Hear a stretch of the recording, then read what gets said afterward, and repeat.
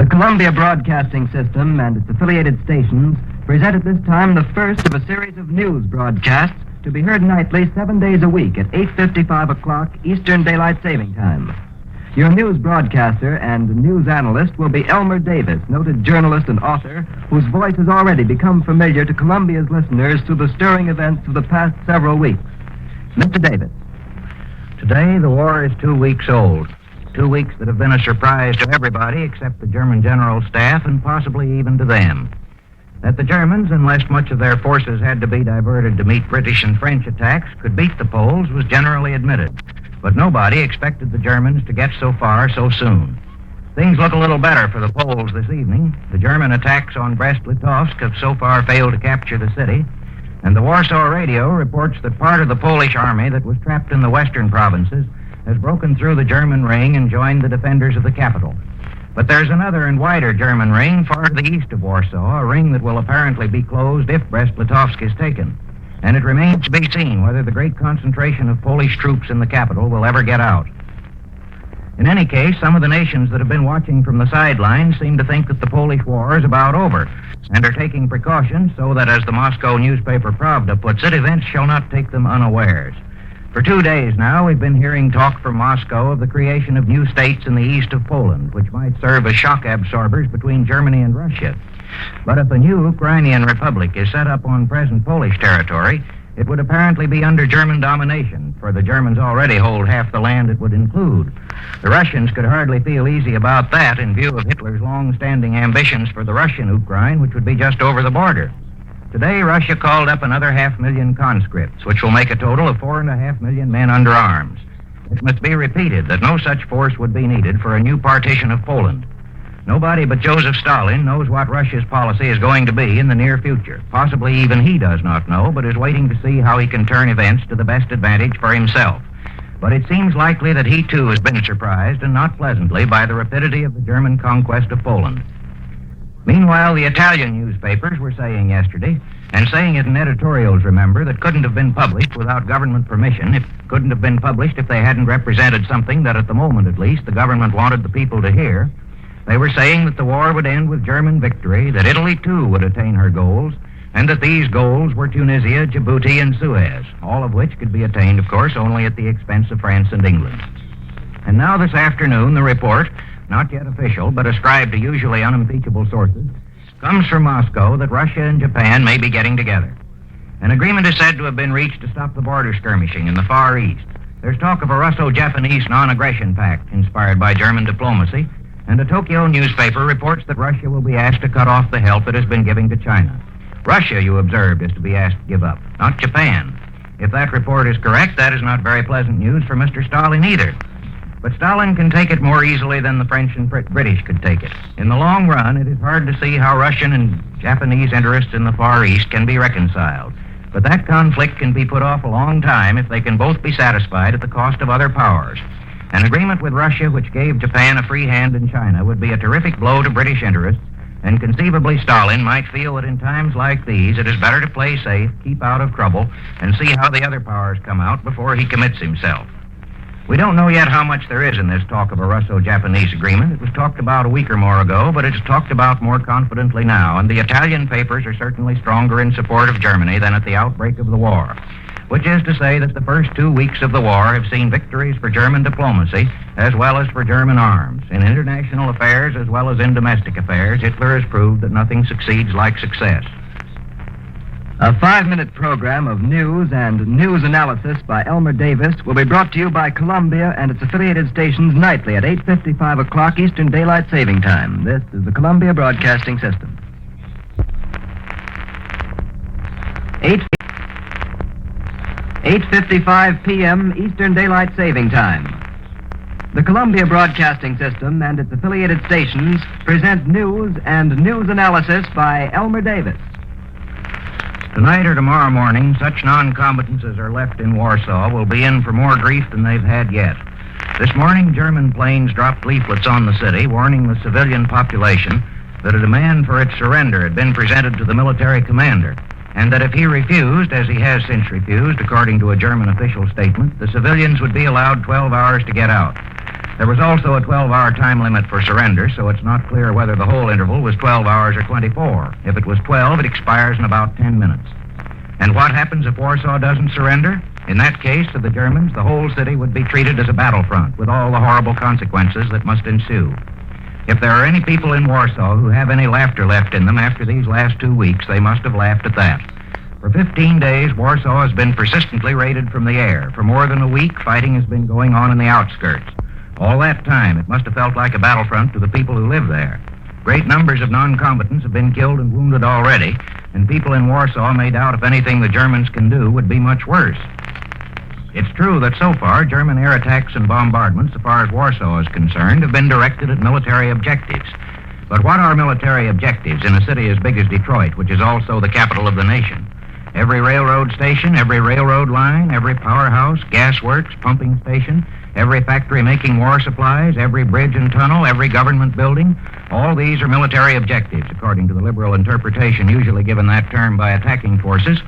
In any great city, attacks on such places would lead to the killing of many innocent bystanders, and they're just as dead if the bomb that hit them missed a railroad station as if it had been deliberately aimed at an apartment house. The German explanation for this new threat is that German patience has been exhausted by Polish civilians who shoot at invading troops. But people in Warsaw who've lived through the air raids that the Germans put on before their patience was exhausted may wonder what more the Germans can do. Now, those of you who heard Major George Fielding Elliott, the American military expert, broadcasting from London on this network at 6:30, will remember that he took a more favorable view of the Polish position in the field than has been presented in these last few days. He insisted that the Poles are not yet beaten, that the Germans, no matter what territory and cities they have taken, have not yet attained their first great objective on the Eastern Front, to beat the Poles down so thoroughly that they can transfer troops to the West. That objective may be attained before long if they can succeed in crushing the large numbers of Polish troops still holding out in and around Warsaw, troops who appear to be pretty well encircled by German columns. But at the present stage of military operations on the Western Front, it doesn't seem to make a great deal of difference whether the Germans can transfer troops from the east or not. The French are still pecking away at the outworks of the West Wall, making local gains, but not yet attempting anything so costly and dangerous as an attack on the principal German positions. If Germany transfers to the west the 70 divisions that Marshal Goering boasted a week ago she would soon be able to transfer, what would she do with them?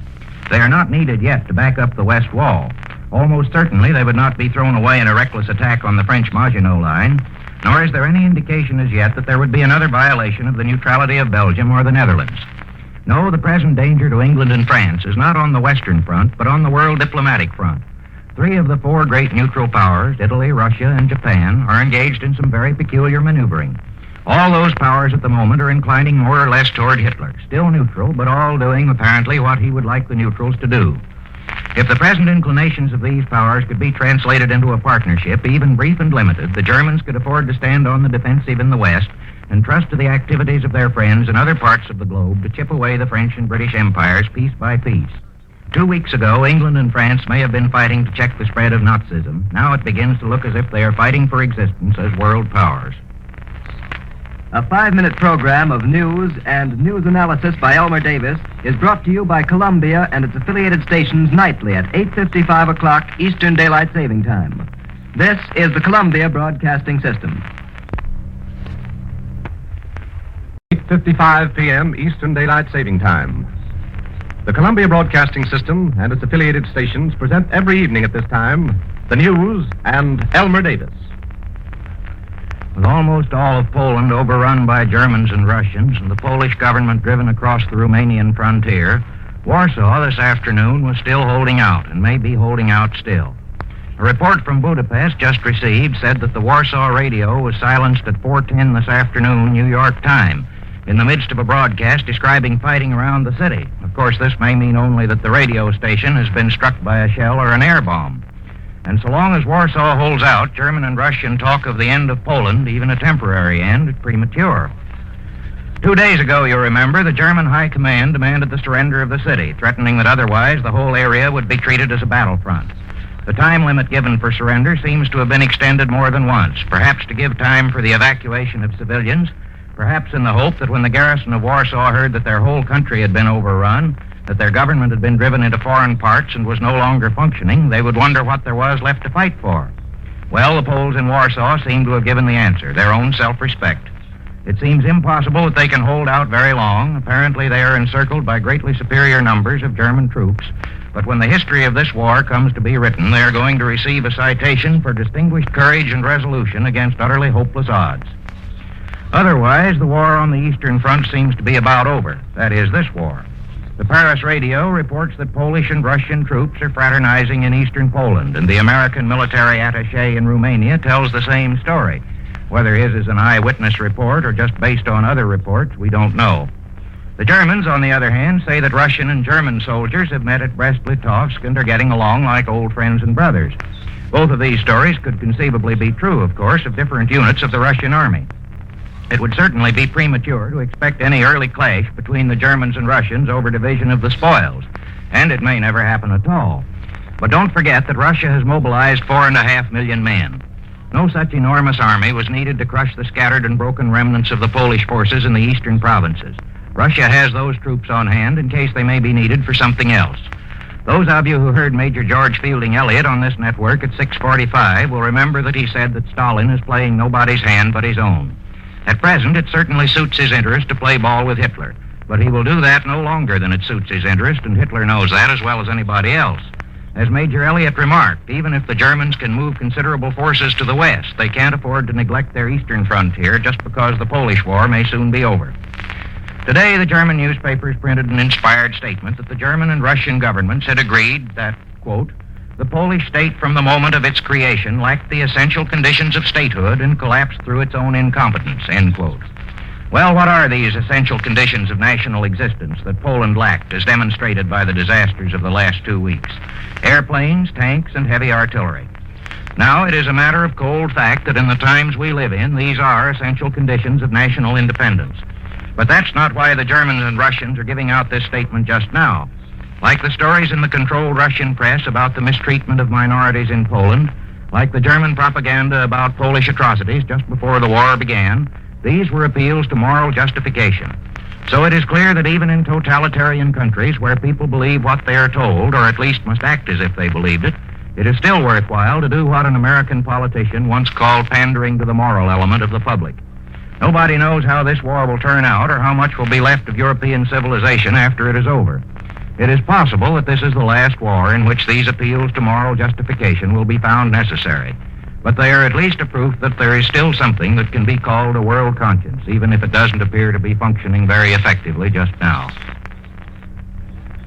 This 5-minute program, The News and Elmer Davis, is brought to you by Columbia and its affiliated stations nightly at 8:55 o'clock. Official sources give the number as 1:55 p.m. Eastern Daylight Saving Time. The Columbia Broadcasting System and its affiliated stations present every evening at this time Elmer Davis and the News. Adolph Hitler's speech at Danzig this afternoon didn't contain the definite peace proposal that many had expected, and stock prices on Wall Street shot upward with the prospect of an early peace apparently removed. German and Russian troops are overrunning such parts of Poland as they have not yet occupied, but Warsaw is still holding out against terrific German bombardment. Just west of Gdynia on the seacoast, a small Polish force is maintaining itself against attacks from land, sea, and air, and here and there other detachments go on fighting. It seems possible tonight that Russian advances may not stop with Poland. The Russian papers said this morning that submarines of Poland and other belligerent powers, presumably England, were hiding out in the ports of the Baltic republics, especially Estonia, with the connivance of certain government personages. And a dispatch from Stockholm tonight says that the Russian Navy has now blockaded the Estonian coast. These press campaigns, such as both the Russian and German papers conducted against Poland, were in the case of Poland a preliminary of invasion. And there's some speculation now that the Russians may be laying their excuses to occupy Estonia and possibly its neighbors Latvia and Lithuania as well. Vilno, the old Lithuanian capital which the Poles took in 1920 and which the Lithuanians had perhaps hoped they would get back, was occupied by Russian troops today. Hitler drove into Danzig through streets carpeted with flowers while the bands played a march which leaned heavily on the Siegfried motive from Wagner's ring operas. In his speech, he said that he had no war aims against England and France, but if they wanted to fight, Germany would go on fighting and would not surrender even if the war lasted 5, 6, or 7 years. If the English thought they had an invincible weapon in the blockade, Germany, too, he said, might find an invincible weapon. perhaps meaning the Air Force, since he said that if bombs were dropped on German cities, Germany would reply with 5 bombs to 1. Hitler's statements didn't impress the British, whose Ministry of Information replied tonight that his promise that Germany had no more territorial aspirations had been broken too often in past years for anyone to believe him now. As for Eastern Europe, Hitler said that Germany had no desire to extend to the Ural Mountains and no designs on the Ukraine, thus contradicting one of his own speeches delivered little more than 2 years ago, as well as many passages in Mein Kampf. Germany and Russia, he said, were resolved that the Poland of the Versailles Treaty, that is, the Poland of the last 20 years, would never rise again, which seems to imply that they intend to leave some kind of Poland. This gives some support to a story that came this afternoon from the Polish-Romanian frontier, that is, from Polish sources who were near the Romanians, that the Germans will take back about as much of Poland as they held before 1919. The Russians will occupy roughly the eastern third of the country, and in the slice of Poland lying between them, a stooge Polish government will be set up under German and Russian control, like those puppet Chinese governments that the Japanese have set up in the occupied provinces of China. This so-called Polish government would then make peace with Germany and Russia, and with their conquests thus given a legal title, Germany, with Russian support, would make a definite peace offer to the Western powers. This seems plausible enough. The Polish government will establish itself in Paris, according to latest reports, and of course will still be recognized by the French and British. But how the British and French will go about winning the war and making possible the restoration of Poland that they promised is still a good deal of a secret. Our correspondent Eric Severide reported from Paris this morning what he had seen on a trip to the front, an enormous military establishment well equipped not only for defense, but also, he thought, for a possible offensive. But today, General Gamelin, the French commander-in-chief, and Viscount Gort, the British commander-in-chief, met in France, and it is reported that they considered strengthening the French defenses along the Belgian frontier. There are rumors of German troop concentrations near the German frontier of Belgium, and apparently there's some fear of a German thrust on the Western Front. This 5-minute program, Elmer Davis and the News, is brought to you by Columbia and its affiliated stations nightly at 8:55 o'clock. This is the Columbia Broadcasting System. Saving time, the Columbia Broadcasting System and its affiliated stations present every evening at this time Elmer Davis and the News. Congress meets tomorrow to discuss neutrality legislation, and President Roosevelt's address to the two houses will be carried on this network beginning at 2:45 New York time. Today, the President conferred with 15 prominent men of both parties, including Governor Landon, Colonel Knox, and the Republican leaders of Congress. A statement issued afterwards said that they all agreed that the primary objective is to keep the United States neutral and at peace, that this should be done in a nonpartisan spirit, and that the most important topic discussed was a return to the processes of international law by repeal of the arms embargo. None of the isolationist leaders, however, had been invited to the conference. Governor Landon said that he believed that Congress should stay in session for the duration of the emergency. Prime Minister Chamberlain, speaking in the House of Commons today, said that if Britain and France have been unable to avert the defeat of Poland, they have not forgotten their obligations to her and will fight on. A similar declaration was made after a meeting of the French War Cabinet, at which diplomats as well as high-ranking soldiers were present.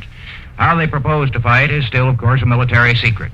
Mr. Chamberlain said that the British government will not be rushed into a course which our military advisors do not approve, and into adventures which offer little prospects of success.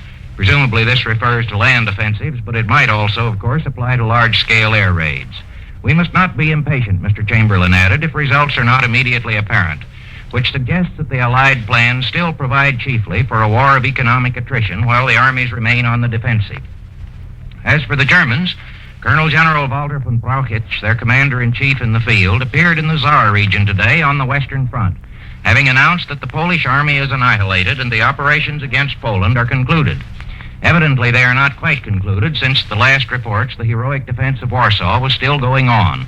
But certainly most of the fighting in Poland is over, and the Germans have announced that they are already transferring troops to the Western Front.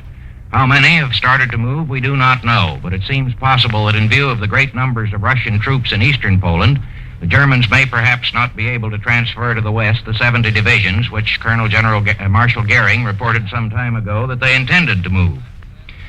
A dispatch from Bucharest says that the Romanian government will agree to the German request to intern Marshal Smigly-Rich, the Polish commander, who was expecting to go on to Paris with the Polish government. Of course, all other Polish troops on Romanian soil will be interned also.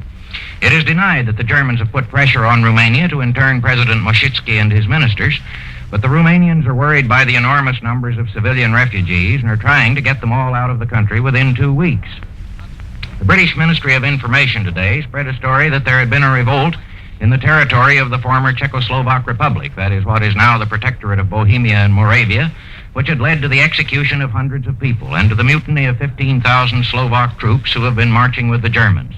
The Germans denounced this as nonsense, and since they offer to let neutral newspaper men go down from Berlin to see for themselves, it seems probable that there is nothing much to the story. Some of the older classes of the Slovak army have been demobilized, and the Germans suggest that this may have started the mutiny story. They admit, however, that several hundred people who are described as followers of Dr. Beneš, that is, Czechs and Slovaks loyal to the old republic, have been arrested in recent months. The Czechs call the protectorate the protemporate, that is, something which will last only for a time. That they will revolt when they can, there is no question, but the Germans in the country are at present certainly too strong to give them much chance of success. The Esthonians have denied that their coast is being blockaded by the Russian Navy, as was reported by way of Sweden last night. But Russian warships have been seen off the Finnish coast across the Baltic, and the Finnish government is making plans for the evacuation of Helsinki, its capital, if that should be necessary. Obviously, all the Baltic states are worried by the Russian advance to the westward, though none of them want to say so too plainly. The Turkish Minister of Foreign Affairs, about to leave for Moscow, says that negotiations for a mutual assistance pact between Turkey, France, and England are progressing most satisfactorily. Since Russia is Turkey's best friend, this apparently means that Russia wants to impose no obstacles to France and England in the eastern Mediterranean at present.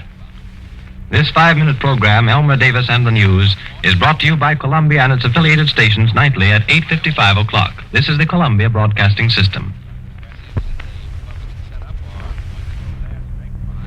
8:55 p.m. Eastern Daylight Saving Time, and Columbia and its affiliated stations present Elmer Davis and the News. On this 21st day of the war, the talking was more important than the shooting, with the exception of the shots that killed Prime Minister Călinescu of Romania. President Roosevelt addressed Congress, convened in special session, and asked it to repeal the embargo provisions of the Neutrality Law, which he regarded as vitally dangerous to American neutrality, American security, and American peace. Premier Daladier of France, in a broadcast, accused the Germans of planning to dismember France as they have dismembered Poland, and devoted so much of his speech to combating assertions of German propaganda that France has been dragged in by England that the suspicion arises that this talk may possibly have had some effect. We must be finished once and for all, he said, with the reign of force. And Lord Halifax, the British Foreign Minister, told the House of Lords that it would be wise to hold our judgment in suspense about Russia. Mr. Roosevelt's speech failed to move the isolationist senators, 24 of whom met afterward and said that they would go on fighting repeal. They hoped to add at least 10 or 12 other senators to their group. Much of the president's speech was devoted to an ironic comparison of the prohibition of exports of implements of war in the present law and the legality of the export of raw materials and semi-finished products, which could be very useful to belligerents. If those who want to retain the embargo were consistent, he said, they would extend it to cut off cotton, copper, and wheat as well. But as some of you may have heard Mr. Kaltenborn reporting earlier this evening, Senator Nye is apparently the only isolationist who wants to go that far. When and if the embargo is repealed, said Mr. Roosevelt, the government will clearly and definitely insist that American citizens and American ships keep out of the zones of conflict, and will also reenact the cash and carry provisions. But from his language, this is apparently, so far as he is planning it, contingent on repeal. The President also said that while he hopes this special session of Congress will confine itself to these matters only, he has asked the leaders of both parties in both houses of Congress to stay in Washington until the regular session opens on January 3rd, promising to consult them frequently on foreign affairs and to reconvene Congress if it seems necessary. The President challenged the right of the isolationists to call themselves the peace bloc. We all belong to that, he said. The only question is as to ways and means. He said he believed we could succeed in our efforts not to be drawn into the war, and that all our policies must be guided by one single hard-headed thought, keep America out. But he warned that darker periods may lie ahead, and in closing said that the American republics are the joint heirs of European civilization and must maintain in the Western world a citadel where that civilization may be kept alive. The Romanian premier was assassinated by members of the Iron Guard, the Romanian fascist and anti-Semitic organization, which he has repressed with great severity. A considerable number of them seem to have been in the plot, for immediately afterward they seized the Bucharest radio station for a few minutes and apparently tried to give the call for a rebellion. General Argishanu, commander of the Bucharest Army Corps, was appointed premier in Mr. Colonescu's place and began bringing more troops into the city. And apparently any uprising that may have been planned didn't come off. The Iron Guard has been sympathetic with the Germans, and the Romanian government, obviously wanting to keep out of trouble, immediately declared that the killing had no international political significance. The German shortwave broadcast tonight disagrees with that. It blames the killing on Polish and British agents who are said to have done it in the hope that it would be blamed on the Germans. This recalls the German assertion that the Athenia was sunk by a British submarine so that it would be blamed on the Germans. Colonescu, on the whole, had been friendly to the French and British, though in Romania's present situation, of course, neutrality is imperatively necessary, if possible. The story with still more interesting implications comes from Romania. Police searching the houses of Germans living near the Polish border are said to have found instructions as to what these Germans living in Romania should do when German troops had pushed through Poland and appeared on the frontier. But when Poland was overrun, it was not German but Russian troops that occupied the sections of Poland adjoining Romania. This is no particular consolation for the Romanians, who have reason to fear the Russians quite as much as the Germans, if not more so. But it does suggest the possibility that in this part of Poland, the Russian intervention may have gone a little farther than the Germans expected. No more has been heard today of the operations of the Russian Navy in the Baltic, but Warsaw still holds out against the Germans. Every night we report that, it comes a little nearer, looking like a miracle. On the Western Front, there has been little action, and Premier Daladier told his people today that the French High Command avoids every temptation to send its men forward recklessly to be slaughtered. This is the Columbia Broadcasting System. 5 p.m. Eastern Standard Time. Columbia and its affiliated stations present Elmer Davis and the news. With another quiet day on European war fronts, most of the news comes from the various attempts to keep America out of complications. In Washington, the debate on the amendments to the neutrality law began with Senator Pittman, chairman of the Foreign Relations Committee, leading off in favor of the changes proposed by the administration, and Senator Borah opening for the opposition. By repeal of the embargo, said Mr. Borah, the European war will be brought into our very midst. Spies, dynamite, air bombs will have a standing invitation to visit American plants. We will be regarded by the belligerent as an enemy, and he will treat us as such. As for cash and carry, Mr. Borah said that to belligerents, the transfer of title will be only a sham, a pretense. It may protect parties to the transaction in courts of law, but in the realities of war, it will protect no one. Whether this refers only to arms and munitions or to all materials is not clear from the passages we have so far. We have not yet the full text of the speech. Mr. Pittman said that the danger to this nation lies not so much in the type of goods that it exports as in the fact that American vessels under the present law may carry what belligerents call contraband. If an embargo is necessary to keep us out of war, he said, then let us place an embargo on all articles necessary to the manufacture of arms. Senator Barkley, the Democratic leader, expects that the debate will last 2 or 3 weeks. Other predictions are that it will go much longer. Secretary of State Hull today urged American citizens not to travel on belligerent ships in what he described as the danger zone of the North Atlantic, north of 30 degrees north latitude and east of 30 degrees west longitude. Now, under the proposed neutrality legislation, the President may define combat areas within which it shall be unlawful for American ships or citizens to travel. There is no certainty, of course, that what he would declare a combat area would be the same thing that Mr. Hull now describes as the danger zone. But the point is that that danger zone covers the whole west coast of Europe, and if the President should follow that precedent, travel would be prohibited, apparently, even with such neutral states as Italy, Portugal, Ireland, and Norway. And indeed, the seas off the coast of the last 3 countries and those leading to Italy are, of course, in a sense, combat areas already. A much more far-reaching attempt, not so much to keep America out of the war as to keep the war away from the Americas, was made by the Inter-American Conference at Panama when it adopted Under Secretary of State Sumner Welles's proposal for a neutral belt 300 miles wide around the Western Hemisphere, including outlying islands, which in some instances would push the safety zone 600 miles out from the continental coasts. Within this limit, all land, sea, undersea, and air forces of the warring nations will be forbidden to engage in belligerent acts, and all merchant ships, even of belligerents, will be immune from attack while en route from one American port to another. Even when they head back to Europe, and of course it will be chiefly British merchant shipping that comes into consideration, they will apparently be safe till they are 300 miles offshore. This attempt to patrol thousands of square miles of ocean is perhaps the most ambitious endeavor ever made by any group of nations to keep war away from their borders. Naturally, it will take an immense number of patrol vessels to do the job effectively, and the United States Navy would happen to furnish most of them. What would happen if a belligerent warship insisted on taking action inside that zone is not yet made clear. The conference was prodded to take this action by the news that a British freighter had been sunk only 70 miles off the coast of Brazil. Whether by a submarine or a German surface raider is not yet known. Some of the Latin American countries which had wanted a narrower zone were converted to the Wells Plan by that happening. The principal military event of the day, if you can call it that, was the dropping of propaganda leaflets by British airplanes on Berlin and Potsdam. As Mr. Kaltenborn pointed out earlier this evening, it is a good deal easier to drop leaflets than to drop bombs. Possibly also the German air defense will be more alert if it ever has reason to expect anything but leaflets. The last Polish garrison on the Hala Peninsula near Gdynia surrendered this morning, and the Germans are occupying Warsaw. Count Ciano, the Italian foreign minister, is on his way back to Rome, presumably with Hitler's peace plan. Now it is said that Mussolini's expected peace proposal may wait till after Hitler's speech to the Reichstag later this week instead of coming before it. And an international news service dispatch from Helsinki, the capital of Finland, says that the Finnish foreign minister, too, has been invited to Moscow, where his Estonian neighbor went last week and had to give up the most strategic points in his country to the Russians. This is the Columbia Broadcasting System. 8:55 Eastern Time. And Columbia and its affiliated stations bring you Elmer Davis and the news. With Hitler's peace offer expected before the end of the week, either directly or through the mediation of Mussolini, voices were raised both in London and Paris today, urging that it shouldn't be rejected without careful study.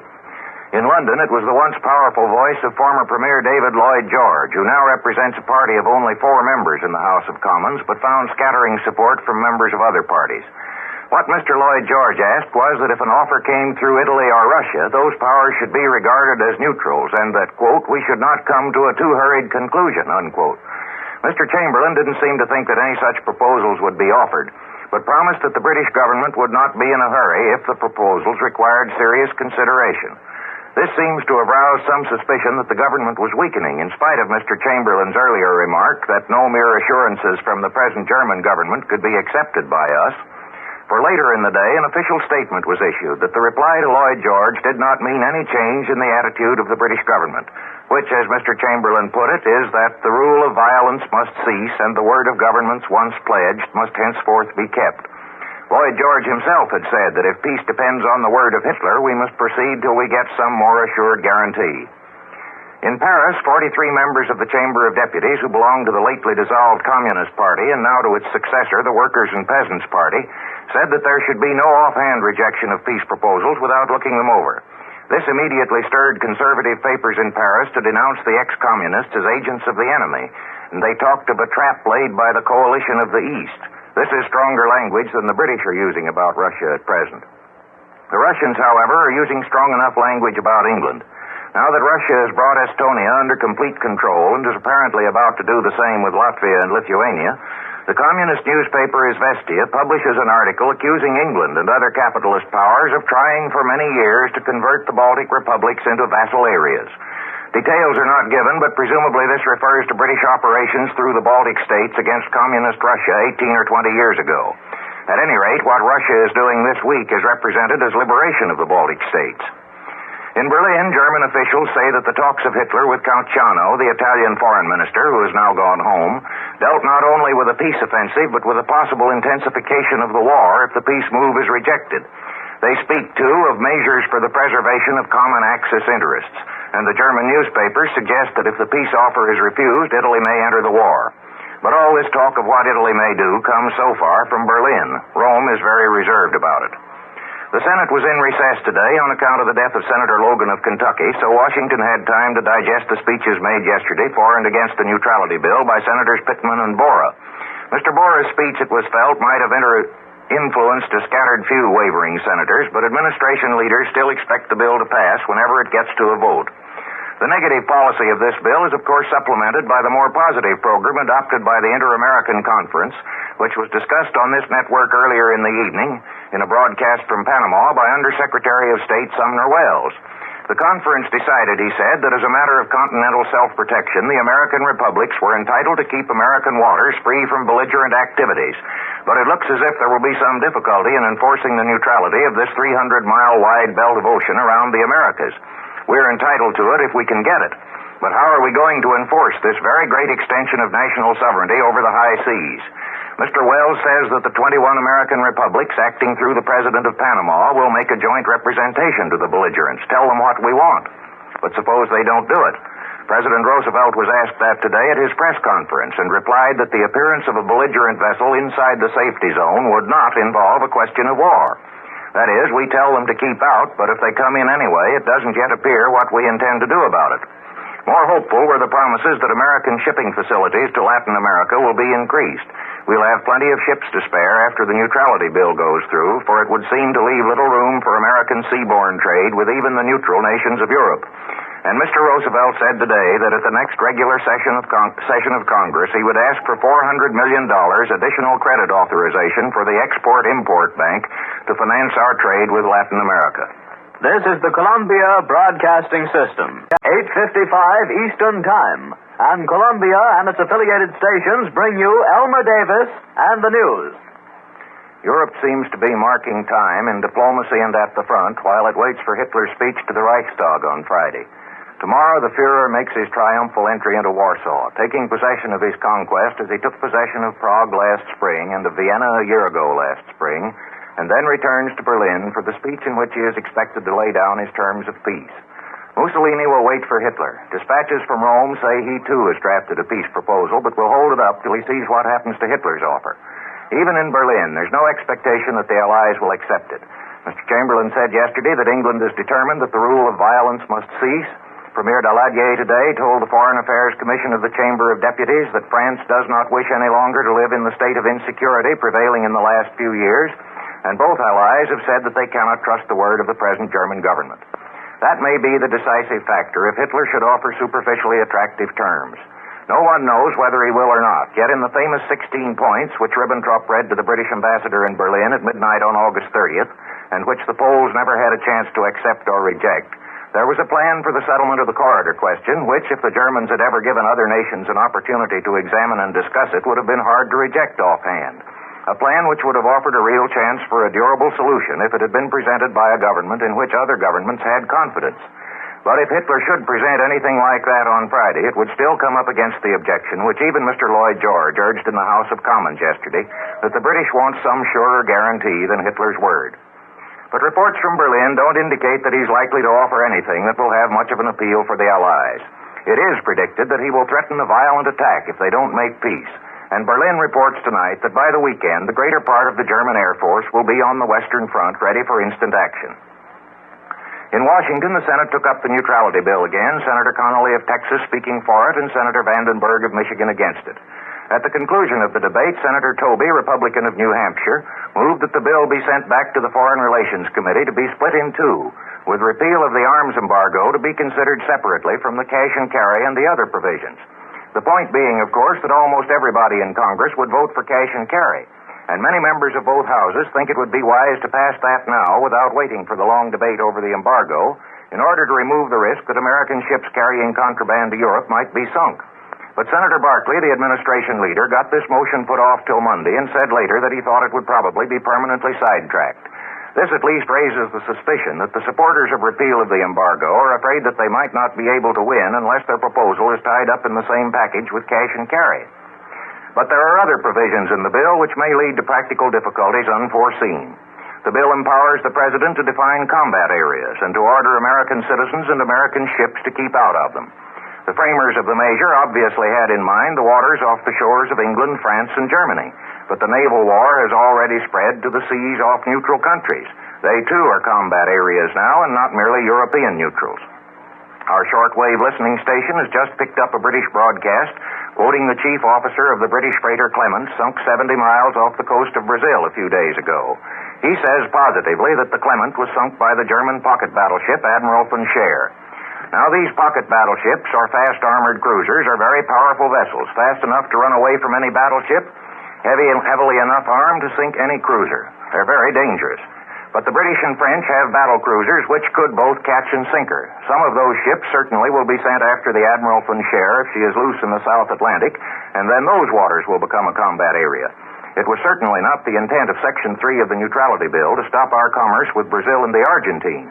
Yet that is apparently what could happen if its provisions are literally applied. Today, President Arosemena of Panama, speaking in the name of the 21 republics which took part in the Inter-American Conference, notified the belligerents of the 300-mile safety zone around the Americas and asked them to observe it. But already the Admiral Raeder has sunk a British ship far inside that zone. Presently, a British or a French ship may sink the Admiral Raeder, and it is hard to see what any of the American republics are going to do about it. It was a magnificent idea, this 300-mile safety zone, but this one German pocket battleship makes it look like nothing much more than an ambitious bluff. This is the Columbia Broadcasting System, 8:55 Eastern Time, and Columbia and its affiliated stations bring you Elmer Davis and the news. Tonight, all Europe is speculating on what Hitler will say tomorrow. But in this country, interest still centers on the extraordinary message received last night from Grand Admiral Erich Raeder, head of the German Navy. As announced at the White House this afternoon, Admiral Raeder told our naval attaché in Berlin that according to his information, the American liner Iroquois, due to arrive in New York next Wednesday with 584 passengers, will be sunk when it nears our coast, quote, through a repetition of circumstances which marked the loss of the steamship Athenia. The Germans, of course, maintain that the British sank the Athenia. At first, they blamed a British submarine acting under direct orders from Winston Churchill. Later, they said that an infernal machine might have been placed on board. The White House announced that as a precautionary measure, American warships would meet the Iroquois at sea and accompany it to port. Our Washington correspondent, Mr. Warner, reported earlier in the evening the speculation in the capital as to what this strange communication from Admiral Raeder might mean. Several theories were suggested, but nobody has the faintest idea as to which, if any of them, may be true. Stephen Early, President Roosevelt's secretary, said that he didn't believe any British or French or any other ship would do such a thing. The British and French governments have been notified of Admiral Raeder's statement, and the British Admiralty as yet has made no comment. This should at least reassure the people who ascribe a superhuman skill to British propaganda. A shrewd propagandist would have been ready with an instant explanation whether it was true or false. The debate on neutrality goes on in the Senate, but the audience is walking out on it, not only in the gallery, but on the floor. Twice today, Mr. Warner reported, the Senate had to pause to gather a quorum. Senator Nye of North Dakota said that he would vote for the cash and carry provisions of the neutrality bill, but not if repeal of the arms embargo is the price that must be paid for them. Senator Overton of Louisiana also opposed repeal, and Senator Toby of New Hampshire spoke for his proposal that the two parts of the bill be voted on separately. Overseas, it was largely a day of rumors, most of which were promptly denied. A Belgian news agency reported that the Germans might consider that their promise to respect Belgian neutrality was no longer operative if enemy warplanes fly across Belgian territory. The Germans at once denied it. In Berlin, there were stories that Hitler's speech tomorrow would include not only the promise of setting up some sort of state to be called Poland, but also the granting of more freedom to the Czechs in the Bohemian-Moravian Protectorate. But our Berlin correspondent, Mr. Scheirer, reported this evening that he had been able to find no confirmation at all for this latter report. But on the Baltic front, the news is fact, not rumor. The Russians today signed the treaty with Latvia, which gave them the right to establish naval bases at the Baltic ports of Libau and Windau, and coast artillery batteries to defend them. Russian pressure is being put on Lithuania to permit Russian army garrisons along the railroads leading from Russia through Lithuanian territory to these naval bases in Latvia. And there is not much expectation that the Lithuanians can resist the demand for very long. Only the Turkish Foreign Minister Sarıkoglu, who has been in Moscow for days, is apparently still holding out against the Russian demands, whatever they may be.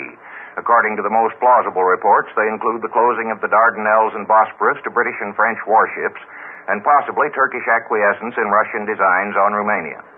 Military operations on the Western Front were of small importance today, but if England and France refuse Hitler's peace proposals, the war in the West may become a reality at any moment. Many of you heard Major George Fielding Elliott earlier this evening expressing the view that a direct mass attack on London by the German Air Force might entail more risk than it was worth, but that much more might be obtained by smaller-scale air and submarine attacks against British ports. London is, of course, the largest port. Today, Hitler reviewed his victorious troops in Warsaw and told them that we Germans pull the straps of our helmets closer, apparently for action in the West.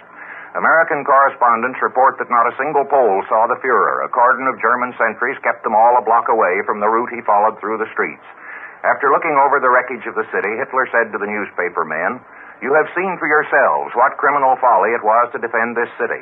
I only wish those men in other countries who seem to want to turn the whole of Western Europe into such a shambles as Warsaw could have this opportunity of seeing the real meaning of the war. After this hint of the criminal folly of resistance, Hitler returned to Berlin, where he will address the Reichstag and the world tomorrow morning. The speech will be carried on all networks beginning at 6 a.m. Eastern Time, and people who miss it may miss one of the most important documents in the history of contemporary Europe. This is the Columbia Broadcasting System. 8:55 Eastern Time. And Columbia and its affiliated stations bring you Elmer Davis and the news. Europe has had all day to think over Hitler's speech, and tonight there seems to be equally no prospect of peace or of any real beginning of war in the West just yet.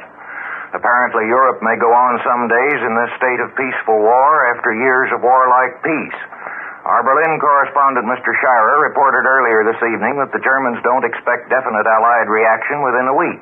And the British say that the Chamberlain government will give Hitler's speech careful consideration in association with France and the Dominions. That, too, will take some days, and there's talk of counter-proposals. Yet nothing comes out of London or Paris to indicate that the British and French can seriously consider Hitler's offer, in effect, that they can have peace only if they will recognize the permanent domination of Eastern Europe by Germany and Russia, and will give back Germany's colonies besides. The British official statement today said that Hitler promised no reparation for the wrongs done to other peoples, an implication that the Allies are still holding out for the restoration of Poland and of Czechoslovakia, too. Well, of course, Hitler doesn't recognize these as wrongs. He said as to Poland that Germany and Russia will contribute to the welfare of the peoples living there, but will tolerate no interference. And he painted the Bohemian Moravian Protectorate as a happy land of peace, prosperity, and increasing brotherhood. The Czechs tell a very different story. The effect of the speech on European neutrals was naturally varied. The smaller neutrals don't seem to want to say much about it, in spite of Hitler's reiterated promise that he would respect the frontiers of all his neighbors. The Russians like the speech, of course. Unofficial comment calls it clear and precise. All the Russian radio stations were silent today so that the people could listen to the man who not so long ago was calling the members of the Russian government the blood-stained scum of the earth. Rome dispatches say that the speech is regarded there as strong, substantial, and constructive. But there's no indication that Mussolini is going to do anything to push Hitler's peace offensive for him.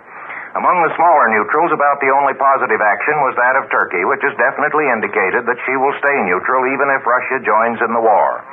This is not so much as the British and French hoped for before the Russo-German agreement, but it's a good deal more than they seemed likely to get a few days ago.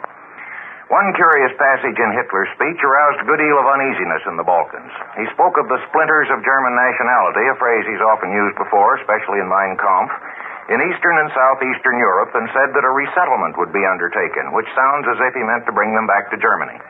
Now there are 2 or 3 millions of these Germans living in foreign countries there, in Hungary, Romania, Yugoslavia, and particularly. Most of them are descended from Germans who've been living in those parts for centuries, and they might not like to leave their homes and go back to a Reich which has so often been described as already overcrowded. The attempt to take them back further might cause all kinds of dislocation in the Balkan countries. Romania tonight took a step towards clearing up its own minority situation by granting to the 400,000 Ukrainians living in the country the same rights that had earlier been accorded to other nationalities. This presumably being the effect of Russia's taking over the Ukrainians of Poland. Romania, which already has a dispute with Russia over the Bessarabian question, doesn't want to give the Russians any further excuse for intervention. In Washington, the Senate went on talking about revision of the neutrality law, but there, too, there was an impression of marking time.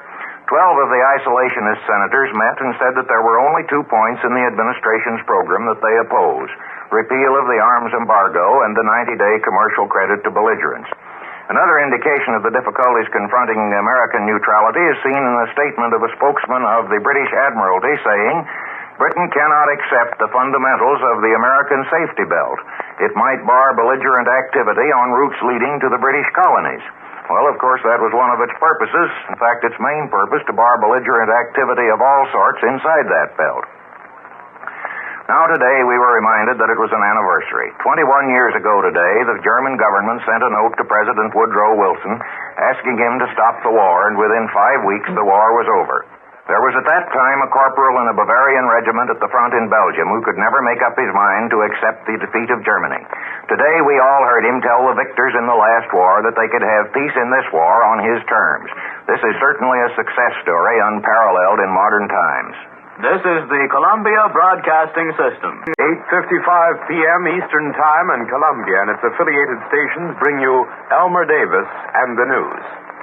This was probably the dullest day of the war, which is saying something. But there's no present prospect that the war is going to be called off, and before long the peoples of Western Europe may look back to the good old days when it was dull. President Roosevelt made no comment on the hints from Berlin that he might be asked to serve as a mediator, but earlier this evening Albert Warner reported from Washington over this network that the administration doesn't want to be rushed into helping make a one-sided peace, and there is no evidence that the Allies want any outside mediation. There is evidence, however, that they aren't going to let Hitler load them with the blame for continuing the war.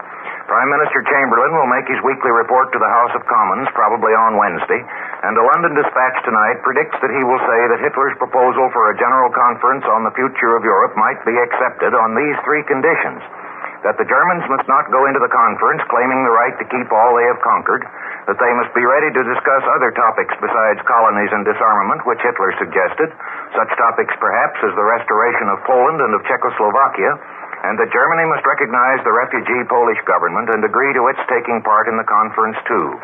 Now, there's no visible reason to suppose that Hitler will even consider these terms. He has insisted that the Polish question will be settled entirely between Germany and Russia, and he regards the Czechoslovak question as closed. But at least this helps to define the issue and makes it harder for Hitler to represent himself as the sole champion of peace. He says he will stop the war on certain terms. The Allies say they will stop it on certain other terms.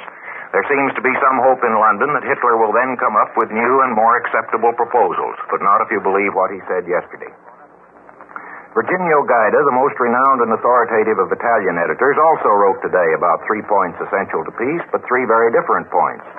These are justice and recognition of the rights of peoples, the establishment of order in national economies to aid trade between nations, and a reasonable disarmament. Nobody could disagree with the importance of these problems. But Mr. Gaida added that for the last time, Hitler had placed these questions before the democracies. That is, unless England and France accept Hitler's definition of justice and the rights of peoples, the war will be their fault. Well, it appears from Hitler's speech that when he speaks of the rights of peoples, he means the rights of some peoples, the Germans first, then the Russians, and perhaps still the Italians too, if you get around to them. But neither he nor Mr. Gaida means the rights of the Polish people or the Czech people or the Albanian people. This is not a question of moral theory, but of practical politics. It is clear enough that Poland, for instance, can never have a secure future except in reasonable harmony with Germany and Russia. That is a mere question of comparative force. So also, Czechoslovakia can have no secure future without some reasonable basis of getting along with Germany. But there is no evidence in history that the kind of solution of the Czech problem which the Germans have made, the kind of solution of the Polish problem which the Germans and Russians are making, will be any more durable than the solution of those problems that was written into the treaties of 1919. President Roosevelt put that very clearly in his peace appeal to the King of Italy on August 24th. I quote, "Efforts by the strong to dominate the weak will lead not only to war, but to long future years of oppression on the part of the victors and to rebellion on the part of the vanquished. So history teaches us." End quote. So it does. Not only the history of Germany since the Treaty of Versailles and Russia in the brief period of Polish domination 300 years ago, but the history of Poland and of Czechoslovakia too. In other words, and it is worth remembering this in the present interlude, while war aims are being discussed and before the fighting really begins, it is not a choice between a practical and realistic solution proposed by the authoritarian states and the cloudy idealism of the democracies. It is a choice between two solutions of Eastern European problems, of which one will not work unless the Nazi state proves far more just to minorities or far more efficient in oppression than the old empires, while the other will not work without more goodwill than can be found in Europe at present. There is likely to be even less after this war is over. On the neutrality front, Senator Pittman issued a communique today saying that he believed the amended bill would pass by next Saturday, at least 2 weeks earlier than was expected. The Senate debate was adjourned over the weekend on account of lack of audience appeal. President Roosevelt announced that an unidentified submarine had been seen 15 miles off Miami, 285 miles within the safety zone. Of course, the Safety Dome Declaration doesn't say that belligerent warships must keep out, only that they mustn't do any fighting. But what are they there for? American neutrality is a serious matter. It seems a pity that it threatens to provide the war with comic relief. This is the Columbia Broadcasting System. 8:55 Eastern Time. And Columbia and its affiliated stations bring you Elmer Davis and the news. Tonight, the news is all in Russia. The Allies seem to think that Hitler's peace offer can be left on the table a few days before they answer it. But almost everybody is going to Moscow to see what Stalin will do for them or is going to do to them. A German trade mission arrived in Moscow today to exchange German heavy machinery for Russian oil and grain. The official Russian news agency TASS announced that deliveries would begin immediately and would be carried out by both parties at a rapid pace and on a large scale. But at the same time, our Department of Commerce released in Washington a report from our commercial attaché in Berlin, who said that so far as oil is concerned at least, many observers in Germany doubt if Russia can come anywhere near meeting German needs. It should be noticed, too, that the German mission includes some experts who are to help the Russians coordinate transport. A good many people have believed that Russian transportation is in such poor condition that it will be a slow job to get much of that oil into Germany. But at the same time, the British are negotiating for a trade agreement with Russia to exchange tin and rubber for butter and lumber and seem to have considerable hopes of success. A week or more ago, the Russians were trying to charter Scandinavian shipping for trade with England, and apparently that plan is still being talked about. Now, the point of this, of course, is that the German blockade and sinkings of neutral steamers in the Baltic have pretty nearly cut off trade from Sweden and Finland to England. Will the Germans continue to sink those ships if they are hired by the Russians and carry Russian cargoes? The Finns finally sent a special envoy today, former Premier Paasikivi, to discuss the Russian demands in Moscow. But there are signs that Finland will not yield as much or as readily as the three small republics on the south side of the Gulf. As the messenger left for Moscow, Finnish reservists were being mobilized. The Turkish foreign minister is still in Moscow. Apparently, he too is not yet ready to give in to all the Russian demands. But one Russian move reported tonight is amazing, if true. Our shortwave listening station has picked up a broadcast from Rome in which it is reported from Bucharest that Russia has sent a note to Romania guaranteeing Romania's neutrality and frontiers. This would be good news for the Italians who have been worried by the prospect of a Russian advance in the Balkans, so it comes under the suspicion that usually attaches to news that people want to believe. If it is true, if Russia has really given up its claims to Bessarabia, which Romania managed to occupy at the end of the last war, it would take an optimist to believe that that renunciation is final. But it might mean that Russia is too busy getting ahead on the Baltic to bother about Bessarabia just yet. And Russian advances on the Baltic are certainly not pleasant news in Berlin. In Washington, the Senate resumes debate on the neutrality bill tomorrow, and the House of Representatives begins it. Senator Tobey's proposal to separate the cash and carry provisions from embargo repeal will probably come before the Senate and will probably be voted down. But as our Washington correspondent, Mr. Warner, reported earlier this evening, one provision of the bill has proved too isolationist even for Senator Borah. The prohibition of trade by American ships with belligerent nations or their dependencies would shut off our shipping from Australia, New Zealand, India, and the Straits settlements, which would mean that some of our shipping lines would have to fold up unless they could shift to a Latin American run. Mr. Borah wants that trade permitted, for he says there is not one chance in 1,000 that it would cause us any trouble. But if American ships are excluded from that trade, it would make trouble for more than the ship owners. A good deal of our tin and rubber comes from those British possessions in the East, and we might be seriously inconvenienced if we had to depend for those imports on such shipping as England chose to spare. Nothing much on the West Front, but our shortwave listening station reports that the tone of the German propaganda broadcast is becoming very much more bellicose as Germany waits for the Allies to reply to Hitler. This is the Columbia Broadcasting System. 8:55 Eastern Time. And Columbia and its affiliated stations bring you Elmer Davis and the news. Tonight, Russia is still making most of the news one way or another. The official communist paper Izvestia this morning supported Hitler's peace proposals with a vigor which surprised observers in other capitals, to whom it had seemed that Russian interests would be served by a continuance of a war in which Russia has so far spent little and gained much. Izvestia might, of course, be actuated by purely humanitarian motives. And today, German ships arrived in Estonian ports to begin taking the German minorities in the three Baltic republics back to Germany. There are 120,000 of those Germans altogether. Many of them are descended from the German settlers who conquered, settled, and built up those Baltic countries in the early Middle Ages. Now, apparently, the plan is to bring back to Germany all those who still want to regard themselves as Germans.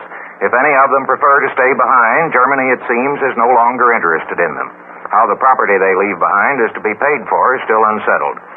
In past times, Hitler has spoken proudly of the achievements of the Baltic Germans, but so far we have had no reports of any press comments in Germany on this retirement from what used to be described as an outpost of Germanism. But there is an unexpectedly violent newspaper reaction in Italy.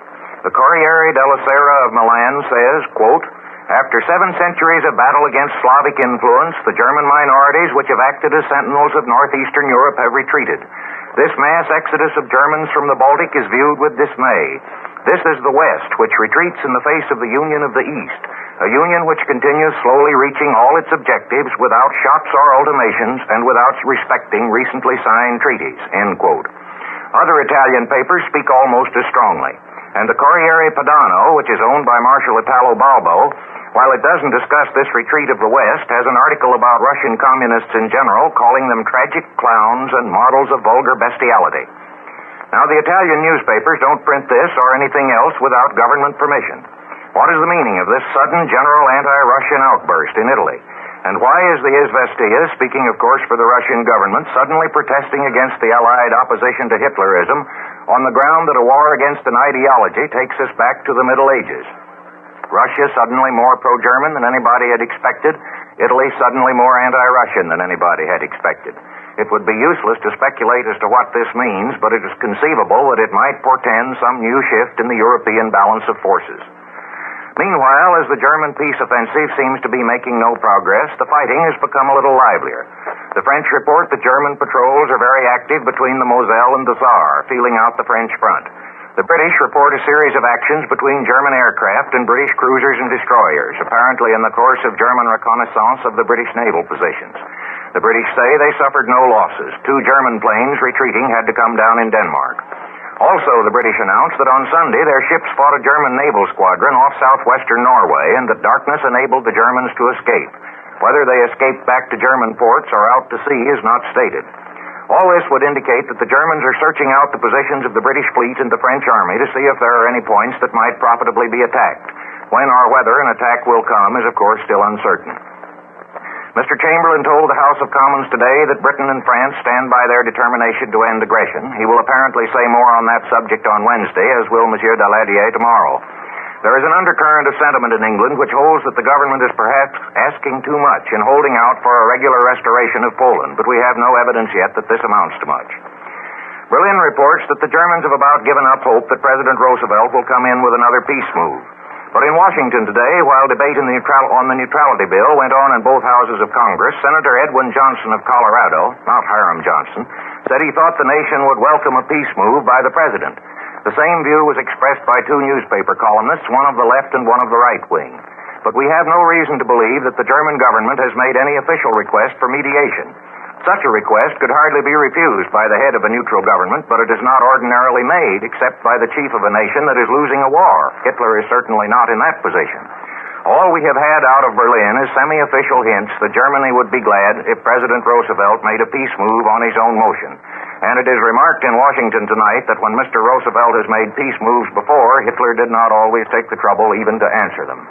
This is the Columbia Broadcasting System. Today's speeches by Hitler and Daladier left the position of both sides on peace about where it was before. The French premier reiterated that the French cannot have their security imperiled every 6 months, that they want cooperation between nations but cannot submit to the dictates of violence. Hitler repeated that Germany has no reason to fight the Western powers, but added, quote, "The decision no longer rests with us. Whatever the rest of the world chooses, it will receive," end quote. Chamberlain's statement in the House of Commons has been postponed till Thursday to permit consultation with the Dominions, so it sounds as if he might go into detail about British war aims. Berlin was thrown into excited jubilation this morning by false reports that the British government had resigned and an armistice had been signed. The government radio later ascribed these rumors to what it called the dark plans of British warmongers. President Roosevelt told his press conference today that he had received no formal request to mediate in the war, and indirectly suggested that too much importance needn't be ascribed to the stories in Berlin that his mediation would be welcome. The Senate went on discussing the neutrality bill after voting down 65 to 26 the proposal of Senator Tobey of New Hampshire to separate the clause for repeal of the arms embargo from cash and carry and the other sections. Meanwhile, repeal with qualifications gained an unexpected supporter in ex-President Hoover, who said tonight that he favored permitting the sale of anti-aircraft guns and ammunition and of observation and pursuit planes, since these could serve only as instruments of defense, particularly of civilians. He would prohibit the sale to anybody at any time of weapons of attack on civilians, bombing planes, bombs, poison gas, and submarines. This, said Mr. Hoover, would avoid the extreme objections and dangers of either repeal or no repeal, and would enable both sides in the war to protect their women and children. Earlier this evening, we brought you a report from Eric Severide of our Paris office, now in Belgium, who described the defensive concentrations of the Belgian troops and said the Belgians seem confident that they can keep out of the war. Since then, we have received the first report of Bill Henry, now at the front in France, with the British Air Force, which has come to us via London. So far, he says, the British have not carried a single bomb across the lines, only propaganda leaflet. He told of one British pilot who had to bail out in his parachute far inside German territory, but was blown across to the Maginot Line, where the Frenchman who received him presented him with the insignia of the troops serving in the line, a circle of barbed wire around a gun muzzle sticking out of a concrete emplacement with the motto, "They shall not pass." In the east, the Finns act as if they're getting ready to fight before they go the way of the three republics south of the Baltic. The government has suggested evacuation of Helsingfors and Viborg, the two cities which would be most immediately threatened by a Russian attack. It has strengthened the frontier defenses and is said to have 250,000 men under arms, so that seems a very high figure. Just what the Russian demands are is not yet known, but the Russian manner is making all the Scandinavians worry. According to a British broadcast, the Swedish newspaper Aftonbladet says that all the northern states might take the attitude that their position will be determined by the Russian moves toward Finland. However, reports of threatening Russian naval concentrations are denied. The Turkish Foreign Minister Sarıkoglu, representing the other small nation that is not yet ready to give Stalin everything he demands, spent his 16th day in Moscow waiting for the Russians to get around to talking to him again. According to a German broadcast, he's spending his time at the circus and the opera. In London, they say that Turkey has already gone this far toward meeting Russian wishes. Its treaties will provide that Turkey helps Romania if Romania is attacked by Germany, but not if attacked by Russia.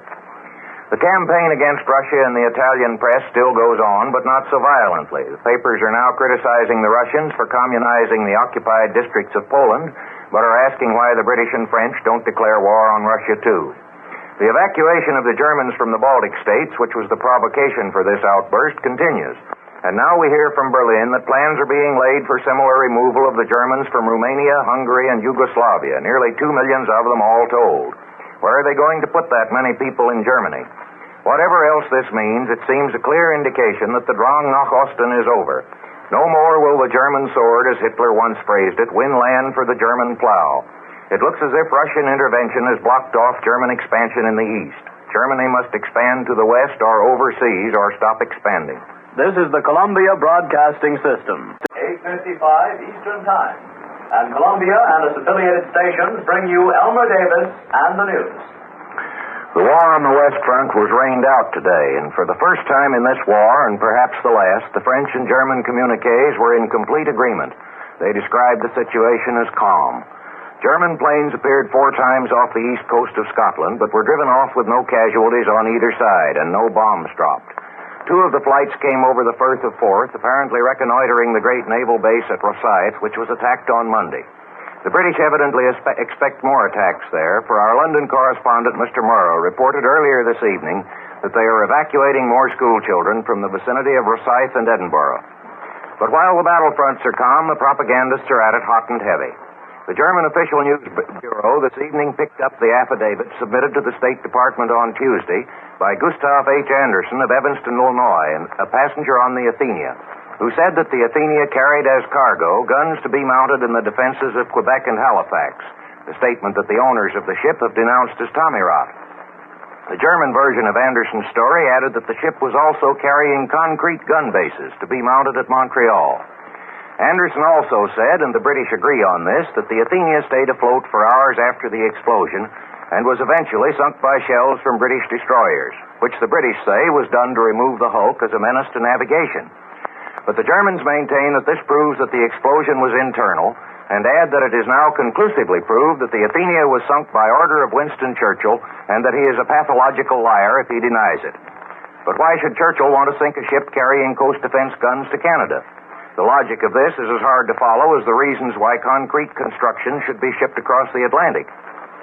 The British War Office denounced as flimsy and mendacious the German story that England had supplied poison gas to Poland and said that the Germans were preparing an alibi for using poison gas themselves, something which all the great European powers renounced in 1925. American correspondents with the German army in Poland have reported that they saw evidence that gas was used, but none that the British had supplied it. Finland's reply to Russia will be given on Monday, and dispatches from Helsinki tonight indicate that the Finns will adopt a firm stand calling for an immediate settlement. That is the language used. As a mere matter of relative force, of course, Finland cannot demand an immediate settlement, and that phrase has been taken as suggesting that perhaps the question is already virtually settled, presumably on terms that the Finns could accept as not compromising their independence. But so far, that is only speculation. The most encouraging sign is that the Russians don't seem to be in much of a hurry. But the Moscow newspaper Pravda today quoted Stalin, who is rarely quoted, as saying in connection with the recent Russian international maneuvers that their success strengthens our faith in our power and mobilizes us for a new struggle and new victories of communism. Franz von Papen, the German ambassador to Turkey, came home today to make his report on the signing of the Turkish treaty with England and France. A Berlin report says that Hitler will also call home his ambassadors from Italy and Russia to talk over with them what Germany can do in the way of retaliatory measures. The Germans seem to have taken the signature of this treaty pretty hard, with more annoyance than its present practical significance seems to justify. But while the circumstances which would bring the treaty into operation seem hardly likely to arise just at present, it has a considerable significance from the point of view of prestige. It proves that in spite of the lack of any Allied successes in the war so far, the Turks still think that it is worthwhile to stand by England and France. The German reaction is one of several symptoms of a nervousness which is apparent in Berlin and is quite unjustified by the military situation. President Roosevelt said today that the limits of what we regard as American territorial waters are flexible depending on particular cases. Submarines are barred only from the old 3-mile limit, but he said that in general it would be silly to establish a definite 3-mile limit or 20-mile limit or 1,000-mile limit. In the Senate, Mr. Brown of Michigan called Colonel Lindbergh's recent speech a gratuitous insult to Canada and said that our purpose in forbidding a foreign invasion of Canada is to protect not Canada but ourselves. Hiram Johnson denounced as an idiotic assumption the theory that if the Allies are beaten, Germany will attack us next. After a European war, he said, all combatants would be exhausted, and if Hitler conquered Europe and tried to move on America, he would leave rebellion behind him everywhere. The British labor leaders, Major Attlee and Arthur Greenwood, today expressed their regret that the government had decided to postpone the organization of India as a dominion till the end of the war. That sentiment is felt more strongly in India. This is the Columbia Broadcasting System. 8:55 Eastern Time, and Columbia and its affiliated stations bring you Elmer Davis and the news. The principal war casualty today was an accident. The German gunboat Este, which hit some German mines that had broken loose from their moorings and sank with the loss of 71 men. German planes twice attacked a convoy of British merchantmen off the east coast of England, but were driven off by the accompanying warships without loss to the British, according to the British story. From the Western Front, we hear of nothing but rain and mud. And there is some evidence that we may not hear a great deal more than that from the land forces this fall. The British War Minister Horbelisha said today that the Germans might be hoping that they could lure the Allies into a premature offensive. But he added, we will pick our own time for an attack and will not waste our forces. Our correspondent Bill Henry, reporting from Paris tonight after a stay at the front, quoted British and French officers as saying the same thing. Mr. Horbelisha speculated on the possibility that the Germans themselves might begin a great land offensive before the weather gets too bad, but most of the talk we've heard about this great German offensive comes from London and Paris. The difficulties of such an attack on a strongly fortified line and the enormous losses it would entail are certainly as obvious to the German as to the French General Staff. The British War Minister spoke of a third course which the Germans might adopt, an endeavor to entice the Allies into the discussion of what he calls specious peace terms. Well, of course, in the last 2 or 3 weeks, there's been a good deal of talk coming out of Berlin, never official, never specific, about mediation by America or Italy or the Scandinavian states. But nobody else took it seriously. So yesterday, the Germans began to deny that they had ever put on a peace offensive at all.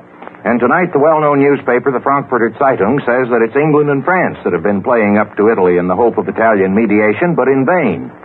Now, none of this seems to amount to much at present, but it might before long in certain conditions.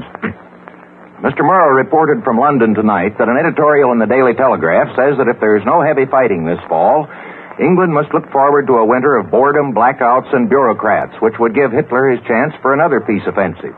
This would be a continuation of the war of nerves, with every nation waiting to see if the enemy would crack up first under the strain of waiting for something to happen.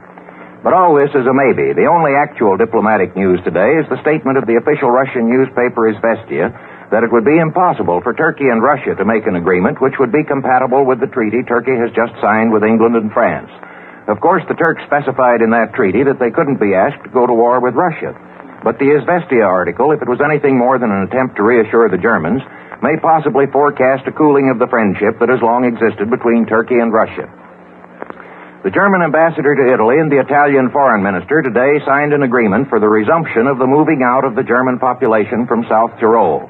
If they bring them all back, there will be 200,000 more Germans to be planted in the provinces taken from Poland or in Bohemia, and that many more Poles and Czechs to be thrown out. A report from Vienna tonight said that 2,000 Austrian Jews had been sent off to a reservation in the central part of Poland. The part that wasn't mentioned the other day when Germany annexed the western provinces. The part that is presumably to be set up as a nominally independent Polish state. This residue Poland is also to be used as the dumping ground for Poles thrown out of Posen and the corridor to make room for the Baltic Germans. And of course these Poles, like the Austrian Jews, must leave practically all their property behind them. What they are to live on in their new homes has not been explained. Apparently the Germans are going to make the new Poland the poorhouse of all Eastern Europe. The sinking of the Athenia was a tragedy, but some of the recent argument over the responsibility has come near making it a farce. And today the whole dispute was reduced to an absurdity by Senator Reynolds of North Carolina, who on the Senate floor blamed the sinking on a Russian submarine. Apparently the only nations now safe from being accused of the sinking are such states as Switzerland and Afghanistan, which have no seacoast and consequently no submarines.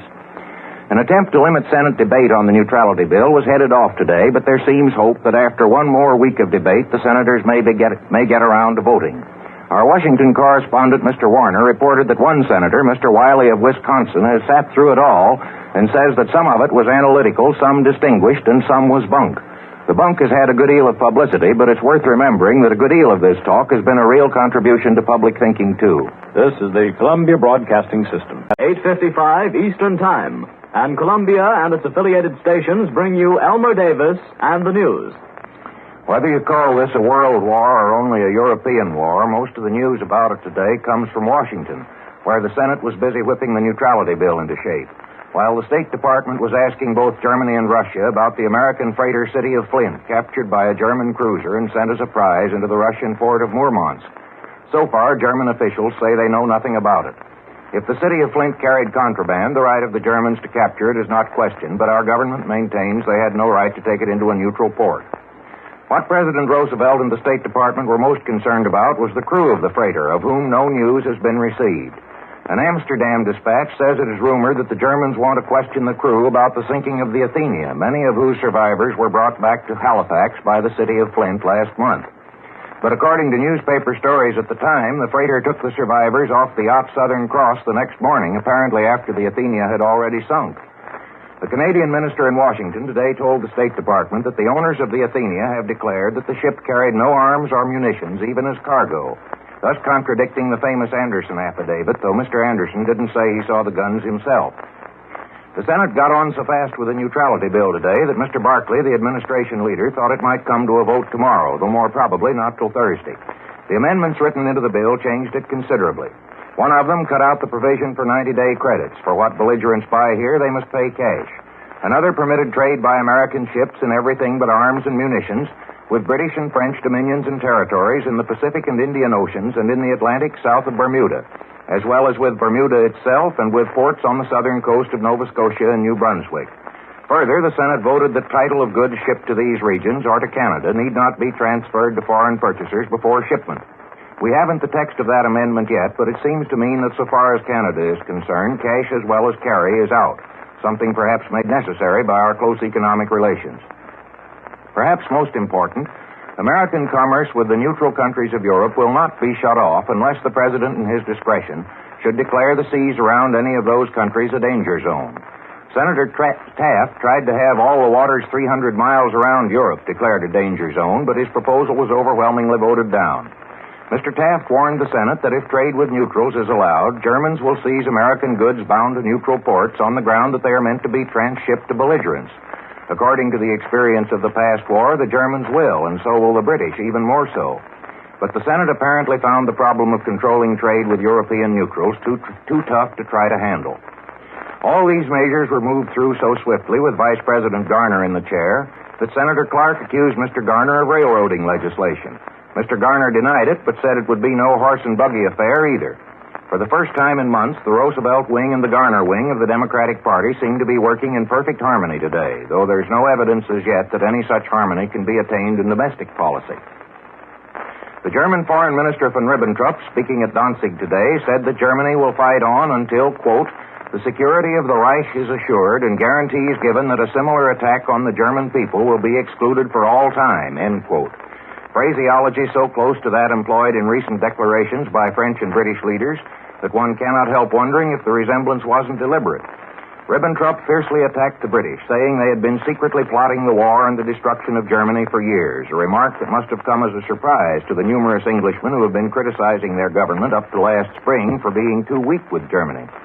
Ribbentrop also said that only a sick mind could construct any possibilities of dissension between the United States and Germany, but that the British colonies on this side of the Atlantic were a menace to the Monroe Doctrine, which he said Germany, more than any other nation, had always respected. The Finnish delegates Paasikivi and Tanner, who have been talking with the Russians today, went home for fresh instructions, and it is said they won't return to Moscow till next week, which looks as if the situation is not acute anyway. And Russia today signed an agreement to deliver to Germany 1 million tons of fodder and cereals. Berlin says that deliveries will start in a few days and will be completed within 2 months, which indicates a much higher degree of confidence in the Russian transportation system than is felt by most neutral observers. What Russia will get in return is not yet stated. This is the Columbia Broadcasting System, 8:55 Eastern Time, and Columbia and its affiliated stations bring you Elmer Davis and the news. Again today, the only war losses fall on the neutrals. A Norwegian freighter sunk in the North Sea, just how we don't know, and an Italian freighter damaged in collision with an American ship outside a British port to which they had both been taken for inspection for contraband. The whereabouts of the city of Flint are still a mystery. Our embassy in Berlin asked the German government where it was, and in contrast with the experience of the Moscow embassy, at least got a straightforward answer. The Germans said they didn't know. Dispatches from Moscow say that the Russian papers have printed less than 100 words about the case. They've carried a good deal more than that on the Senate's repeal of the arms embargo. The newspaper Pravda said today that the repeal shows what the bourgeoisie means by neutrality. Russia's Supreme Soviet Council meets on Tuesday, and rumors come out of Berlin that it may announce measures that will mean the turning point of the war, perhaps the conclusion of a formal military alliance with Germany. But this is reminiscent of stories that have come from Berlin before now about what Russia is going to do, or, as it was in the early weeks of the war, what Italy is going to do. Rumors that turned out to be without foundation. We do know some things that the Russians are doing, however. Their troops marched into Latvia today, on their way to occupy the naval and air bases on the Baltic, lately ceded to Russia. As the Russian troops came in, they found the roads clogged for miles by the automobiles and horse-drawn vehicles of Germans on their way to the ports, leaving the country where their ancestors had lived for centuries to settle in their new homes in conquered Poland. Russian garrisons have already taken their new stations in Estonia. In Lithuania, third of the states where Russia is establishing bases, the Red Army has not started to march in yet, but is likely to come in this week. Meanwhile, since the Russians turned the city of Vilna, Lithuania's old capital, back to the Lithuanian government, the Lithuanian premier sent a message today to the Russians declaring that his people are imbued with sincere gratitude to the people of the Soviet Union and their leader Stalin. A few days ago, the newly elected Assembly of Western Ukraine, that is, the southern part of the territory that Russia took from Poland, voted to join the Soviet Union. Today, an assembly elected in the northern part of the occupied regions, Western White Russia, took similar action. declaring that the Soviet power alone can rid the peoples of White Russia of exploitation, want, hunger, and oppression. All these areas, of course, are now occupied by the Red Army. Thus, the Russian frontier comes back to about where it was before the defeat by the Poles in the War of 1920. But the Russian negotiations with Finland still drag on. We hear now that the Finnish delegation won't go back to Moscow until Tuesday and doesn't expect to resume discussions till the latter part of the week. This delay seems to indicate that there will be a peaceful solution. At least the Russians are not pressing the Finns for quick action. Today, thousands of people gathered before the American legation in Helsinki, the Finnish capital, and the choral society serenaded the minister in gratitude for our government's moral support of Finland. Later, the crowd moved on to the Swedish, Danish, and Norwegian legations and serenaded them, too. But Helsinki had another blackout last night. They're still ready for whatever may happen. Our neutrality bill goes to the House of Representatives this week, with debate to begin on Tuesday and a vote expected Thursday or Friday. If repeal of the embargo passes by a margin of as much as 25 votes, it's about as much as its supporters expect. Our Washington correspondent, Mr. Warner, earlier this evening quoted Representative Rankin, Democrat of Mississippi, as saying that if this embargo is retained, war will never start. The peoples of England and Germany, said Mr. Rankin, don't want war and won't have it unless we agitate it. A somewhat similar view was expressed in a speech tonight by Representative Bruce Barton, Republican, who proposed that we keep the possibility of repeal of the embargo suspended like a sword over the belligerents' heads if they don't make peace now. But that suspended sword may take quite a while to fall. The theory that the belligerents are waiting to see what Congress does about the embargo, particularly that the Germans are waiting for that to make an all-out attack, seems about as thin as the hope of some British newspapers that now the Allies can get 5,000 airplanes from American factories. American factories now producing military aircraft would take nearly a year and a half to turn out that many planes, and it must be remembered that a good part of their capacity is already absorbed by contracts with our own government. This is the Columbia Broadcasting System. 8:55 Eastern Time, and Columbia and its affiliated stations bring you Elmer Davis and the news. With the neutrality bill coming up in the House of Representatives tomorrow, the German press today vigorously attacked American foreign policy. Leading the campaign was the Diplomatisch-Politische Korrespondenz, the semi-official organ of the Foreign Ministry, which accused America of a double standard of neutrality and said that one must be careful that a series of small decisions of each day do not lead to war again, as President Roosevelt once said they did the last time. It was said that President Roosevelt's statement that repeal would not send Americans to the battlefields of Europe could not be taken too seriously because too much joy had been displayed over it in England and France. The lifting of the embargo, it was said, alone could not create such enthusiasm. The correspondents criticized Mr. Roosevelt's remark that one need not be mentally completely neutral as inconsistent with his concern for the preservation of peace. Further, it was complained that while America acquiesced in the British blockade, the City of Flint affair was made into a case with, quote, all kinds of propagandistic methods, end quote. But so far as we know, the State Department has objected only to the Russian angle of the City of Flint case, not to the seizure of the ship by the Germans. Other German papers, as our Berlin correspondent Mr. Schreier reported earlier this evening, are quoting the attacks on American policy in the official Russian papers Pravda and Izvestia, which blame the capitalists and munitions makers for repeal of the arms embargo. Mr. Schreier said that officials of the Foreign Ministry have no illusions about American opinion, but that the man in the street must certainly think that the Senate flew in the face of public sentiment. It is worth noting that this statement as to the difference between informed and ordinary opinion was, of course, passed by the German censor. The City of Flint came back today to the Norwegian port of Tromsø on the Arctic Ocean, the same port where the Germans first took her as a prize. This time, she was on her way back from Murmansk in Russia toward a German port if she can get through the blockade. The American crew was still on board, but the German prize crew was in charge when the City of Flint put in at Tromsø about noon and wanted to take on supplies. The Norwegians wouldn't let her have any, and she was escorted out beyond the 3-mile limit by a Norwegian warship at 4 o'clock. German feeling toward the United States is not likely to be improved by the award today by the German-American Mixed Claims Commission of $50 million in damages to American and Canadian claimants for losses suffered in the Black Tom explosion of 1916 and the Kingsland explosion of 1917.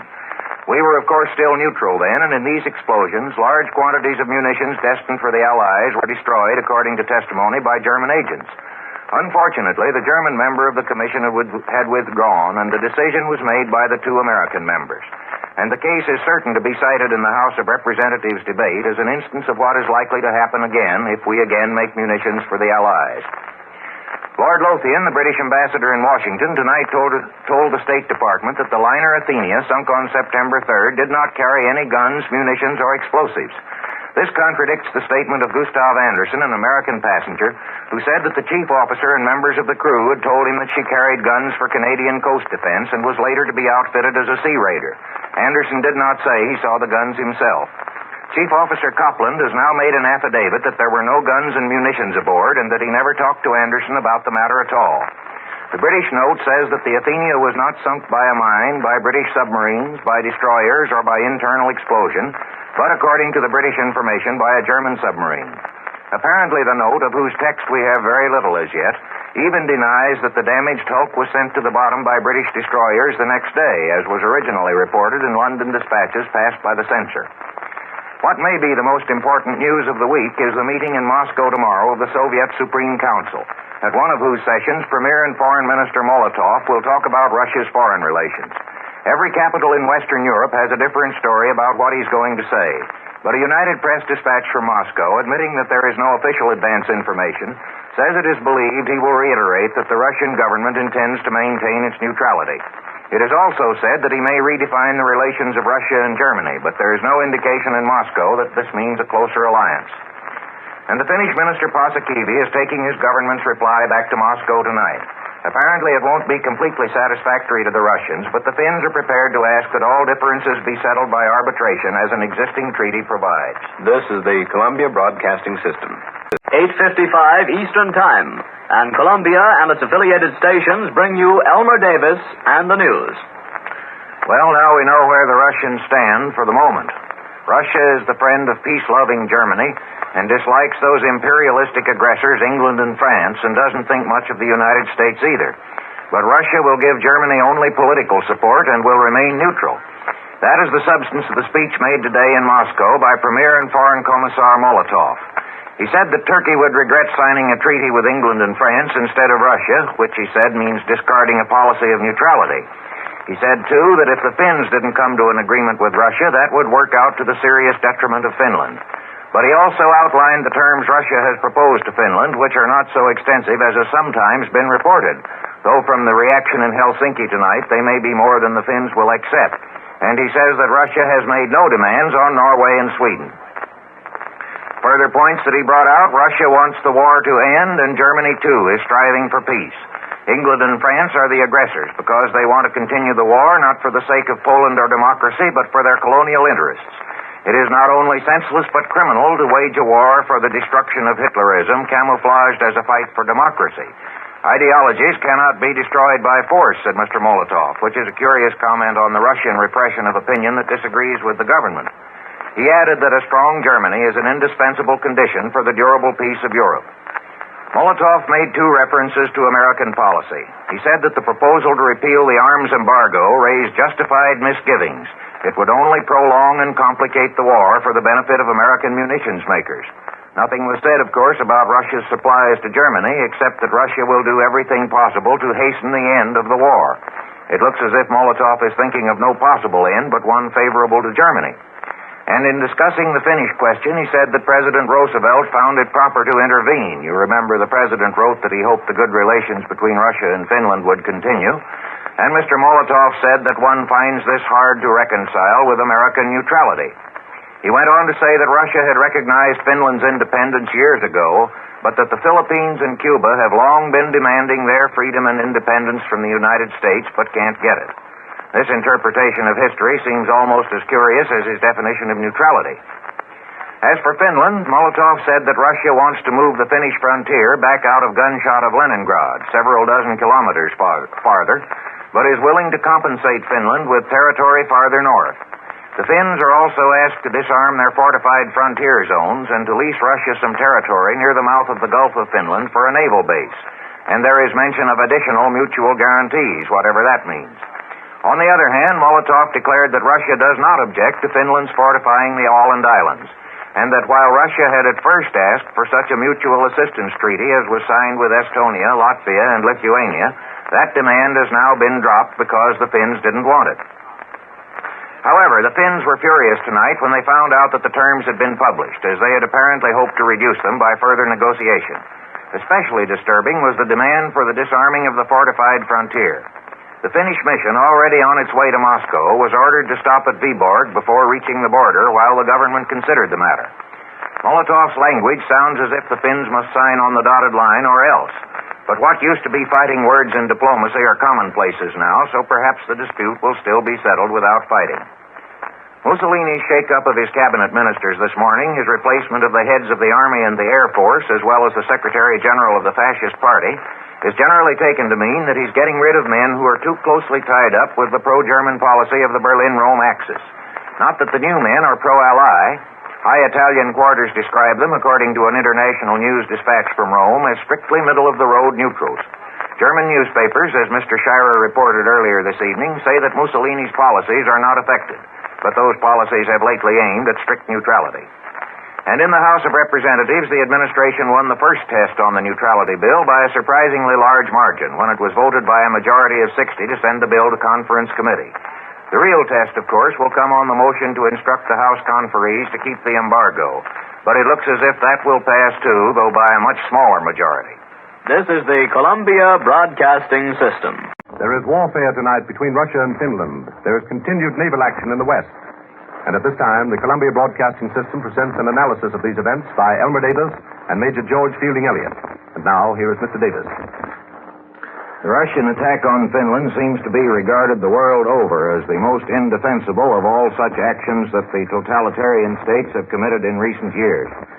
The Osservatore Romano, the Vatican City newspaper, speaks of the worldwide wave of indignation over Bolshevism's new aggressive policy, and from the dispatches we have received from all over Europe and from Washington as well, this seems to be no overstatement. The Italian press is evidently held pretty closely under wraps on this matter, but they have been vigorously opposed to communism in recent weeks and have been criticizing it sharply, and it is said there is grave misgiving in Italian government quarters. There is, of course, violent reaction to this in England and France and in the Scandinavian countries above all, where they are horrified by this attack on another Scandinavian country and uncertain if they may come next. As the Osservatore Romano says, it is of essential importance to realize that this not only menaces the independence of a single country, but means the further progress of communism in Europe, end quote. Only the Germans content themselves with saying that Russia must have an outlet to the sea. And, of course, the communist explanation of this, as I have received it in a number of letters, is that this is not aggression, it is not imperialism, that the Russians, if they go into Finland, will be doing so only for the purpose of liberating Finland. President Roosevelt, coming back from the South today, was met by Secretary of State Hull at the Union Station in Washington. They held a long conference later, and it is reported that the President may confer with the congressional leaders of both parties about foreign policy. This, however, is not confirmed. Remember that the United States offered its good offices to Russia and Finland to help in any way it might in the settlement of this dispute, and the Finns accepted this. But Mr. Potemkin, the Russian Vice Commissar of Foreign Affairs, told our chargé d'affaires at Moscow that the offer came too late and he saw no occasion to use the good offices of the United States at this time. So the Finnish acceptance of the Russian terms the other day came just too late. The Russians had broken off diplomatic relations just before the Finnish minister could present this note, which accepted the principal Russian demand, calling for a withdrawal from the frontier near Leningrad. And there is evidence for the belief that the Russians knew that this note was on the way and broke off relations so that they wouldn't have to accept it. The story of the Russian invasion was withheld from the Russian people for 16 hours, and when it was finally sent out, they said that they had to cross the frontier to repel a new Finnish attack. This is, of course, the same thing that Hitler said in Poland. This is a matter of counterattack with pursuit. And the Russians insist that the Finns have attacked again. Now, as to this allegation that this means the further progress of communism, Premier Molotov of Russia said yesterday that Russia has no intention of interfering with Finland's internal affairs. All they wanted is for the Finns to get rid of the government. And leaflets dropped in Helsinki this morning in the first flight of Russian aviators over the city said that Soviet Russia doesn't wish the Finnish people any harm. If they only get rid of General Mannerheim, Premier Kajander, and Foreign Minister Erko, they will have peace. Perhaps relying on this rain of leaflets, people were out in the streets thickly this afternoon when another attack came, and then another, and the last attack was made at night by the light of the fires set by the earlier attacks. Now we have a report which comes from Helsinki and is repeated in Copenhagen and dispatches from Helsinki to that city that Russia has sent an ultimatum which expires at 3 a.m. Moscow time, which would be 8 p.m. our time, demanding the complete surrender of Finland. Otherwise, Helsinki and other cities will be wiped off the map, not leaving a trace, so runs the text of the story. And the Copenhagen newspaper Berlingske Tidende reports that Mr. Tonner, the former Finnish premier and finance minister, has been empowered to seek an armistice and also reports that the Finnish government resigns. Now, this is only the report of one newspaper in Copenhagen, although it is a paper which is very well informed about Baltic affairs. This is not a political story now, it's a military story, and here is our military expert, Major George Fielding Elliott, who can clear up some of the points for us. Major, where can Finland most effectively be attacked? Well, I think, Mr. Davis, that the first point of attack on land is certainly the Karelian Isthmus between Lake Ladoga and the Gulf of Finland. It's a narrow isthmus, about 36 miles wide, more than half covered by lakes, making the actual area in which the Russians can attack only about 15 to 18 miles. The best roads and railways between Russia and Finland lead through this isthmus. The lakes are not yet frozen. They've had a very late summer, or rather late fall over there, and the Finns have fortified the isthmus very strongly. They have a few gunboats on Lake Ladoga, but of course the Russians can put in a very much stronger naval force on the lake. Moreover, the Finnish right flank here is exposed to attacks direct from the Gulf of Finland. And indeed, the whole Finnish coast is exposed to such attacks, and the Russians apparently have already landed at one or two points, notably near Hango, which is one of the places they were demanding from Finland, near the entrance to the Gulf. The only hope here would be the intervention of the Swedish fleet, and that seems a pretty far-fetched hope tonight. The air support necessary for a Russian landing can be obtained from their new bases in Estonia. North of Lake Ladoga, the Finnish frontier with Russia has no very good communications. It would be very hard to carry on any extensive military operations here, except that way up at Petsamo on the Arctic Ocean, the Russians had a small concentration which apparently has been strong enough to occupy that port whose fall is reported. That was another one of the places where the Russians were demanding concessions from Finland. Finally, Finland can be attacked, of course, directly from the air, and that appears to be the main objective of the Russians at this moment. The Russian Air Force is, of course, immensely superior to the Finnish Air Force, isn't it? What is the comparative strength of the land and air forces available? Well, the Russians have about 3,500 first-line planes. Of course, the actual strength of the Russian Air Force is not accurately known, but that seems to be a pretty good guess. And the Finns have about 200.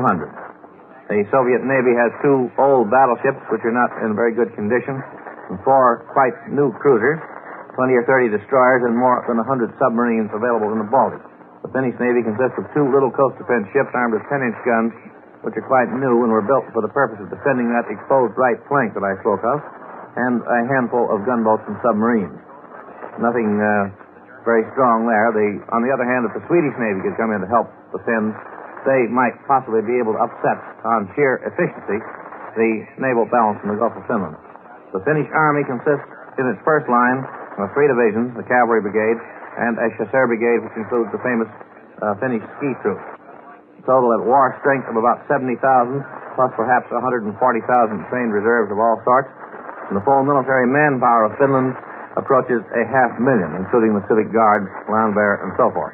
Russia has a huge army, said to total 14 million, including all classes of reserves, but can actually make available against Finland probably not more than 30 to 40 divisions, a total with corps and army troops of perhaps 600,000 to 800,000 men. You think there's any military significance in this reported ultimatum with its threat of blowing Helsinki off the map if it's not accepted? Well, this illustrates to me the possibilities of air power as a weapon striking directly at the civil will, at the morale of the civilian population, passing over the old situation where the enemy's armed forces had to be overcome in order to win a victory in war. It illustrates the helplessness of a small state with a large neighbor with an overwhelming air force, as was already, of course, illustrated by the German operations against Poland, in which air power bore so important a part. Air power will not be so lightly used, as we have seen in the West, in this fashion, where reprisals are to be anticipated. This indicates further that Russia realizes the difficulty of ground attack because of the difficult terrain and wants to get this war over with as quickly as possible. Of course, we noted this morning that the very first of these Russian air raids was on the airport at Helsinki, so that presumably they were trying to put the Finnish Air Force, such as it is, out of action right there. Just as the Germans did against Poland, Mr. Davis. Now, we've had a story from Sweden that the Swedes are building up their own defenses. They have not proceeded to the extent of mobilization, but they're evidently calling up some new troops.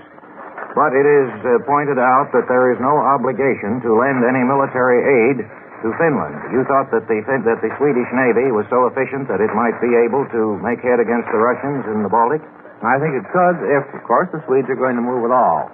It seems that if there was only some Benjamin Franklin up there to repeat Benjamin's famous remark about hanging together instead of, in order to avoid hanging separately, it might be a very good idea because those Scandinavian nations are certainly in a very bad situation if the Russians occupy Finland.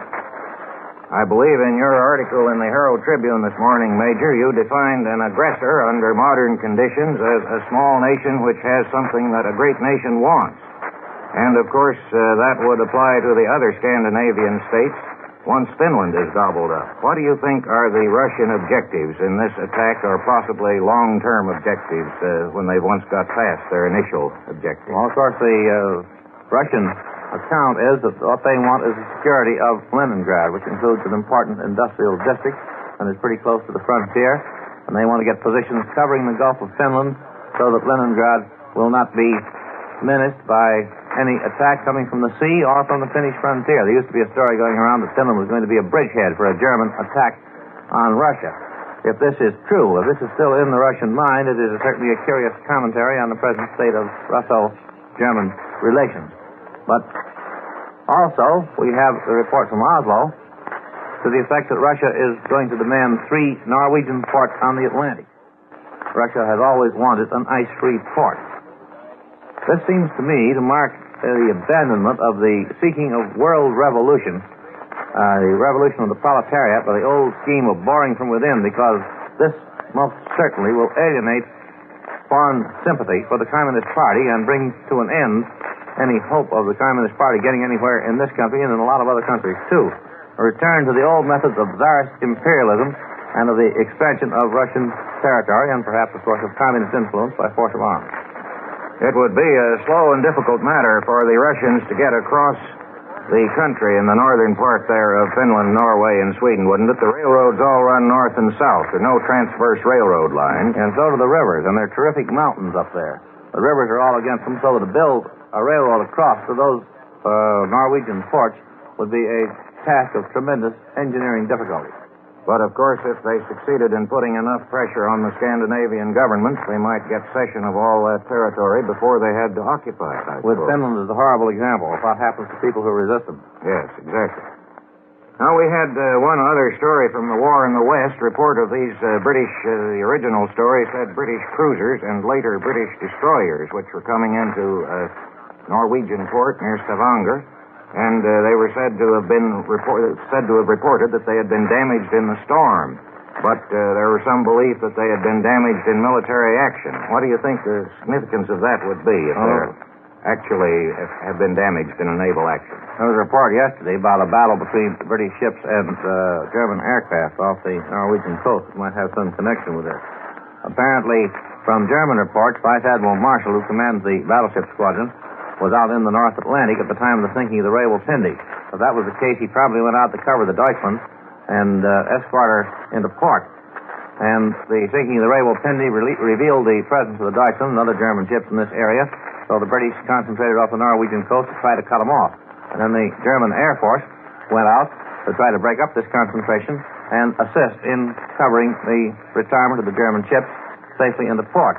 And this certainly illustrates what has already been illustrated a number of times, the remarkable coordination the Germans are getting between their Air Force and their naval forces in the North Sea, from which the British might do well to take a lesson. We had the story the other night. Some of the German papers are saying that Germany commands the North Sea and the North Atlantic. That is certainly an exaggeration, isn't it? But they're true. Their ships are able to move about with more freedom than we would have expected. More freedom than they were in the last war, and if the Vice Admiral commanding the battleship squadron can fly his flag out almost off the coast of Iceland, it indicates a considerable amount of freedom of action there. Well, thank you very much, Major. That seems to cover the military situation up to the moment, and of course, if these Copenhagen reports are correct, there may not be any further military situation. That is to say, if the Finnish government actually has resigned, and if Minister Tonner has gone to Moscow to seek an armistice. We don't know whether that is true as yet, but we expect to hear more about it in the course of the evening. And so far as we know, the Finns are still fighting.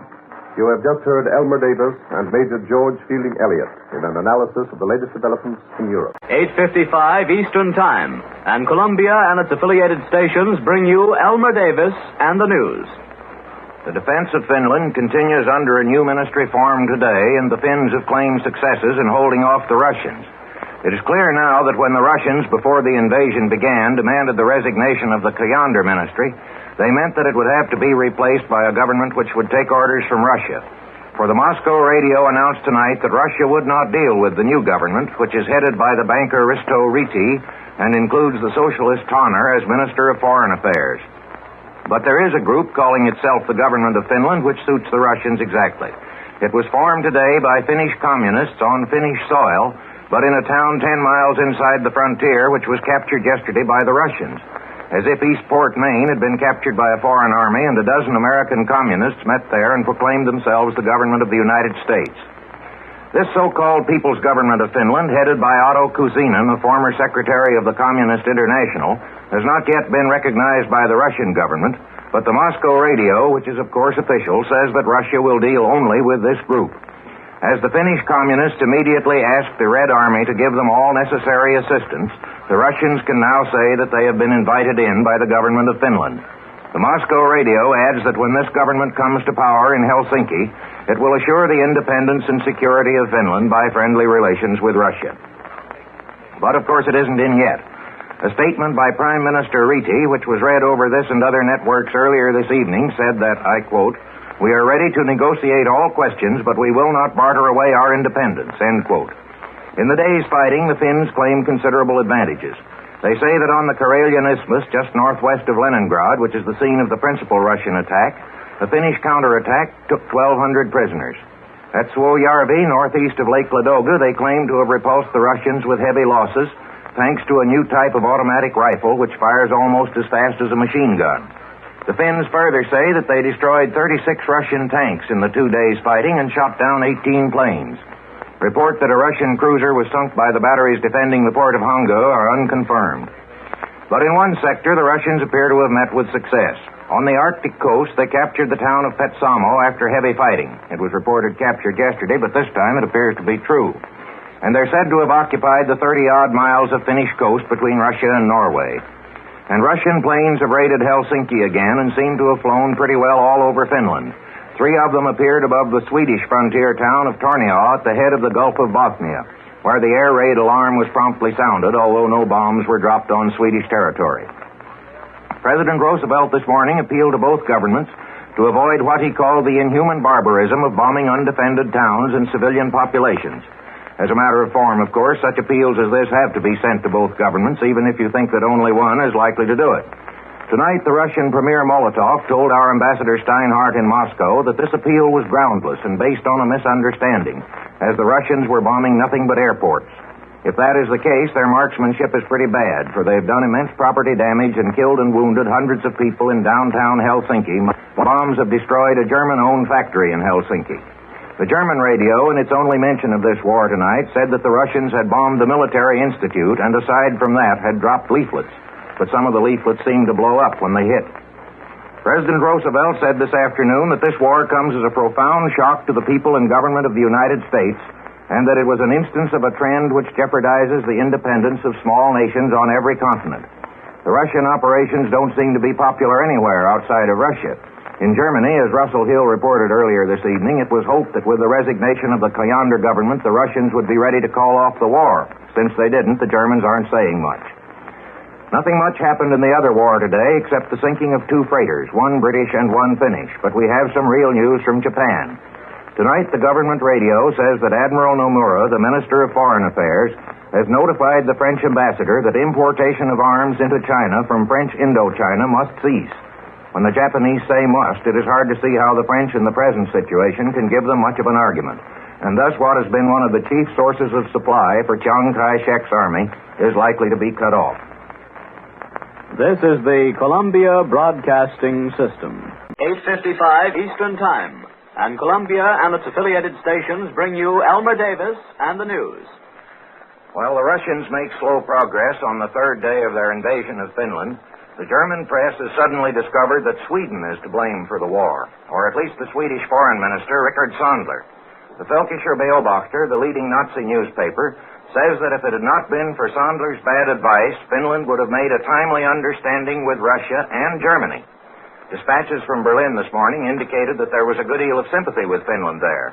But tonight the tone is different, though Finland is represented as only the victim of Sandler acting for England. The newspaper Bersen Zeitung says that Sandler worked in Finland for England's interest and never lost a chance to show his antipathy to Germany.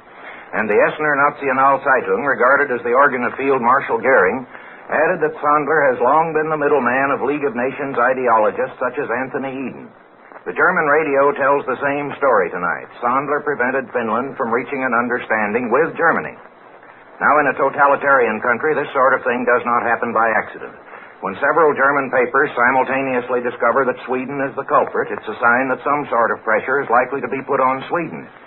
Many observers have expected that after the Russians had overrun Finland, they would discover that their security was menaced by the intolerable provocations of Sweden, but the Germans are pinning the blame on Sweden when the Finnish war has just begun. Germany draws much of its iron ore from Swedish mines and might not feel too comfortable if the Russians occupied Finland and got within easy reach of those mines. Perhaps the Germans want to get some sort of control over Sweden themselves before that time comes. So far as the fighting goes, the Finns claim they have stopped the Russians with a counterattack in Karelia and do not yet admit the loss of Petsamo on the Arctic Ocean, though the fighting there is very heavy. Herbert Elliston, reporting from Helsinki over this network earlier this evening, said the Finns claim to have shot down 23 Russian planes. Air raids continued today on Helsinki and other Finnish towns, but so far the Russian Air Force doesn't seem to be making very effective use of its numerical superiority of something like 30 to 1. A later report from Mr. Elliston says that the weather at present is in favor of the Finns. It's raining and the lakes have not yet frozen over, which makes slow going for Russian tanks. There have been reports today that at several points the Russians attempted to drop troops behind the lines by parachutes, one of their favorite peacetime maneuvers, but that such attacks were repulsed. The stooge governed the Finnish communists at Terioki, just inside the border, has signed a treaty of friendship and mutual assistance with Russia. In the treaty, everything is ceded to Russia that the real Finnish government refused to give up. The Hanga naval base, the fortified frontier, and all the rest of it. And the Russians, of course, recognize this group as the government of Finland. Mr. Elliston reported that the Finns say that not a single member of that group had been in Finland for 20 years till they came in behind the Red Army. That may be an exaggeration, but certainly its president, Otto Kuusinen, has long had a good job in Moscow. In Washington, President Roosevelt urged a moral embargo on the sale of war materials to nations which bombard and machine gun civilians. This was specially addressed to American airplane manufacturers, who have sold about $1 million worth of goods to Russia this year. The movement for the recall of our ambassador from Moscow as a gesture of protest, which Mr. Warner reported from Washington earlier this evening, was supported tonight by former President Hoover in a statement from Palo Alto. Meanwhile, the administration's policy has come under criticism from two sides. The communists blame President Roosevelt for the war on the ground that he supported Finland, and the Republican Representative Knudsen of Minnesota blames him for it because, he said, Russia is a Frankenstein which the administration helped create. He probably meant Frankenstein's monster, not Frankenstein. No news of the war in the West except the rumor that the Pope was going to ask for a Christmas truce. This was denied in authoritative quarters at the Vatican, the spokesman remarking somewhat pointedly that an armistice in the naval war would be meaningless when the sea is full of floating mines.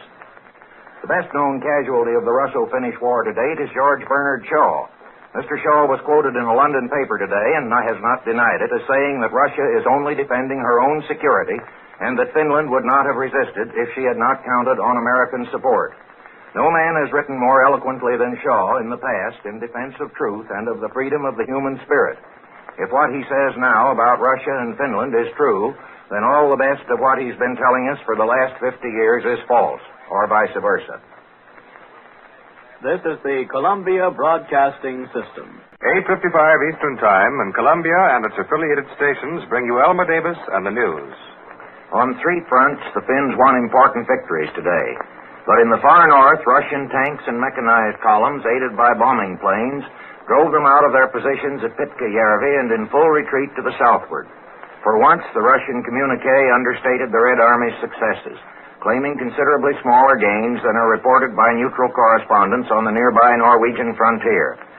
The Finns apparently mean to make a stand at Ivalo, which is about 120 miles from the Arctic Ocean, 160 miles north of the road and railroad junction of Rovaniemi, and some 200 miles from the head of the Gulf of Bothnia. A Russian drive toward Rovaniemi from the eastward was driven back today, and of course this northern attack is still a long way off, but the Russian mechanized forces seem to be moving fast. Another proof of the advantage the Russians get from mere numbers. The Finns can't stop them everywhere at once, and on this northern front they seem to have used their best troops and their best equipment. The Finns stopped them thoroughly today in the neighborhood of Suomussalmi, where they claim to have completely destroyed 3 Russian regiments which were dislodged from their positions a few days ago. For the moment, the dangerous Russian attacks in central Finland seem to have been brought to a standstill, and the question now is whether the Finns can shift enough troops to the northern front. On the Karelian Isthmus, Russian assaults were again repulsed. The Finns say they destroyed 36 tanks today and a total of 212 since the war began. But the Russians still have about 5,000 left. The 1st Division of Canadian troops under Major General Andrew McNaughton disembarked in England yesterday and today and will undergo some training there before going to the front. The transport fleet that carried them made the trip in a week under heavy escort of warships. The biggest air fight of the war took place off the German coast, apparently all the way from Wilhelmshaven to the Danish frontier, but it's pretty hard to find out what happened from the stories told by the opposing sides. The Germans say they shot down 34 British planes and lost only 2 of their own, whose crews saved themselves by parachutes. The British say they lost only 7, not 34, and brought down 12 Germans. A few bombs were dropped at Wilhelmshaven, but apparently they missed their mark. Winston Churchill, in a broadcast this afternoon, said that within the past week, British submarines had sunk 1 German light cruiser and torpedoed 2 others, which, he said, may have been able to limp home but will be out of action for quite a while. Reporting on the naval action off Montevideo, he said that for a time, the only British ships watching for the German pocket battleship Spee to come out were the 3 that had fought her, 2 of which had been badly damaged themselves, so the Germans perhaps had a better chance to escape than they knew.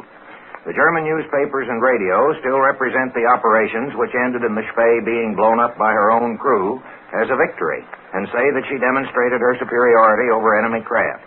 But Berlin dispatches suggest that one reason the news of the air battle was broadcast so rapidly over the country was to offset the impression created by the sinking of the battleship. Captain Hans Langsdorff of the Spee and most of his crew crossed the Rio de la Plata and were landed in Buenos Aires today, where the Argentine government announced that they would be interned as provided by the Hague Convention until the end of the war. Those who stayed in Uruguay will be interned also. They had claimed that having sunk their ship, they ought to be regarded as shipwrecked seamen and allowed to go free, but this doesn't seem to have impressed the Argentines. The German government has sent a protest to Uruguay for not letting the ship stay longer, but it is pointed out by authorities on international law in this country that a neutral nation has a right to regulate such matters under its own laws, and that Uruguay, like the United States, signed a convention in 1928 which prohibits repair of damage done by enemy gunfire. Several ship sinkings today, but all small. A Norwegian freighter was mined and sunk with 5 killed, which brings the number of neutral Norwegian lives lost in the mine and submarine campaign to 99. German airplanes in the past 2 days have attacked many trawlers and other small craft off the British coast and have sunk half a dozen of them. The Tokyo radio tonight again attacked the Russians for lukewarmness and delay in making a fisheries treaty with Japan, and says that it is reported that Russia wants Japan to cede her the North Manchukuo Railroad. It is out of the question, says the broadcast, that Japan will consent to such an illegal demand, which shows the insincere attitude of Russia. And the Maritime Commission gave permission to the United States lines to put the big liners Manhattan and Washington back into service, running to Italian ports outside the combat areas. This is the Columbia Broadcasting System. 8:55 Eastern Time. And Columbia and its affiliated stations bring you Elmer Davis and the news. The voyages of two German ships which left Veracruz last week to run for home came to an end today. A temporary end in one case, a permanent end in another. The 32,000-ton liner Columbus, overtaken by a British destroyer 300 or 400 miles east of the mouth of Delaware Bay, was scuttled and set on fire by her own crew to escape capture. The American cruiser Tuscaloosa, on neutrality patrol, picked up 579 of the 630 men on board and will bring them in tomorrow to Ellis Island, New York. Whether any of them were picked up by the British destroyer is not known. The Navy's last report at 8:25 said that the Columbus was afire and slowly sinking, but that so far as could be learned, all on board had been saved. This incident appears to have occurred just outside the 300-mile safety zone proclaimed by the American republics at the Panama Conference, which has never been recognized by any of the belligerents. The Navy Department says, however, that, quote, so far as we know, no unneutral action has taken place, end quote, which apparently means no fighting. There is no indication as yet that the Columbus was armed. If she had been, she would hardly have been scuttled to escape a destroyer. And the German legation in Mexico City says that she was not carrying cargo or fuel in excess of her own needs. That is, not acting as a supply ship for a German war vessel. In that case, her crew will presumably have the same freedom as any other merchant seaman in a neutral country. The other incident will be a much more pointed test of the whole doctrine of the safety zone. The German freighter Arauca of 5,000 tons was overtaken by the British cruiser Orion off Fort Lauderdale, Florida. When the cruiser fired a shot across her bow, she ran for shelter and managed to get safely into Port Everglades. Captain Friedrich Stengler of the Arauca says that he was just inside the 3-mile limit when the shot was fired by the Orion. This is a matter not easy to determine, but at any rate, he was a long way inside the 300-mile limit. In the case of the naval action off Uruguay, the Admiral Graf Spee had herself sunk a British merchantman and attacked a French ship not far from the South American coast. So the action of the Allies in attacking her seems to have been necessary to protect their own shipping. But if belligerent merchantmen can be attacked within sight of Florida beaches, we might as well give up the whole idea of the 300-mile safety zone. Unless the Orion really fired at the Arauca within the 3-mile limit, however, her action was quite legal under generally accepted international law. The 300-mile safety zone was something extra which we tried to add to international law. It looks like a good idea if we can make it stick. The Arauca has, of course, the same right to the shelter of a neutral port as any other merchant vessel of a belligerent, such as the Queen Mary or the Normandy. Officials in Washington have held that an armed merchantman may use American ports if her armament is clearly defensive. That is to say, a gun or two on the stern, which wouldn't make her of much use as a raider. But the Deputy Collector of Customs at Fort Lauderdale says that the Arauca is not armed at all, so there seems to be no ground for early reports that she might be interned. As for the crew of the Admiral Graf Spee, the Argentine government today ordered the internment of Captain Longsdorff and approximately 1,000 of his men who landed on Argentine soil. The officers will be asked to give their parole not to leave the city limits of Buenos Aires without permission. The men will be dispersed inland and forbidden to visit the coast. Otherwise, they will have pretty complete liberty, and dispatches from Buenos Aires say they are enjoying it. Nothing much happened in the Finnish war today, except a series of Russian air raids on Helsinki, Viipuri, and other coastal cities in which the Finns say no damage was done. These were all carried out by small groups, and the great masses of the Russian Air Force have so far not shown themselves in action. Finnish airmen raided Russian bases and supply columns behind the lines, and the Russians were evidently impressed, for Moscow had its first blackout tonight. The Russian advance in the north, where mechanized columns drove forward many miles yesterday and the day before, has halted for the time. But reports from the Norwegian frontier above the Arctic Circle say that 10,000 or 12,000 men with 200 tanks are getting ready for an attack on the Finnish positions at Ivalo. The Finns are reported to have told the Allied Supreme War Council meeting in Paris that they had strong hope of holding off the Russians all winter if they could get more airplanes, anti-aircraft guns, anti-tank guns, and field artillery. Dispatches from Denmark report that the British Air Force made 3 attacks on the German island of Sylt near the Danish coast, but the British have no news about it.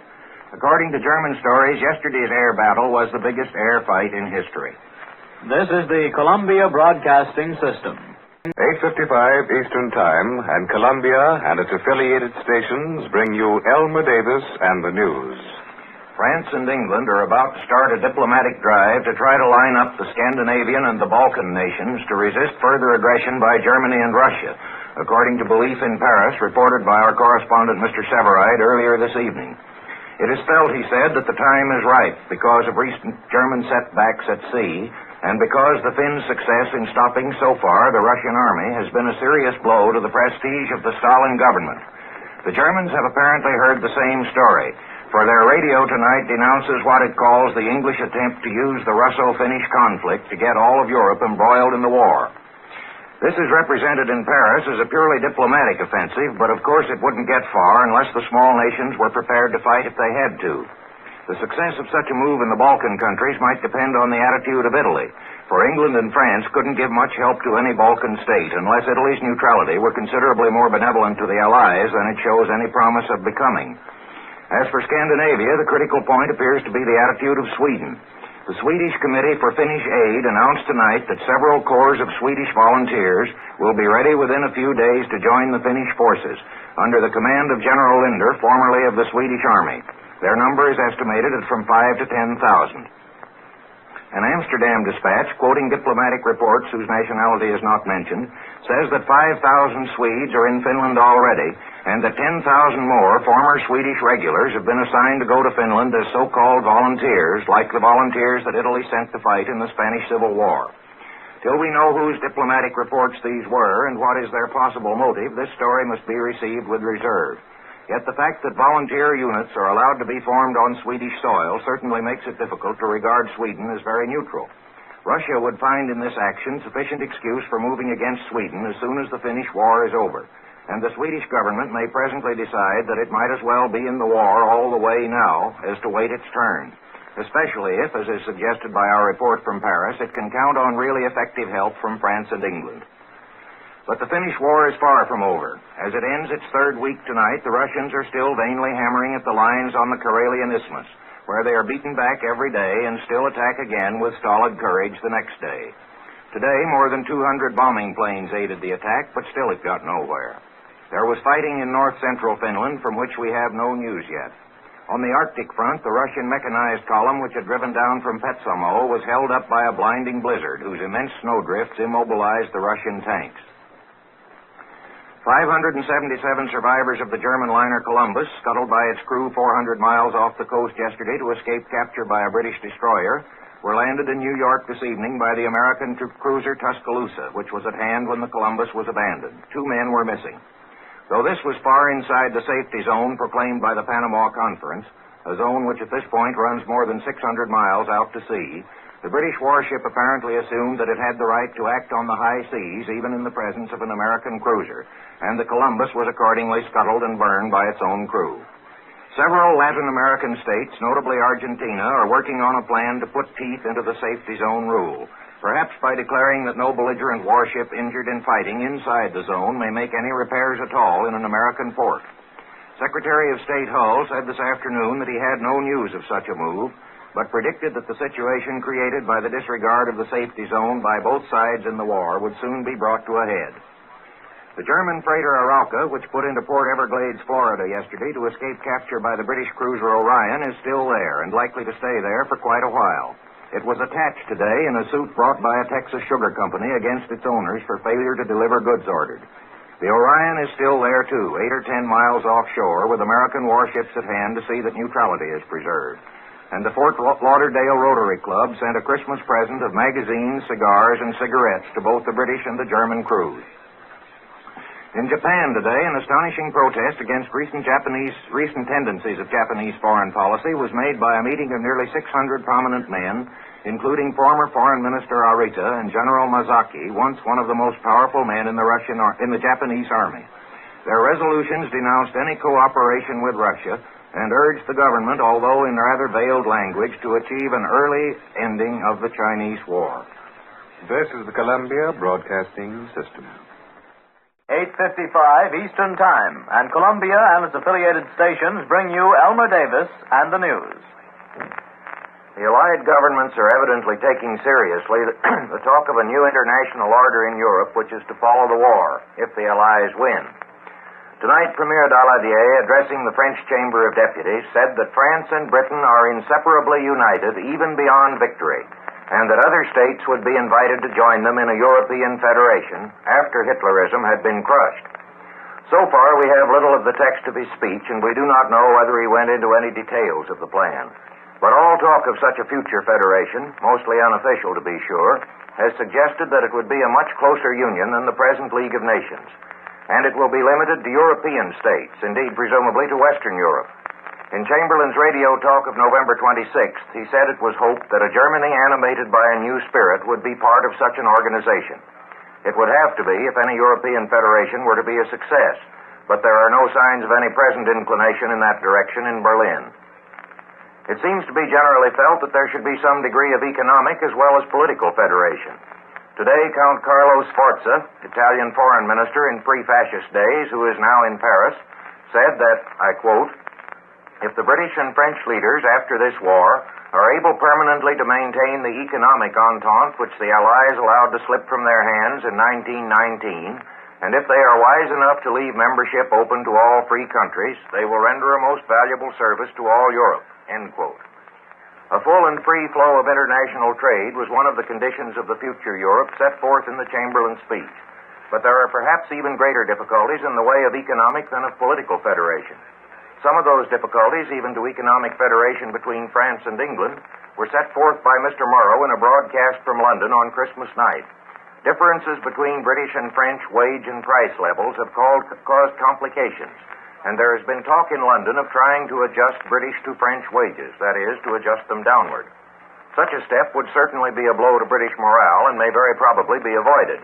But there would have to be a good many adjustments of some sort between countries with a high and a low cost of production in any economic federation of Europe. A British battleship of the Queen Elizabeth class, 30,000 tons and carrying 8 15-inch guns, was torpedoed by a German submarine on Thursday afternoon.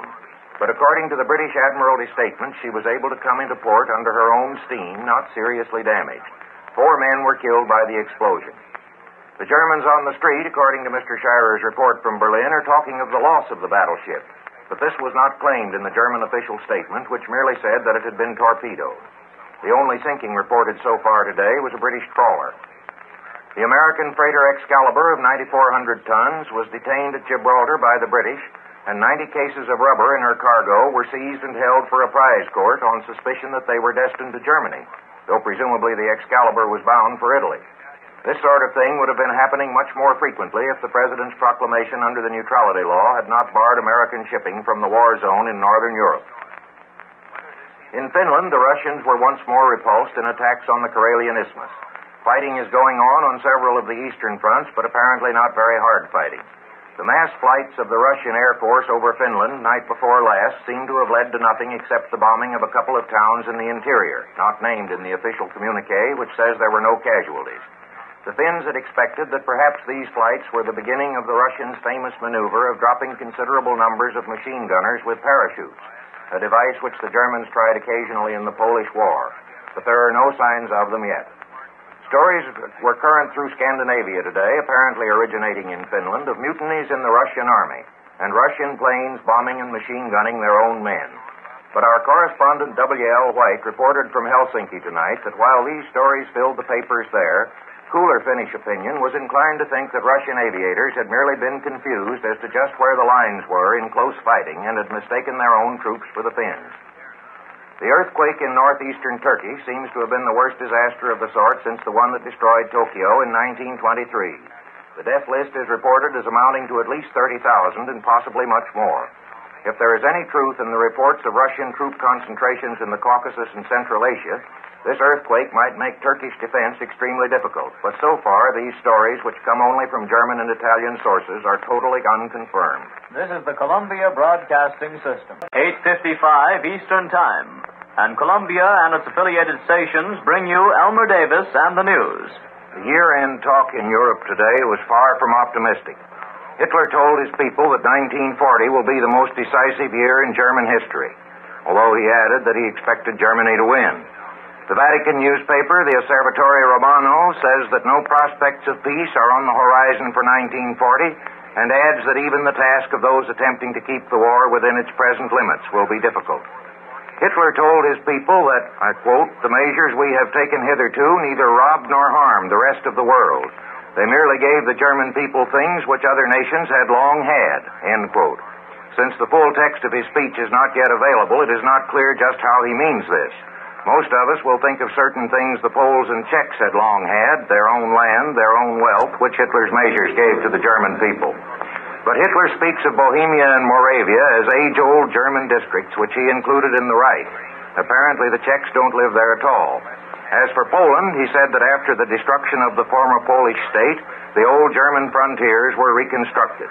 But he says nothing, at least in the extracts from his speech that we have had so far, about the rest of Poland on this side of the Russian border, which is governed by Germany almost as a slave territory. Hitler repeated that Germany did not want the war and blamed it on the plutocratic statesmen of the West, the Jews, and the reactionary warmongers. The attack on plutocracy will doubtless be agreeable in Moscow, but it is not yet clear whether it implies that National Socialism is continuing its movement toward the left. Hitler added that Germany and all Europe must be liberated from the oppression and constant threats which emanate from England, a remark which moved a British official commentator, quoted by our London correspondent Mr. Morrow earlier this evening, to remark that Hitler had obviously been searching for a new hatred but could find only the familiar old ones, England and the Jews.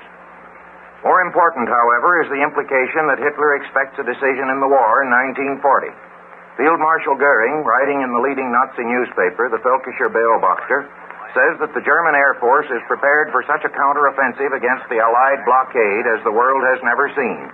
No country in the world is so vulnerable from the air as the British Isles, wrote Marshal Goering, and added that it needs only the Führer's command for the German air fleets, which have been flying over England taking photographs, to drop bombs instead. A few nights ago, our Berlin correspondent, Mr. Scherer, reported that it was the general unofficial opinion there that something would have to happen before long, and that most probably it would be an air attack on England. A bulletin from Montevideo, Uruguay, announced officially tonight that the German supply ship Tacoma must leave Montevideo harbor within 24 hours. Uruguay considers the supply ship an auxiliary warship, it was said, presumably because it was attempting to supply the battleship Graf Spee.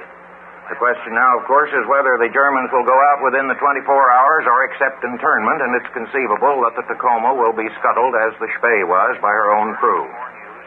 In Finland, Russian attacks on the Karelian Isthmus were again repulsed, and the Finns crossed the eastern border at a third point into Russian territory. In spite of snowfalls, the Russian Air Force attacked 3 towns today, and some people were killed, but not many, according to reports received so far. Stories that Russian shock troops from the Caucasus and the Far East are joining in the attacks are probably premature. They have a long way to come, and Russian railroads are not very efficient. Quite possibly, however, they've been sent for. In Washington, Senator Austin of Vermont, assistant Republican leader in the upper house, recommended that the Neutrality Act be amended to exempt republics such as Finland, which are victims of aggression. The neutrality law has not been invoked in the Russo-Finnish War since the Russians never called it a war, but Mr. Austin thought it ought to be amended anyway. He also said he was heartily in favor of lending the Finns $50 million to purchase war munitions. President Roosevelt today appointed Charles Edison Secretary of the Navy. Mr. Edison, who had been Assistant Secretary, had been acting as head of the department since the death of Secretary Swanson last summer, and there was a good deal of speculation as to why the appointment was so long delayed. Republican leaders in the Senate and House were invited to the annual Democratic Jackson Day dinner by former Attorney General Cummings, in charge of the affair, and our Washington correspondent, Mr. Warner, reported earlier this evening that they immediately became suspicious and concluded that it was some sort of Democratic trick, especially after Mr. Cummings told them that the president's speech at the dinner would not be political. This is the Columbia Broadcasting System. 8:55 Eastern Time, and Columbia and its affiliated stations bring you Elmer Davis and the news. Congress convenes tomorrow, and the president will deliver his opening message, which will be heard over this network beginning at 2 p.m. Eastern Time. According to Mr. Warner's report from Washington early this evening, the message is expected to deal largely with questions of peace and neutrality and with the desirability of domestic harmony in the face of the foreign situation. Nothing controversial in the way of internal reforms is likely to be proposed. There will be plenty of argument in Congress, however, over domestic issues and perhaps competition as to which party is most eager for peace. Senator Taft, one of the candidates for the Republican presidential nomination, said today that in his recent travels he had not found people confident that the president could keep us out of war for another 4 years. This seems to assume that the president will run for a third term, which a good many people doubt. But the expected emphasis of his message on foreign issues has a bearing on the recent Washington speculations about the chances of Secretary Hull for the Democratic nomination. Mr. Hull said today that he has no personal political ambitions, knows nothing of reports that the president has picked him as his successor, and has refused to let anybody work for his nomination. But if the principal business of the next administration is foreign relations, Mr. Hull would seem to be the logical candidate. If the emphasis shifts back to a domestic reform program with which he has been only indirectly identified, the situation will be different. Certainly left-wing Democrats will be as disappointed as conservatives of both parties will be pleased by the prospect that domestic reforms are to be postponed. The State Department today sent a vigorous protest to England over the seizure of mail for Germany and for neutral countries as well, of which some has been taken off of American and neutral ships on the high seas, and other consignments off of ships taken into British ports for contraband control. This is held contrary to the Hague Convention, though the right of the British to censor mail normally passing through England is conceded. In the Finnish War, Russian attacks east of Lake Ladoga were repulsed, and another great assault has started against the Mannerheim line.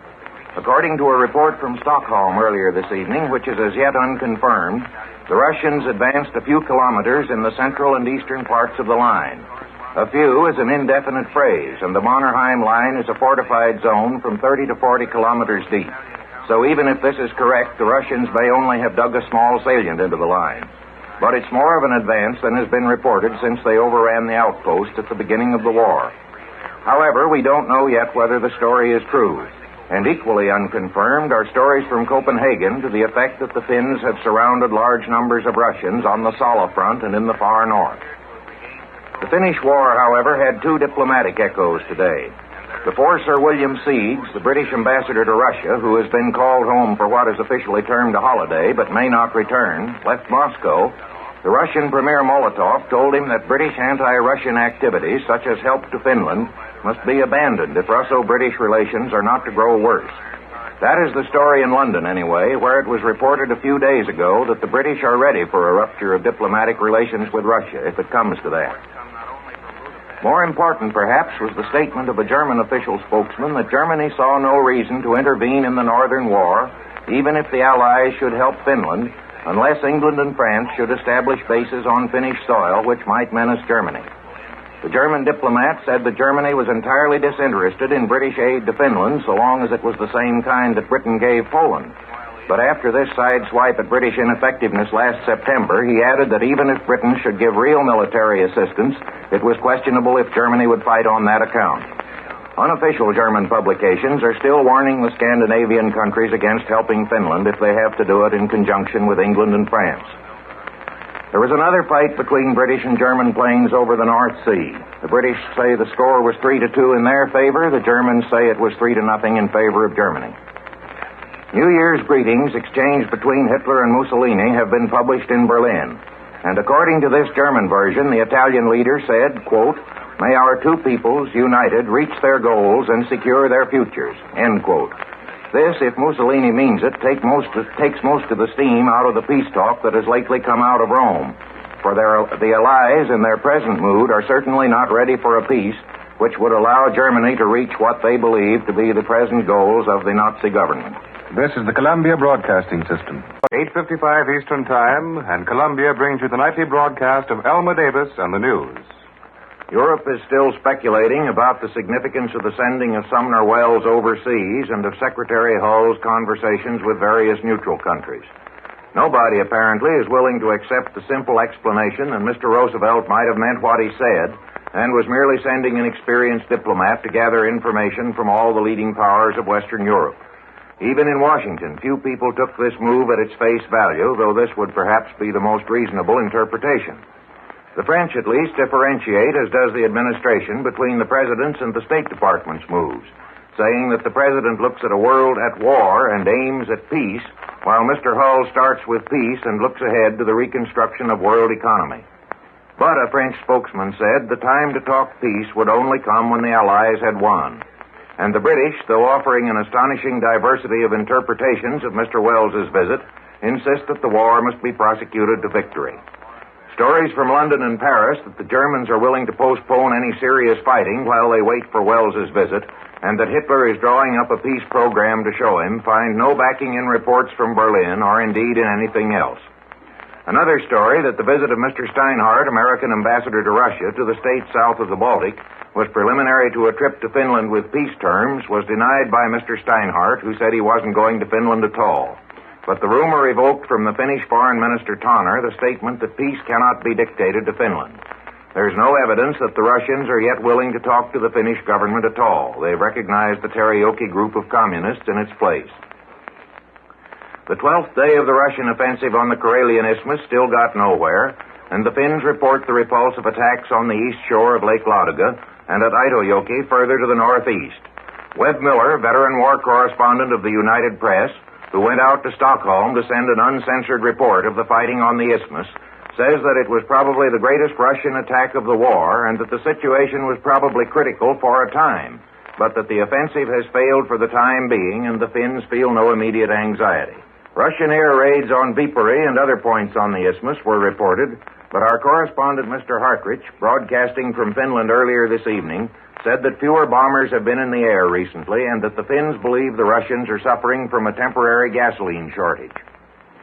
On the Western Front, German planes sank another British patrol boat and German machine guns fired on French loudspeakers that were broadcasting propaganda across no man's land. Reports from London say that an Anglo-Dutch trade agreement is almost completed and that the Dutch have agreed to set up a government agency to control all imports and guarantee that they will not be re-exported to Germany. Even so, the imports permitted will be only 80% of the pre-war figure. If this is true, the British drove a hard bargain, as they drove earlier in their trade agreement with Sweden. Yet even so, they are treating the neutrals better than the Germans, who have sunk 36 Dutch or Swedish ships with the loss of a couple of hundred lives. In this war, the neutrals never get the breaks. Resentment in Ireland over the hanging last week of the two members of the IRA convicted of murder in England broke out yesterday in demonstrations both in London and Belfast. The government of Northern Ireland, perhaps disturbed by the news that IRA members had broken into the magazine of a British military camp and stolen considerable arms and ammunition, forbade the demonstration in Belfast. But 2,000 people paraded anyway, and several were hurt when the police broke up the crowd. In Dublin, 10,000 people paraded, but there was no disorder. The American Youth Congress, politely rebuked by the President yesterday, continued its sessions in Washington today and cheered its executive secretary for declaring that it welcomed the representatives of the Young Communist League among all other youth organizations. Postmaster General Farley sent a $50 contribution toward expenses of the convention, and our correspondent, Mr. Warner, reported that he got about a nickel's worth of applause for it. A United Press poll of the Senate Foreign Relations Committee showed tonight that there is strong sentiment against imposing economic sanctions on Japan, and it is possible that the embargo resolutions will not be reported out at all. And Lord Tweedsmuir, Governor General of Canada, died tonight. Better known as John Buchan, he had been soldier, politician, and executive, but he was more celebrated as the author of a long series of adventure and mystery novels and a number of historical works. This is the Columbia Broadcasting System. 8:55 Eastern Time, and Columbia and its affiliated stations bring you Elmer Davis and the news. Among all the commemorations of Lincoln's birthday, perhaps the most appropriate was that of the Supreme Court, which re-emphasized the protection of the Bill of Rights in setting aside the convictions of 4 Florida Negroes sentenced to death for murder. They claimed that their confessions had been obtained by beating. Justice Black of Alabama, reading a unanimous opinion, said that, I quote, "The courts stand as havens of refuge for those who might otherwise suffer because they are helpless, weak, outnumbered, or nonconforming victims of prejudice and public excitement. No higher duty, no more solemn responsibility rests upon this court than that of translating into living law and maintaining this constitutional shield, deliberately planned and contrived for the benefit of every human being subject to our Constitution of whatever race, creed, or persuasion," end quote. Perhaps in response to President Roosevelt's criticism of Russia before the Youth Congress on Saturday, the Russian papers broke out today in a unanimous attack on America, though their criticisms were aimed not at Mr. Roosevelt, but at Vice President Garner, Congressman Dyes, and various private citizens. They repeated the argument that American capitalists are fattening on war trade and one of them said that Undersecretary of State Wells, on his approaching trip to Europe, would be the traveling salesman of American imperialism, preparing the way for American entry into the war. While all Central Europe appears to be almost paralyzed by a cold wave that promises to be the worst in 100 years, the war still goes on in Finland, with the Red Army attacking the Mannerheim line today in great force at 3 points. The assault in the Summa sector, described by our correspondent Mr. Hartrich as the keystone of the line, continued for its 12th consecutive day under cover of terrific artillery fire and bombing raids. But at the same time, Russian forces moving on the ice of Lake Ladoga and of the Gulf of Finland attempted to turn both flanks of the line. These attacks also were made in heavy force and supported by a long artillery barrage, but the Finns claim that they have all been repulsed and that 72 tanks were destroyed in the day's fighting. The neutrals suffered all the ship losses today. 1 Swedish and 1 Estonian freighter sunk, both by torpedoes. The crew of the Estonian ship was rescued by a Swedish collier, which was machine-gunned by German planes but escaped. And another British trawler is reported sunk in last Saturday's air attack. Germany and Russia today signed a trade treaty which, according to German expectations, as reported by Russell Hill from Berlin earlier this evening, will compensate for all the commerce Germany has lost by the blockade. Russian transportation will have to improve considerably before this hope is realized. The Germans will trade machinery and metal goods for oil, ore, and fodder. And one of the clauses provides that Germany will set up in Russia an oil refinery and a synthetic rubber factory and will teach the Russians how to run them. A contingent of Australian and New Zealand troops of unknown but apparently considerable size arrived in Egypt today, and according to most reports is expected to strengthen the forces the Allies are keeping in the Near East in case of possible German or Russian attack this spring. It's possible, however, that these troops may eventually come to the Western Front, as their kinsmen did in the last war. This cold wave, freezing most of the inundated areas in the Netherlands clear to the bottom, would make an attack on that country easier if the Germans are contemplating it. In Japan, the 2600th anniversary of the legendary founding of the empire was celebrated by the emperor with a rescript to his subjects in general language, which did not, as some reports had forecast, put the imperial authority formally behind the present Chinese policy. General Hatta, the war minister, admitted in the Diet today that the so-called China incident is likely to continue for years, and the tone of Japanese news stories from southeastern China bears him out. A week ago, these stories spoke of 150,000 Chinese troops encircled and trapped in the mountains. But instead of reporting the capture of this immense force, the Japanese dispatches now say that Japanese troops have abandoned captured positions and returned to their bases, letting the trapped Chinese go, it appears. It is now believed that the new Japanese-controlled Chinese government of Wang Qingwei will be proclaimed near the end of this month. It has been put off again and again since December. And General Hatta said today that to meet the labor shortage in Japan, the Army might, following Hitler's precedent with the Poles, import Chinese prisoners of war to do the work. Japan gave notice today that its treaty of arbitration and conciliation with the Netherlands would be terminated, but said there was no political motive and emphasized friendship for the Dutch. This is the Columbia Broadcasting System. 8:55 Eastern Time, and Columbia and its affiliated stations bring you Elmer Davis and the news. On this 13th day of the attack on the Mannerheim line, the Finns for the first time admit the loss of certain advanced positions, mostly machine gun nests. But they say that some of them were retaken by counterattacks. The Russian claims are far more extensive. 12 steel and concrete forts and 20 other defensive positions taken yesterday, 23 fortifications of various kinds today, besides 30 forts and 82 guns captured since Thursday. Russian communiques have seldom been very close to the truth, but it is evident that they are now making some progress, though what they have taken may be no more than pillboxes. The Mannerheim line is a fortified area some 20 miles wide, and this chipping into the edges does not mean it is anywhere near broken, but the Russian weight of men and material is beginning to tell. It's 4 o'clock tomorrow morning in Finland, and already the assaults have begun again at 4 points in the line. The strongest, as usual, around Summa, where today's fighting was described as comparable in intensity to the biggest battles of the last war. On other fronts, the Finns have done pretty well. They say the danger from the Russian attack around Kumo in the east-central part of the country is about over. And the air raids of today, while they burn much of the town of Porvoo on the south coast, don't seem to have done much military damage. But it's a question how much longer the exhausted Finnish troops on the isthmus can hold out against the fresh masses the Russians can pour in on them every day.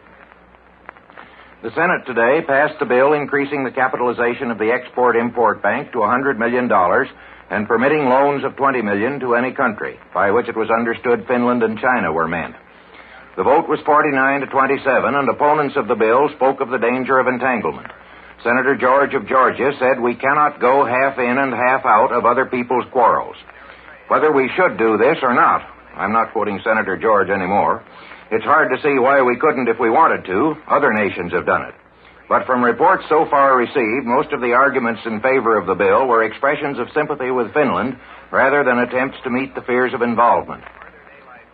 2 more British trawlers are belatedly reported sunk by the German air attack on Saturday. But reports come into London of 2 German freighters, one of 3,800 and another of 6,000 tons, scuttled by their crews in the South Atlantic to escape capture by the British. An 8,500-ton British tanker was sunk tonight and a Norwegian freighter this morning, both by mines or torpedoes. It is not certain which. Prime Minister Chamberlain said today that Under-Secretary of State Wells, on his approaching trip to Europe, would be taken into the full confidence of the British government. And our correspondent Cecil Brown reported from Rome this evening that the Italians are placing considerable hopes in his visit, especially as they are going to tell him that the satisfaction of Italian demands in Tunisia, Djibouti, and Suez are basic requirements for any peace settlement. There won't be much enthusiasm for that program in Paris. In the Angriff, Dr. Goebbels' paper, an editorial today by Robert Ley, head of the German Labor Front, was headed Workers of the World Unite. The old communist slogan, but given a Nazi twist, for Ley went on to tell the workers, your common enemy is British Jewish high finance.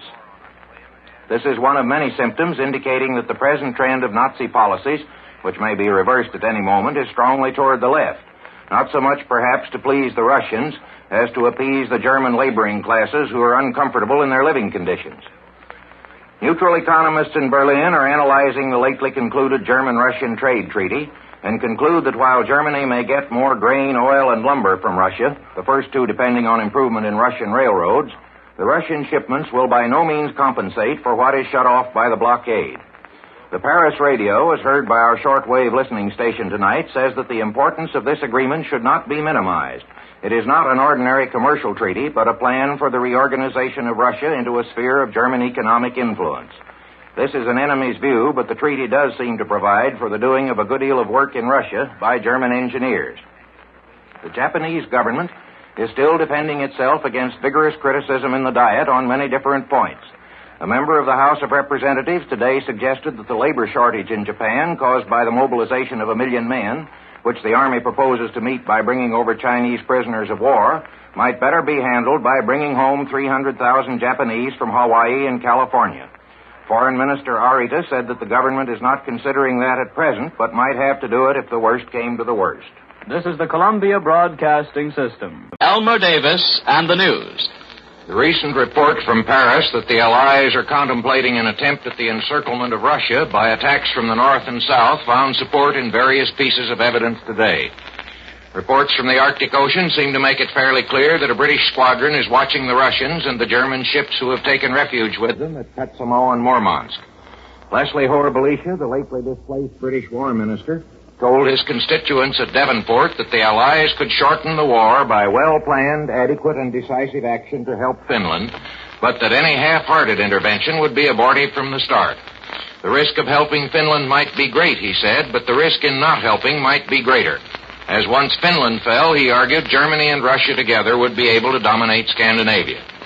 This argument seems well-reasoned, but even if, as has been suggested in some quarters, the speech was made with the approval of the British government to test public sentiment, it's a question whether it is not now too late to send the Finns help in the quantity that they need, especially if the Swedes and Norwegians, under German pressure, still refuse to allow Allied troops and war materials to cross their territory. We have no late news from the front in Finland, but earlier today the Finns maintained, without contradiction from Moscow, that they were still holding the line some 6 or 7 miles from Viipuri. Today's attack seemed to have been chiefly between 2 lakes in the middle of the Karelian Isthmus, where the Finns say the Russians were thrown back with heavy loss. And the Finns insist that they still hold the coastal fortress of Koivisto, whose guns are pounding the attacking forces in the flank and rear. The official Russian news agency TASS denied that Russian planes bombed the Swedish town of Pajala on Wednesday. He even denied that any Russian planes had ever flown over Swedish territory at all. And an attempt was made by implication to represent the whole story as a British invention. The Swedish government, however, which is in no doubt either that Pajala was bombed or as to who bombed it, continues to press its protest in Moscow. Tomorrow, the foreign ministers of Norway, Sweden, and Denmark meet in Copenhagen, and to their originally announced topic of the German submarine war against neutral shipping, they will now probably add discussion of the Finnish situation and of the more vigorous British policy of which the Altmark case was the first example, but will probably not be the last. Russian newspapers celebrating the anniversary of the establishment of the Red Army took notice of the talk of an Allied offensive against Russia with a warning that if anything of the sort happened, they would make a counteroffensive into enemy territory. So far as the Army goes, this doesn't seem a very serious threat in view of what has happened in Finland. But there was also talk of possible Russian naval action in the Pacific, and that might do a good deal of damage to British seaborne trade. In the Near East, nobody is quite sure yet who's going to line up on which side if war comes.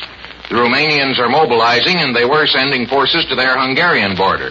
But it has just now been announced in Bucharest that the Romanian and Hungarian governments have reached agreement to cease all press attacks against each other, and the tension between the two countries over their territorial dispute appears to have relaxed considerably.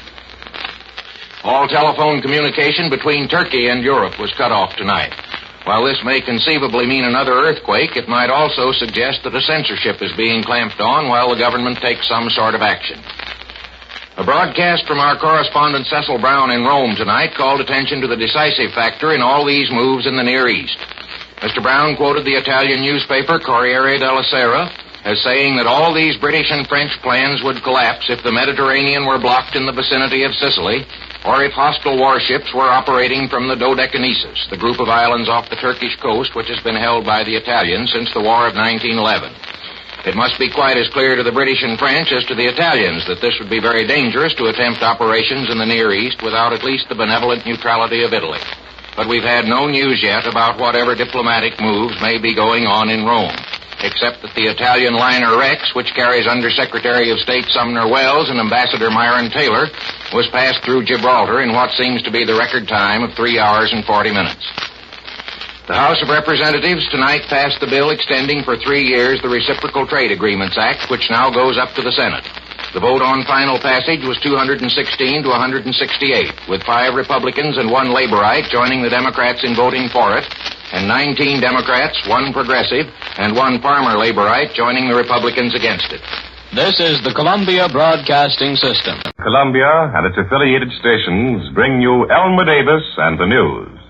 With the British and French parliaments reconvening day after tomorrow, it was again reported in London today that their governments would present them with a definite policy for stopping the imports of iron ore from into Germany from Scandinavia, even though that means what is called in London a technical infringement of Norwegian waters. A note to be sent to Norway and Sweden is said to be in preparation, in which the Altmark case and the movements of other German ships will be cited as evidence that Germany has been violating Scandinavian neutrality, and it will be argued that in the face of this, the Allies cannot be expected to remain passive.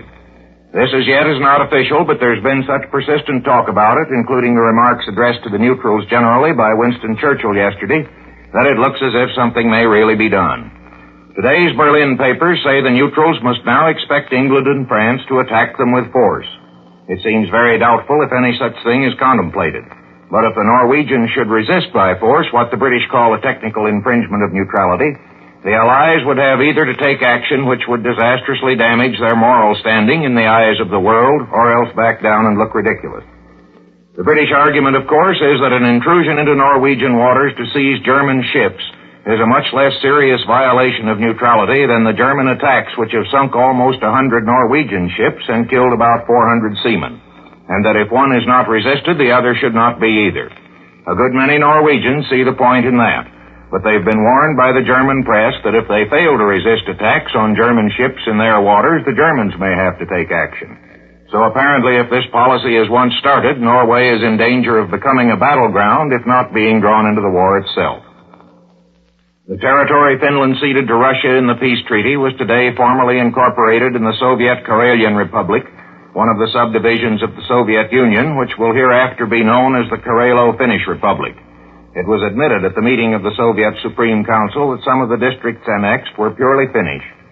When the Swedish Parliament meets tomorrow, Foreign Minister Günther is expected to announce that the project for a defensive alliance of Finland, Sweden, and Norway, which Russia vetoed, has been dropped.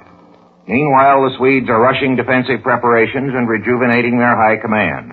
The Russian Premier Molotov's speech the other day virtually admitted that the war with Finland had been a preventive war, and the Swedes can't tell when the Russians may again decide that they have to prevent something. If there should be fighting in Norway, that decision might come very soon. Argument still goes on over the authenticity of the documents in the German White Book, accusing Ambassador Bullitt of being the architect of the Anglo-Polish alliance and the maker of the war. American correspondents in Berlin were shown what the Germans said were the original documents, the reports of Polish ambassadors about the activity of Bullitt and other American diplomats. Some thought they looked authentic, some not. The Poles still insist that all their Foreign Office records were destroyed or removed beyond enemy reach, and point out that some of the language ascribed to both American and Polish diplomats is typical Nazi phraseology which it is impossible to imagine a foreigner using. Senator Holt of West Virginia, who was quoted the first day as frankly saying that he believed Bullitt said what was ascribed to him, later amended his statement to say that it sounded very much like him. Naturally, Mr. Bullitt's ideas on European politics in general are pretty well known, and the Germans would not have pinned this story on an American who was pro-Nazi. Some of the general remarks ascribed to Bullitt and other American diplomats are the sort of thing they might have said in a discussion of European political prospects, whether they ever did or not. But a good deal of what they are supposed to have said is quite as implausible as what they are supposed to have done.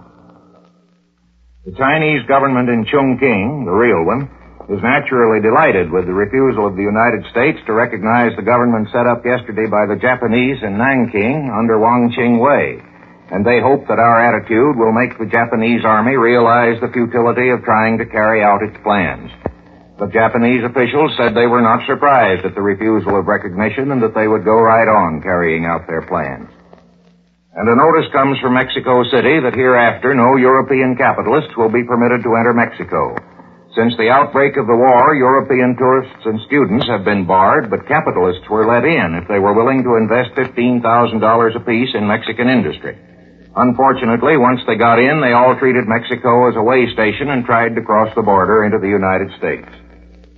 This is the Columbia Broadcasting System. 8:55 Eastern Time, and Columbia and its affiliated stations bring you Elmer Davis and the news. The Emperor of Japan today appointed General Abe, the former Prime Minister, whose special ambassador to the new government the Japanese had set up in China, as his personal representative with supreme authority over the Japanese military and naval forces in the occupied area. And, of course, in fact, if not in theory, supreme authority over Wang Qingwei's government as well. Dispatches from Tokyo say that this means that the period of army control in China has ended, and that irresponsible treatment both of Chinese and foreigners will be ended too.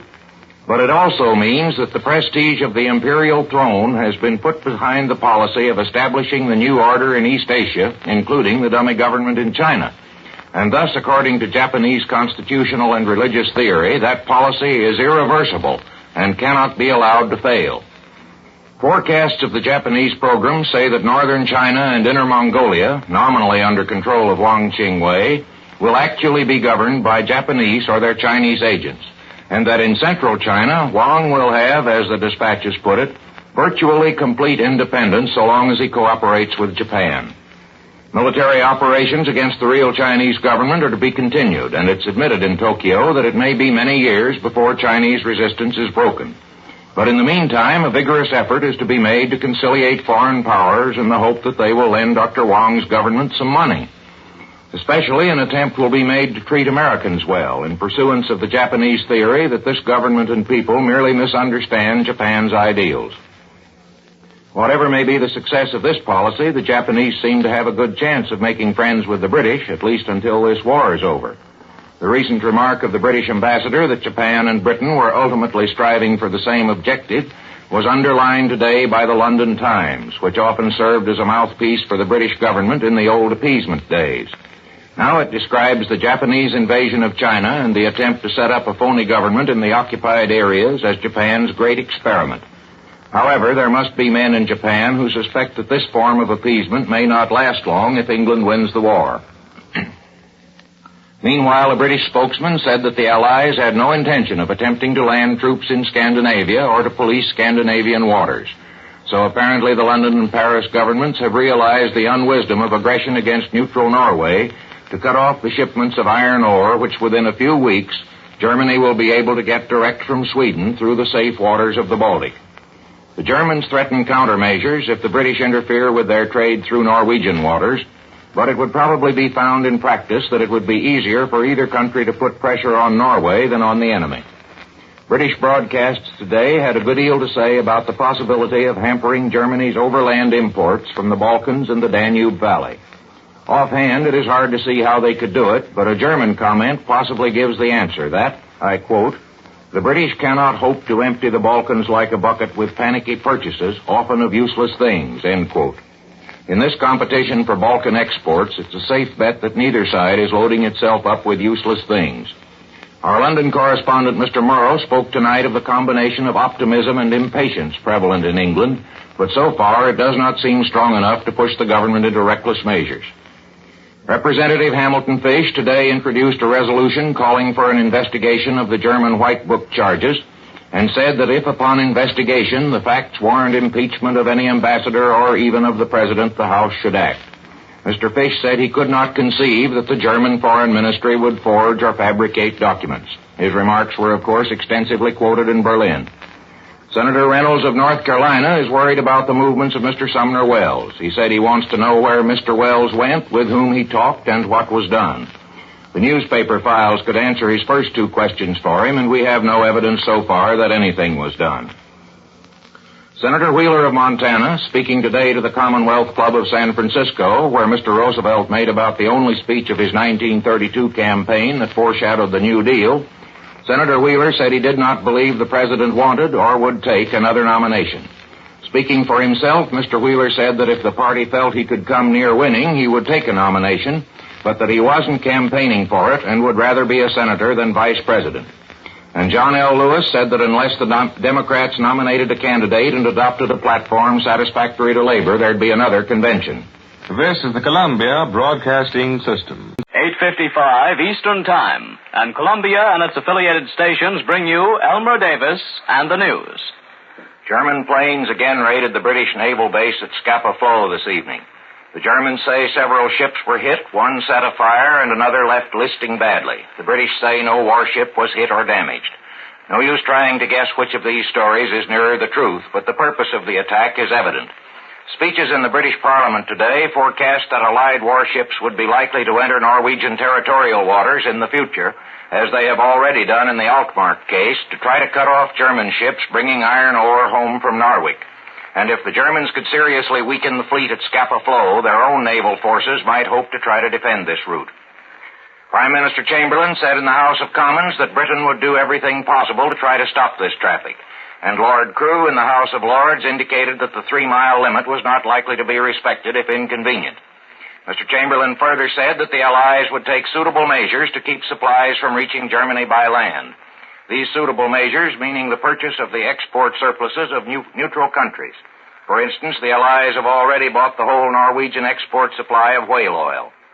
Further, Mr. Chamberlain said goods from the whole British Empire would be refused to neutrals unless they would agree to limit their trade with Germany, and the Allies would no longer tolerate what he called the double standard of neutrality created by German practices.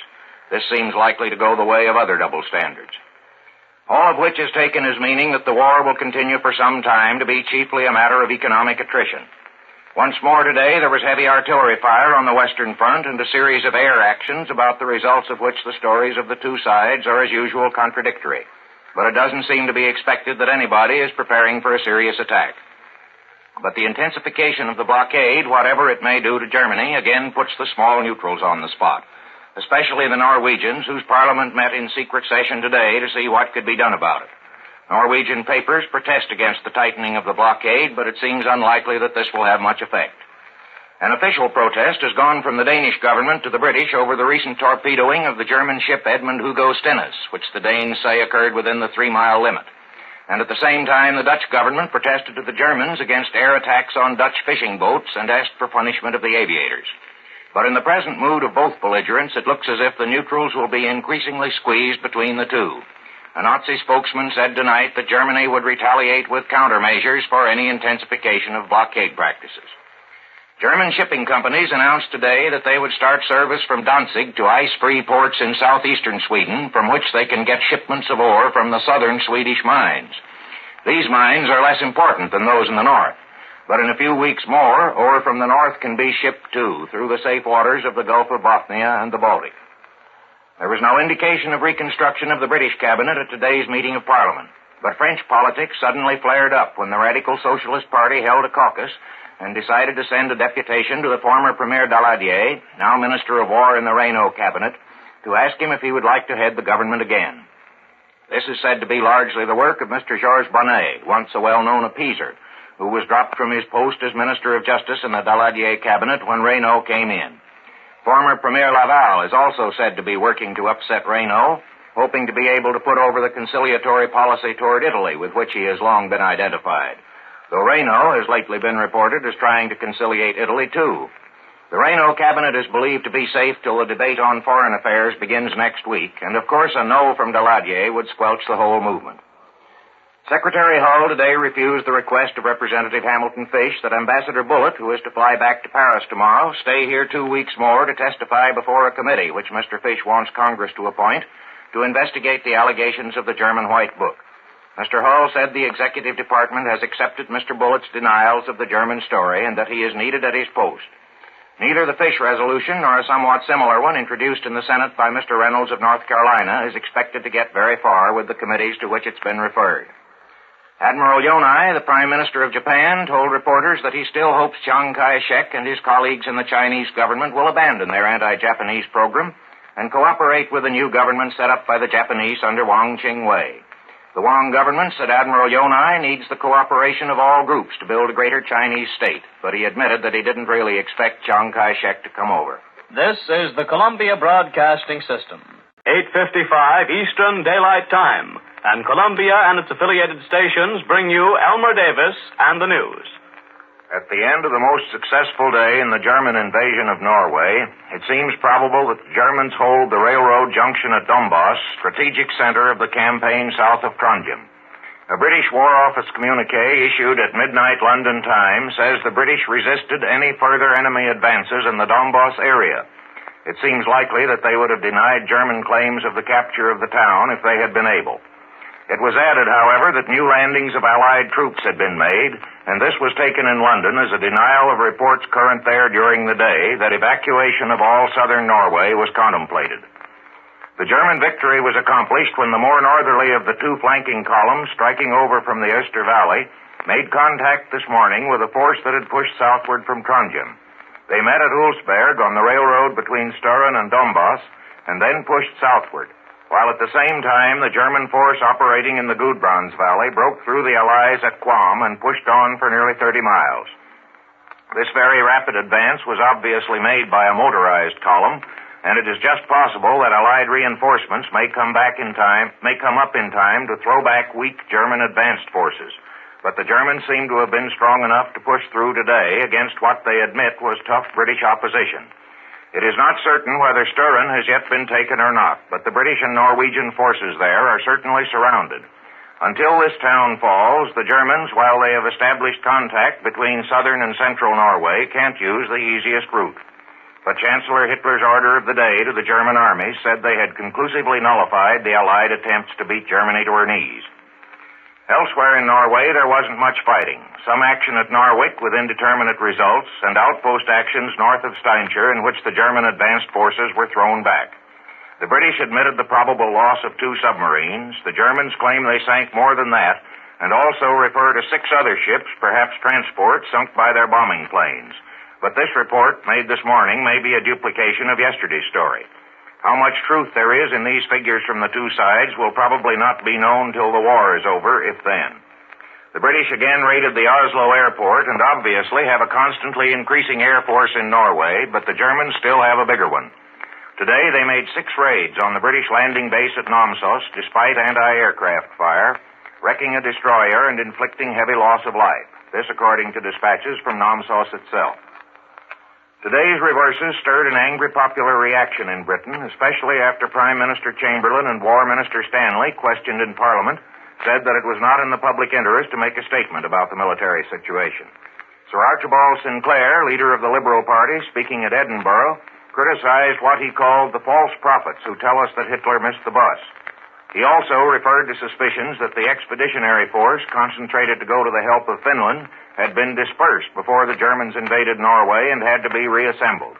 And he added, I quote, "If the government have muddled this campaign, it will be for Parliament to act objectively, fearlessly, and resolutely in a grand inquest of the nation," end quote. Yet opinion in London seems to be that the Chamberlain ministry will probably survive even these setbacks. At any rate, the British government is preparing for the possibility of having to take on Italy, too. All British shipping, which has hitherto been using the Mediterranean as its road to the Far East, was ordered today to take the longer route around Africa on account of the threatening attitude of Italy, as manifested by the recent declarations of Italian leaders, the constant press campaign, and the unwillingness to resume trade negotiations with England. The British statement said it was hoped that this precaution about the shipping could later be abandoned, but there doesn't seem to be much ground for optimism in the present Italian attitude. The newspaper attacks on both France and England continue, and some people think the decision may be made at a cabinet meeting, which Mussolini has called for tomorrow. The first of Italy's new 35,000-ton battleships, the Vittorio Veneto, mounting 9 15-inch guns, went into service today, and a second will soon be ready.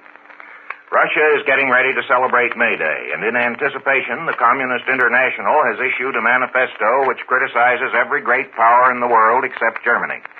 The Communists insist that Germany invaded Scandinavia only to counteract Allied violation of Norwegian neutrality, and they throw all the blame on what they call the Anglo-French incendiaries of war. And the American bourgeoisie, according to the Communists, are stretching out their hands to Greenland, Iceland, and the West Indies. This is the Columbia Broadcasting System. 8:55 p.m. Eastern Daylight Saving Time. The Columbia Broadcasting System and its affiliated stations bring you the nightly broadcast of Elmer Davis and the news. Dispatches from Berlin tonight claim that the Germans have taken Dombas and are driving on toward the Allied base at Andelsnes, with the Air Force blasting away the opposition in front of them. This is not official. The German Army communique merely says that the British forces near Dombas have been almost completely isolated and cut off from reinforcements and supplies, which implies that the Germans have cut in behind them and hold at least part of the railroad toward Andelsnes. From the British side, we hear only that their troops in the Dombas area fell back to prepared positions, but reports in Stockholm say the Germans are steadily advancing. Apparently, their forces have concentrated now in the Gudbrands Valley and around Dombas. For semi-official Norwegian reports made public in Sweden say that a small force of Norwegians, aided by Swedish volunteers, captured Rörus in the Öster Valley by a surprise attack at dawn and drove the German garrison some 25 miles down the valley. If this is correct, it seems to imply that the Germans no longer feel it necessary to keep much of a force in the Öster Valley when they are able to control the Gudbrands Valley with its double-track railroad farther west. The Germans claim they have taken 5,000 prisoners, of whom about three-quarters fell into their hands when a Norwegian division, evidently far below normal strength, was forced to surrender. Meanwhile, each side is making desperate efforts to stop the inflow of the other's reinforcements. In spite of the arrival of considerable quantities of anti-aircraft artillery at Namsos, to which neutral correspondents have testified, the Germans claim that in their raids yesterday they sank a cruiser, a destroyer, and 5 transports and damaged 5 more. This would be about 24 transports put out of action in the last 3 or 4 days. But neutral reporters at Namsos say that only a gunboat and a destroyer were sunk. Censorship might have prevented them from mentioning damage to transports, but their stories of the large forces now arriving there sound as if the German claims were very much overdrawn. From Sweden comes the report of another British attack on German transports and supply ships at Marstrand, north of Göteborg, where 3 weeks ago British submarines made their first and most successful attack on a convoy. This time the attack was made by British bombing planes, and according to reports from the shore, at least one German ship was sinking in flames. It's remarkable that the British Air Force could operate so far inside the strait, with German air bases in Denmark and southern Norway. But these were fiercely attacked by the British last night when recurrent raids were made on the airfields at Stavanger, Aalborg in Denmark, and Fornebu near Oslo. Little damage was done. According to the German stories, the British say there was a good deal. And as you know, the first civilian casualties were caused in England today when 2 people were killed and more than 150 wounded by the fall in a seaside town of a German plane which exploded as it hit. Ironically, the German pilot seems to have tried hard to miss the houses as he came down. From Rome comes the story that Mussolini and his foreign minister, Count Ciano, have assured the British chargé d'affaires and the American ambassador that Italy has no intention of going into the war at the present time. No information can be obtained about this in Washington, and whether such a declaration was made or not, Italian press attacks on the Allies continue. Yet the sailing of the Italian liner Rex from Naples for New York has raised the belief that Italy has no intention of becoming a belligerent while this valuable ship is on the high seas, and perhaps not till it has finished its return voyage. The labor holiday on May Day was celebrated all over Europe in different styles. In Germany, it was largely a victory celebration, with Deputy Leader Rudolf Hess boasting of Germany's building many more submarines. In France, Premier Reynaud said that the workers' fullest effort would be needed if the war was to be won. In Russia, various speakers said that Russia must prepare for the war in which the capitalistic warmongers want to involve her. In England, communists and other left-wingers were permitted to abuse the government as usual in Hyde Park.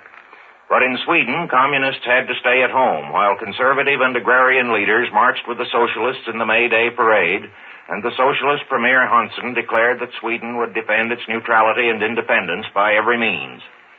In Washington, the House of Representatives Committee laid aside by a vote of 14 to 10 the Hatch Bill, which had passed the Senate, extending the restrictions on political activity by government employees. This bill, which has been laid aside, would have forbidden campaign contributions of more than $5,000.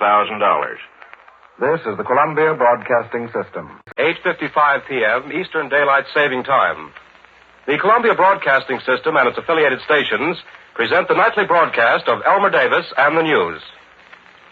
After the withdrawal of British forces from southern Norway, the Germans are continuing the mopping up of such Norwegian detachments as are still in the field. The small force that occupied Røros yesterday morning fell back today as German bombers attacked it and reinforced German troops moved back into the Öster Valley. And it seems unlikely that Norwegian resistance south of Trondheim can continue much longer. Along with their other successes today, the Germans finally opened the railroad from Oslo to Bergen after fighting their way through a tunnel 3 miles long. Of the various reports as to the whereabouts of King Haakon and the Norwegian government, the most probable is the statement of a Norwegian spokesman in Stockholm that they sailed from Molde, presumably with the last of the British forces, for some point in northern Norway. This and the fact that the British troops who got out of Åndalsnes were apparently transferred to the Namsos area bears out the British statement that the Norwegian campaign now enters a new phase, presumably a closing in on Narvik and perhaps an attack on Trondheim from the north. Now that the Germans will be able to push in steady streams of reinforcements, the chances of success in such an operation do not seem too bright. And it is a little difficult to see how Mr. Chamberlain could tell the House of Commons today that he was satisfied that the balance of advantage up to the present lies with the Allies, or how a subsequent British statement could say that the objective of the first phase of the campaign had been attained. The German losses were undoubtedly heavy, both in warships and in men drowned in torpedoed transports or killed and wounded in land operations. But the British objective was presumably to keep them from establishing themselves in southern Norway, and from that point of view, the campaign was a total failure. Mr. Chamberlain said that the British battle fleet had put out to sea on Sunday, April 7th, after receiving information that large German naval forces were coming out, but he failed to explain why the British, with their great naval superiority, were unable to prevent the German landings at half a dozen points on Tuesday the 9th. Neutral experts feel there must have been a very poor cooperation between British air and naval forces to permit the Germans to get the jump on them. Once the Germans had occupied the Norwegian ports at first in very light force, they might still have been driven out the first day or two by resolute naval action if the British had been willing to risk the loss of some of their capital ships, in which at present they have a superiority of 14-2. But they risked only one at Narvik, not the most important point. It may be that the first German air attack on the British fleet on Tuesday the 9th inflicted a great deal more damage than the British have admitted. Mr. Chamberlain today, acknowledging the loss of only a few small vessels, said that 5 warships had been damaged. He didn't say what kind of warships or how badly damaged. But at any rate that day, Tuesday, April 9th, seems to have been the best chance the British had to stop the German invasion, and they failed to do it. That was also the day in which British submarines, perhaps supported by destroyers, sank several German transports in the Kattegat. But after that, the Germans got their air bases established on both sides of the straits and managed to get a continual stream of reinforcements through. Not apparently without heavy losses, but they were willing to incur losses of both ships and men to gain an important strategic advantage, which the Allies do not seem to have been.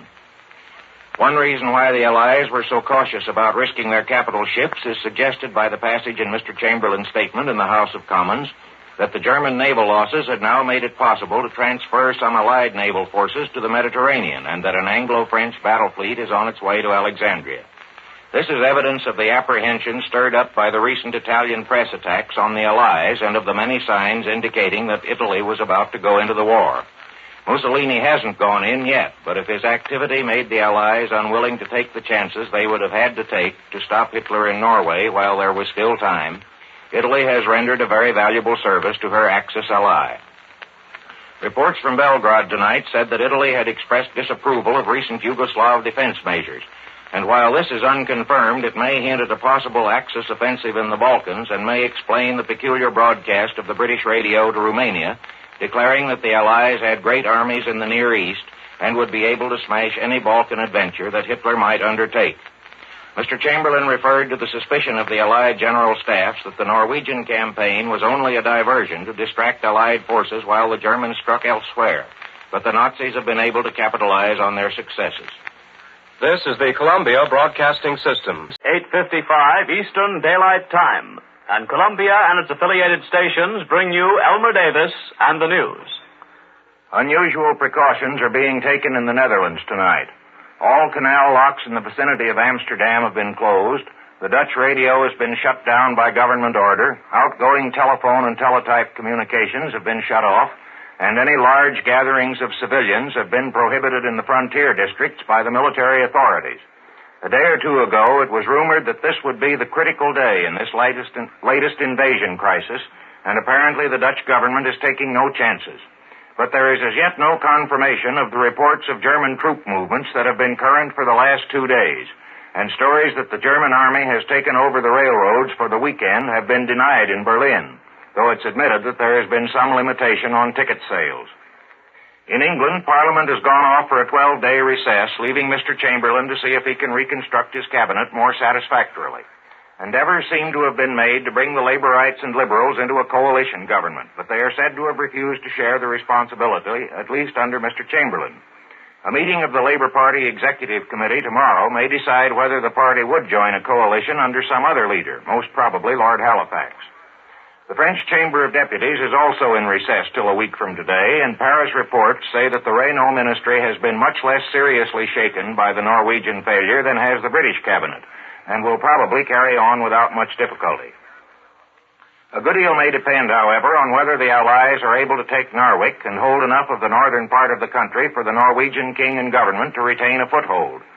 The Norwegian Foreign Minister Koht is in Paris, and today urgently appealed for the sending of more troops, though the Allies already seem to have a considerable preponderance of numbers on that front. The Germans claim that their planes sank a large transport off Narvik today and cooperated with land forces in an attack on Allied positions. But a United Press dispatch from just across the Swedish frontier says that 2 Allied columns are converging on German positions east of the town, and that British planes and warships keep the garrison under fire every day. Hitler today ordered the release of all Norwegian prisoners of war except professional soldiers, which apparently means that militia and reservists are allowed to go free. For one of the reasons given was that the Norwegian civil population had not participated in the fighting. In general, Hitler said the Norwegians had fought openly and honorably. As he alleged, the Poles had not. Mussolini didn't make his expected speech today in awarding medals for bravery in Ethiopia and Spain to the survivors of soldiers who were killed there. To the cheering crowds, he said nothing except, I quote, "You must accustom yourselves to my silence. Only events will break it," end quote. The Italian papers continue to be full of bellicose talk, but no action has yet followed it, and it begins to look as if Italian policy may be largely guided by uncertainty as to what Russia is going to do. This seems to be the opinion in the Balkans anyway, where dispatches from Budapest say it is now believed that neither Italy nor Germany will move, in that direction anyway, till it is known what Russia will do.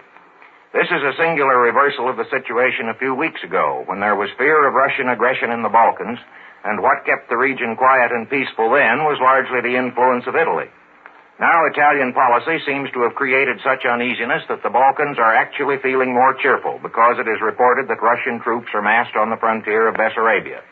Probably the Romanians are not very happy about that, but the story, whether true or false, has caused a good deal of satisfaction in the other Balkan states, particularly in Yugoslavia.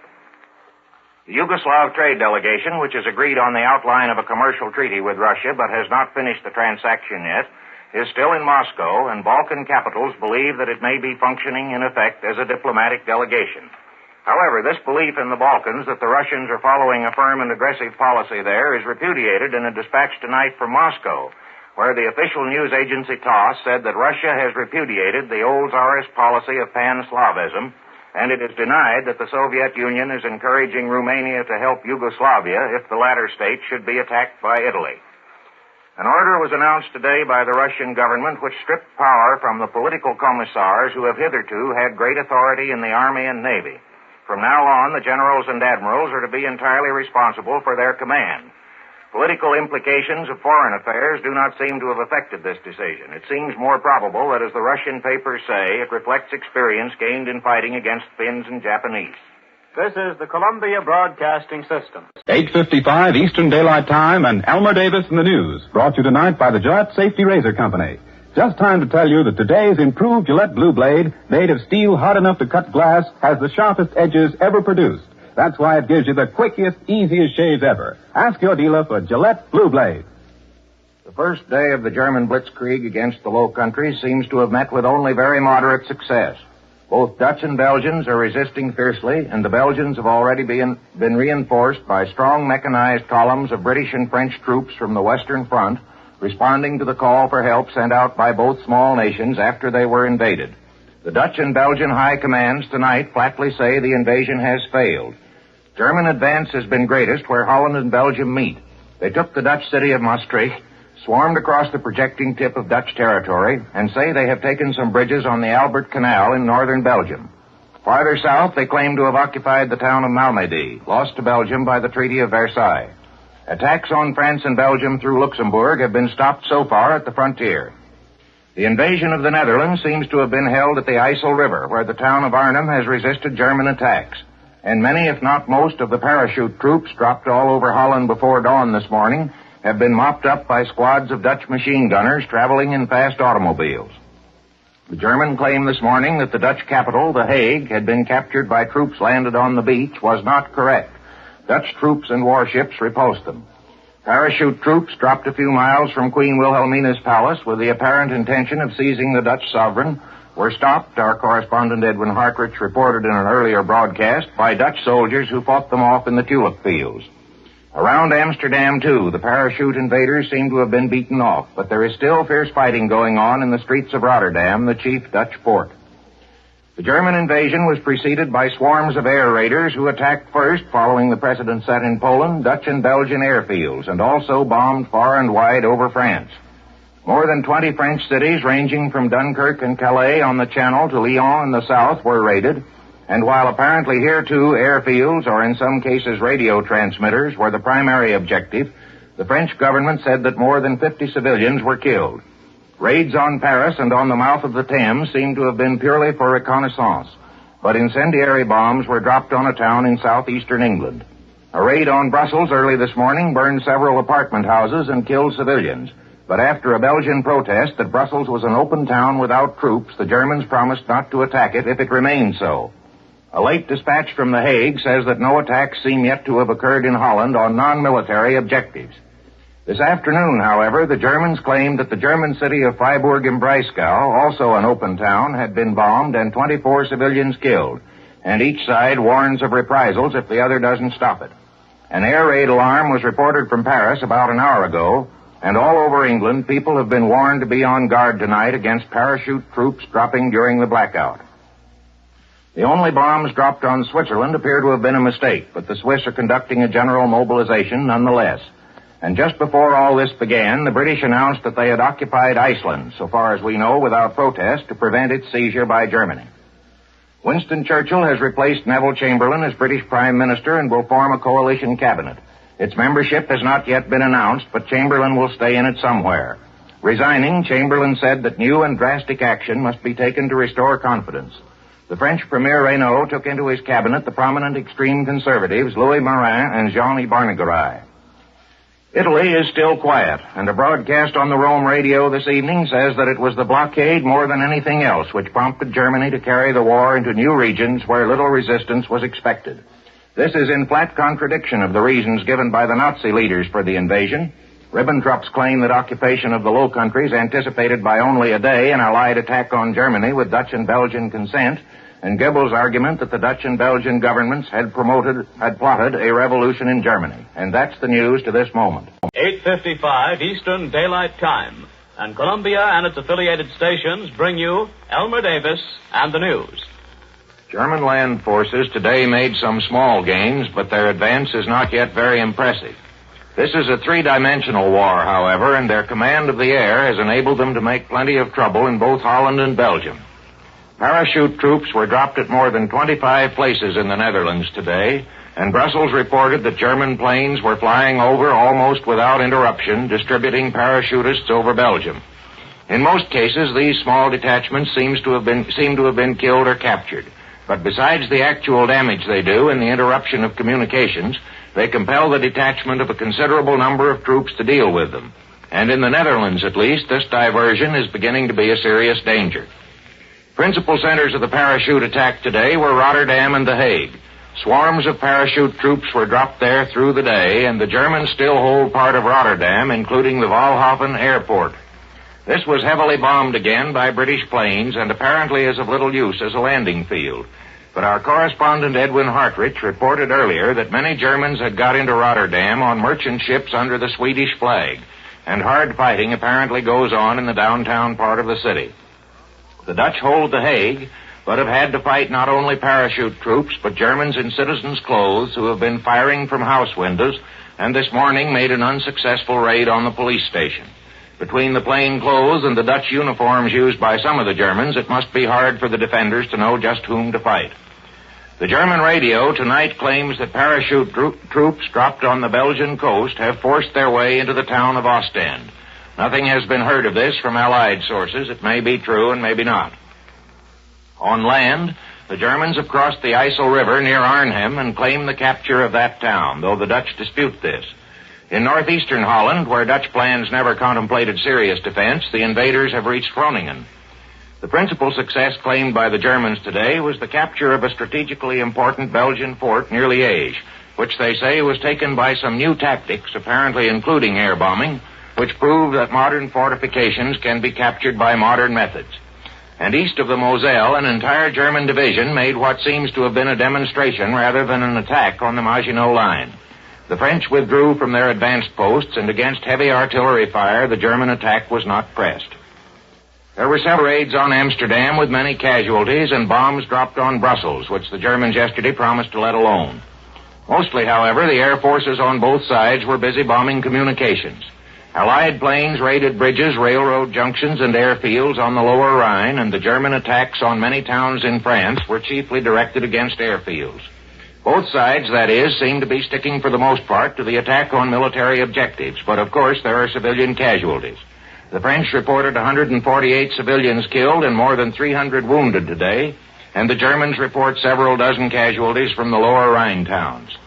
Both British and French have denied the German story that the open town of Freiburg was bombed yesterday, but German radio announcers are saying tonight that Germany's patience is exhausted. Apparently the Dutch, Belgians, and French are expected to go on being patient. And there was news of air fighting in Norway. The British say they bombed a German cruiser off Bergen. The Germans say they hit a British battleship and cruiser off Narvik. Winston Churchill has not yet finished making up his cabinet, but he will be Minister of Defense himself and will be associated in an interwar cabinet with Lord Halifax, the Foreign Minister, and with ex-Premier Chamberlain and the Labour leaders Attlee and Greenwood, these last three having no departmental duties. Anthony Eden, former Foreign Secretary, is to be Minister of War. A.V. Alexander, Laborite, is head of the Admiralty. And Sir Archibald Sinclair, the Liberal leader, is airman. Orr, Simon, and Stanley are out. British and French Marines landed today in the Dutch West Indies at the request of the Dutch government to guard the oil refineries there. In Washington, it was said that so long as the Dutch government had requested it, this action involved no violation of the Monroe Doctrine. As for the Dutch East Indies, the Japanese Foreign Minister Arita repeated to diplomats today that it was a vital interest to Japan to preserve the status quo, and Secretary Hull repeated his recent statement that any disturbance there would be prejudicial to the security of the whole Pacific area. The White House reports that comments received on President Roosevelt's speech last night were more than 90% favorable. This is the Columbia Broadcasting System. And Elmer Davis in the news, brought to you tonight by the Gillette Safety Razor Company. I just can't get a decent shave. When a man says that, he doesn't use today's improved Gillette Blue Blade. Edges of a new kind, sharpened on steel of glass-cutting hardness, give you, man, what shave. See for yourself. Ask your dealer for Gillette Blue Blades. The third day of the Great Offensive was apparently quite successful for the Germans in the Netherlands, but much less so in Belgium. The German High Command claims that its troops have broken through not only the first but the second Dutch defense line and are now halfway across the country. This is denied by the Dutch, but without details so far. And in the fighting in Norway, at least, statements of the German High Command as to positions occupied almost always proved correct. The Germans seem to have occupied the northeastern Dutch provinces outside the defense lines without much resistance and have reached the sea at Harlingen. Around Amsterdam, The Hague, and Rotterdam, a steady fight continues against the fresh supplies of parachute troops dropped every night. The Germans claim that a whole infantry regiment was dropped in Rotterdam, where they seem to have been driven out of the downtown districts, but still hold some of the outskirts, as well as the Moerdijk Bridge farther to the south. The Germans also claim that a British transport was sunk and 6 others set afire by their bombers off the mouths of the Rhine today. But their claims of bombing damage have so far proved much less trustworthy than their reports of land operations. In Amsterdam and The Hague, our correspondent Edwin Hartrich reported earlier, parachute troops have been dropped dressed as women, clergymen, and Dutch soldiers, and all civilians have been ordered off the streets so that the invaders can be hunted down. The Germans furiously deny that any parachute soldiers wear disguises, but there seems to be plenty of neutral testimony that they do, and it is known that the Germans were preparing the supply of Dutch uniforms for weeks before the invasion. In Belgium, the Germans are making a pincher attack trying to cut off Liège from the north and south, but seem to have been pushed back today by Allied counter-thrusts. At 2 points yesterday, they crossed the Albert Canal, and their tanks broke through Belgian defenses in the southeastern part of the country. But attacks on the eastern defenses of Liège were repulsed, and farther south, French and Belgian troops counterattacked successfully. The Allies have never yet admitted the capture of the Eben-Emael fortress, but it seems to have been surrounded, if not lost, for fighting is going on west of it at Tongres. And of course, this attack was supported by air raids all over the Low Countries and northeastern France. An air raid alarm in Paris was heard on this network during our broadcast at 7:15 tonight. Allied air forces, however, counterattacked and claimed to have inflicted very heavy losses. German newspapers say that the battle which began on Friday will decide the fate not only of Germany and her enemies, but also of Europe and the neutrals. The Börsen-Zeitung says that countries which joined the League of Nations cannot be surprised if their houses are destroyed in the general earthquake, and that the landslide will carry with it middle-sized and small states, either assigning them new places or burying them underneath it. And Alfred Rosenberg in the Völkischer Beobachter says that this is the greatest of revolutionary wars and the beginning of the unification of Europe. An outworn era, he says, is sinking beneath the tread of the German army, end quote. These remarks may cause nervousness in such neutral countries as our left, and there was alarm in Sweden today over reports that the German army in Norway is concentrating on the Swedish frontier. Hungary mobilized 2 more divisions, but it was said that this was only for training. More ominous was the action of Italy, where Mussolini ordered immediate reinforcement of the fortifications along the French frontier, and it was reported from Rome, though not yet with official confirmation, that 4 more classes of reservists had been called up, bringing another 1 million men to the colors. This coincided with a continued press campaign against the Allies, which particularly denounced British blockade measures. Fascists also destroyed many copies of the Osservatore Romano, the Vatican newspaper. Completion of Winston Churchill's cabinet does not leave quite as good an impression as the first announcement. Best of the new men is Herbert Morrison, the vigorous laborite, as Minister of Supply. But Sir John Simon is still there, though Sir Samuel Hoare is out. And that's the news to this moment. 8:55 Eastern Daylight Time. And Columbia and its affiliated stations bring you Elmer Davis and the news. On the fourth day of the invasion of the Low Countries, the Germans are ahead of schedule, according to statements in Berlin. But as in Norway and Poland, their advances have been made by fast armored divisions, and the mass of troops has not yet caught up with them. Accordingly, there is a different front on almost every road. One of these armored columns seems to have struck into Liège from the northwest, and according to the German statement, holds the city, though it is admitted that the forts east of it are not yet taken. Another armored force, probably striking up from the southeast, established contact with German parachute troops near the strategic Moerdijk Bridge south of Rotterdam, the chief where communication between Belgium and the heart of Holland has been cut. But farther east, Dutch troops are still fighting along the IJssel and Maas rivers, though the German infantry may be able to pour through the breaks in their lines made by the armored divisions. Amsterdam again spent a busy day cleaning out German troops, parachute troops, and German agents. And in Rotterdam, the Germans were again, after early advances, driven back to the south side of the river. This armored column which has crossed the Moerdijk Bridge, however, may be able now to reinforce the German troops in Rotterdam. The entire Dutch royal family went over to England today, accompanied by the chief members of the cabinet, and a broadcast tonight by the British Broadcasting Corporation says that this was due to a deliberate German attempt to capture Queen Wilhelmina. They tried to do that by a parachute attack on Friday, which failed, but there were further attempts to capture the Queen, and she was well aware of the political complications that might arise if she were taken prisoner. General Winkelmann, commanding the Dutch army, is apparently left in charge in the Netherlands. The German advance in northern Belgium is also chiefly the work of 3 armored divisions that turned the flank of the main Belgian defenses after the still unexplained capture of Fort Eben-Emael on Saturday. French tanks fought a furious battle against German tanks at Saint-Cloud, 15 miles northwest of Liège, and British tanks were in action farther west. But on each side, the main forces have not yet come up. In the extreme southeastern part of Belgium, severe German attacks drove back the advanced French forces beyond the frontier and in some cases beyond the Meuse River. But the French say that heavy German pressure against the French towns of Longwy and Montmédy was withstood. This brings the German attack close to the valuable Briey iron fields. And the air war went on today all over the Low Countries with great damage done to many towns, especially in Belgium.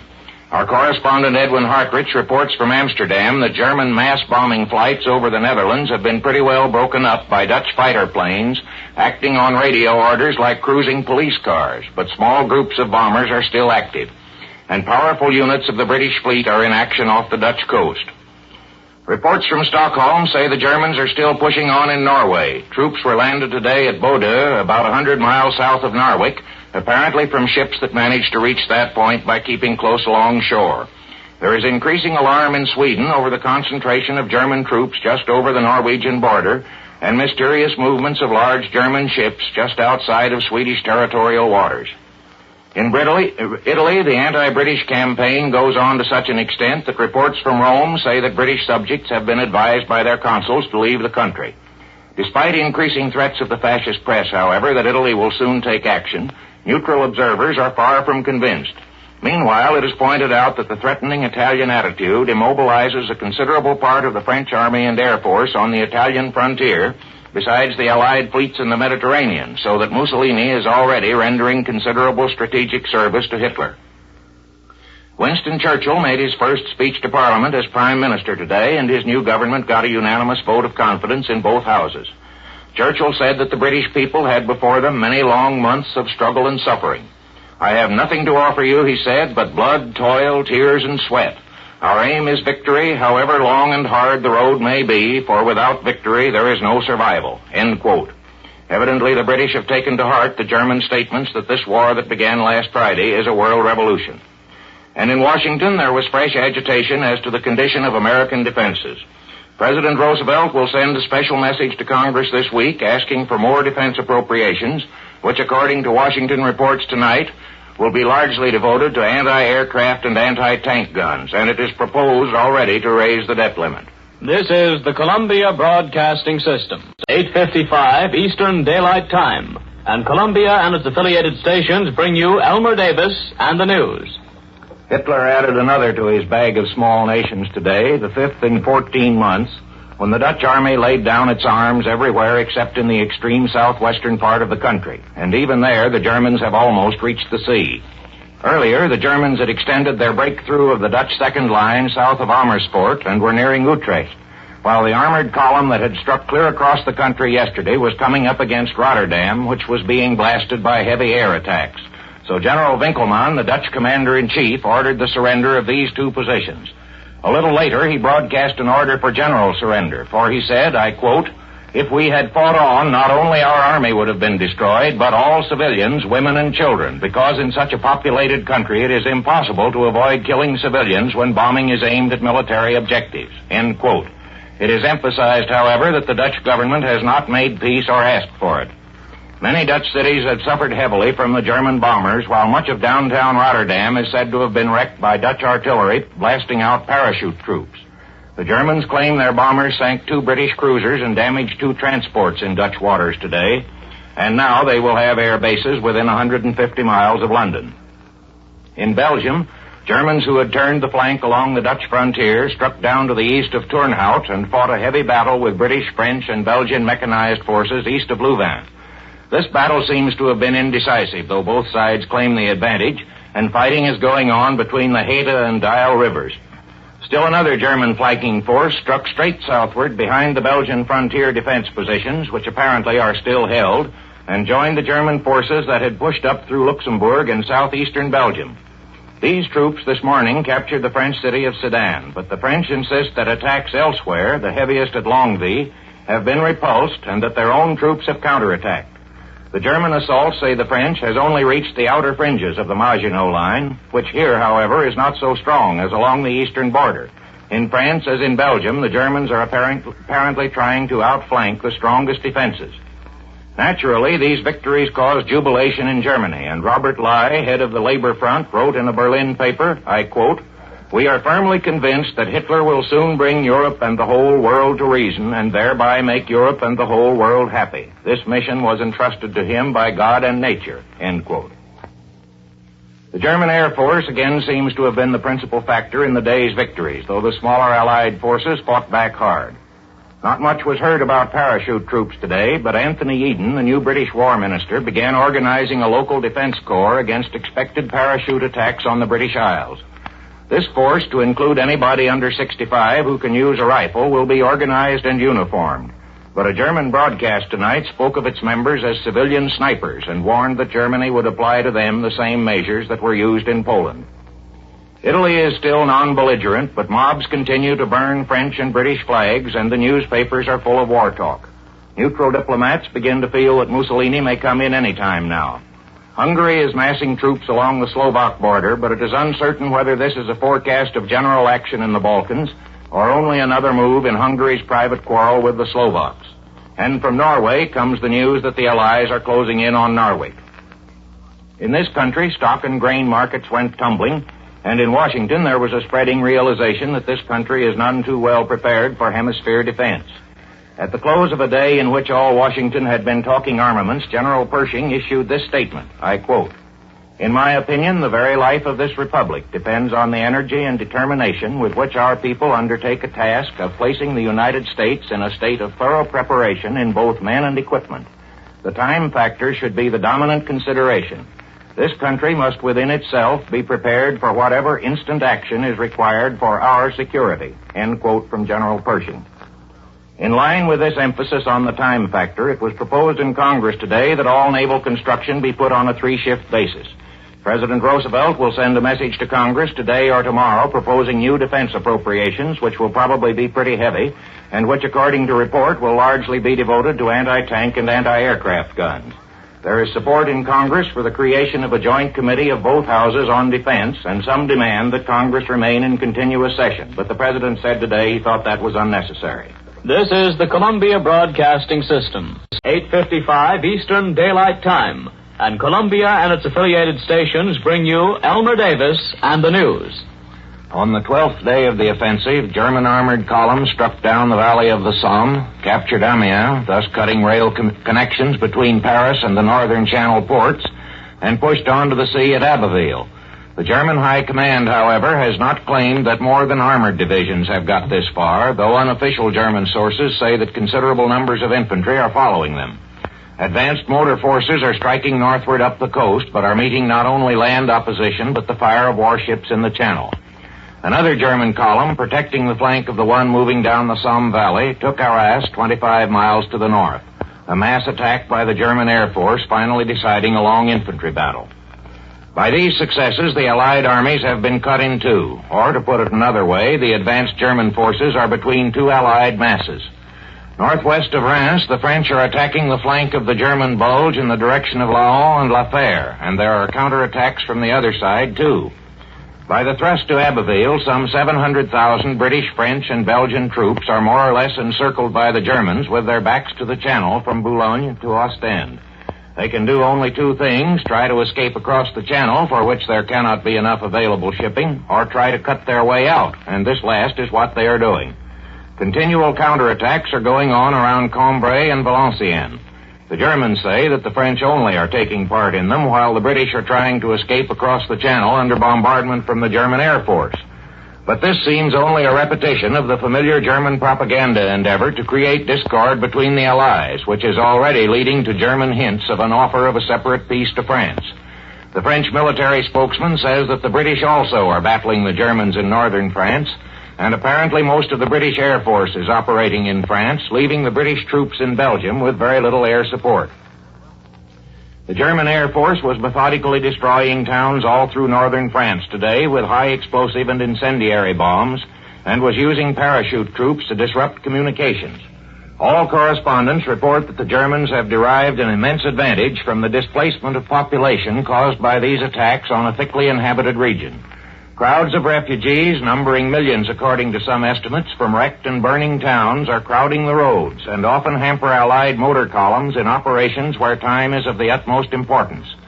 Some stories have said that the failure to destroy strategic bridges was due to the fact that they were crowded with refugees at the critical moment, and there have been many reports of German planes bombing and machine gunning refugee columns. Apparently the Germans now regard all northern France as a military objective. Premier Reynaud, in a speech to the French Senate today, candidly admitted that the breakthrough on the Meuse was a disaster due to an overestimate of the natural strength of the position, which left it defended by an inadequate number of poorly trained troops. But he insisted that France would win if its people showed the same spirit as in the last war. And the German commander in Belgium told a United Press correspondent today that so far there have been only preliminary encounters and the decisive action had not yet taken place. A diplomatic effect of the German successes appeared today when the Russian government rejected the British proposal for trade negotiations that was made some time ago. Whatever Stalin hoped for from this war, he seems to feel now that he has to play ball with Hitler. Italy still remains non-belligerent, but the governor of Gibraltar ordered the evacuation of all women and children from that fortress today, and presumably he was thinking of an Italian attack, as he said he was sure Spain would remain neutral. In Washington, congressional committees hurried action on defense appropriation bills, and the Navy Department ordered government navy yards to go on a two-shift schedule. The president said at his press conference, however, that he would like to see a 40 or 42-hour week maintained and that social gains achieved under the New Deal will not be weakened.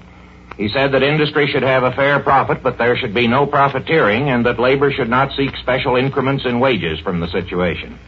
A number of national leaders, including Republicans, will be brought into the government, he said, but apparently not into the cabinet.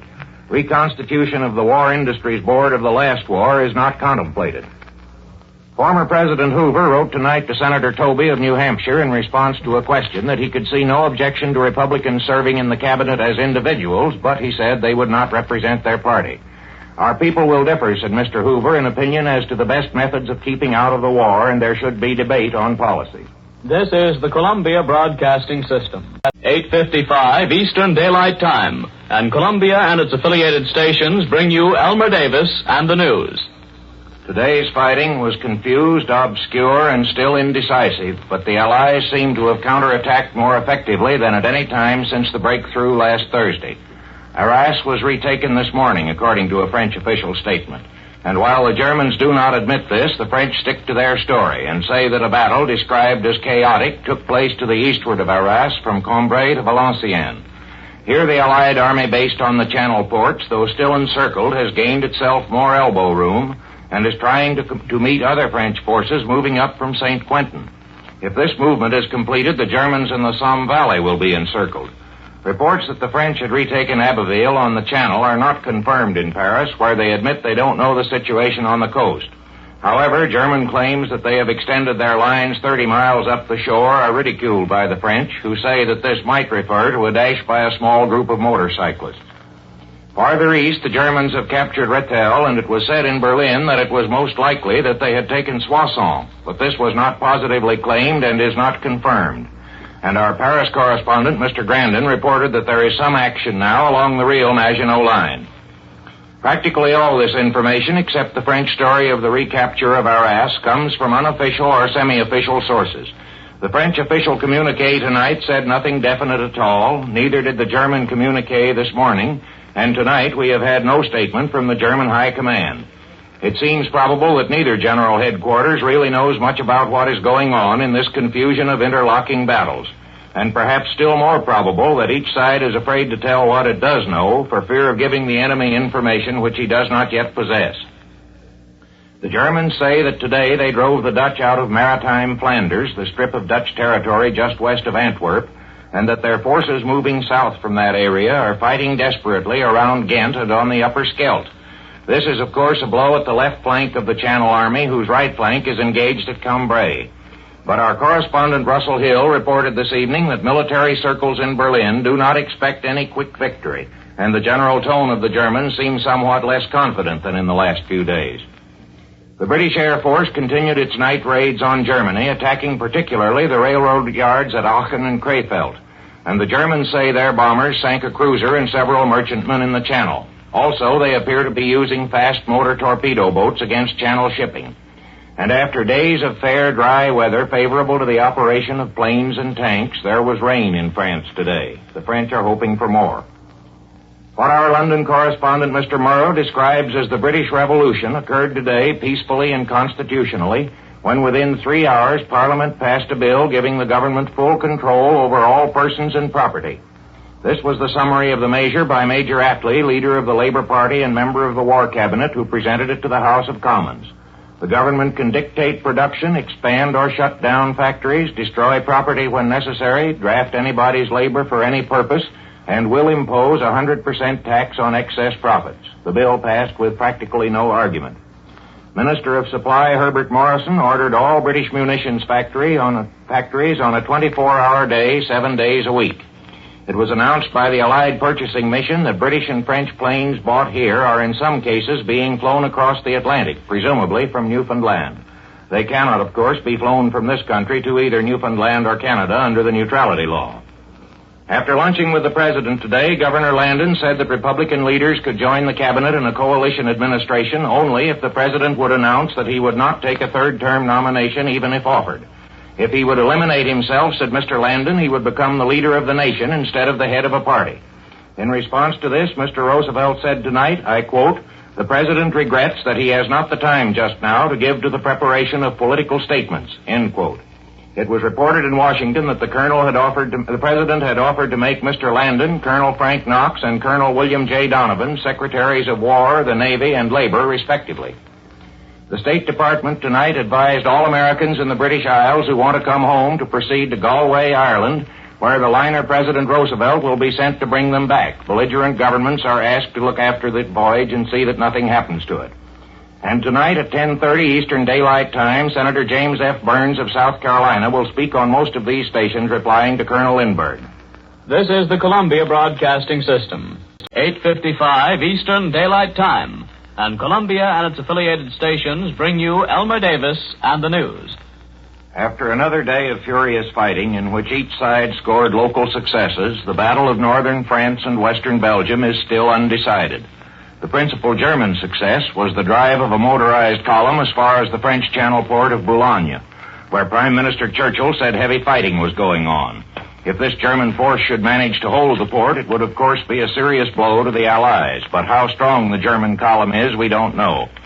Meanwhile, the Allied army in Belgium, holding its positions on the left wing along the Scheldt River, struck again with its right wing at the Germans around Cambrai and Valenciennes. The Germans admit the Allies gained some slight advantages, but say it was nothing decisive. And the French, coming up from the south, fought their way into the outskirts of Amiens. So it is still too early to be sure whether the Allied Channel Army will be cut off by the Germans or the German Channel Force cut off by the Allies. The Germans made another hard attack this morning to the east of the point where they broke through the French defenses a week ago, assaulting the works between Longuyon and the Moselle River, though apparently without result. In Paris, military spokesmen seem to think this is the beginning of an attempt to get in the rear of the real Maginot Line along the eastern frontier. But in Berlin, it is treated as rather a holding attack designed to prevent a French counteroffensive against the southern flank of the German bulge. German spokesmen are telling correspondents in Berlin that England, not Paris, is the main objective. But French military authorities think that Hitler will try to beat down all resistance in France before he goes all out in an attack on England. This seems more probable than the German story, which appears to be tied up with the propaganda offensive that is designed to persuade or terrorize the French into making a separate peace. Air activity was reported as less today on account of bad weather, but the Germans claimed they bombed over, though the British say the planes were beaten off before they ever reached the English shores, while the British Air Force, again attacking communications, blew up 2 German munition trains. The British government locked up Sir Oswald Mosley, leader of the British fascists, and Captain A.H.R. Ramsay, a member of Parliament of outspoken pro-fascist tendencies, besides some minor figures in the movement.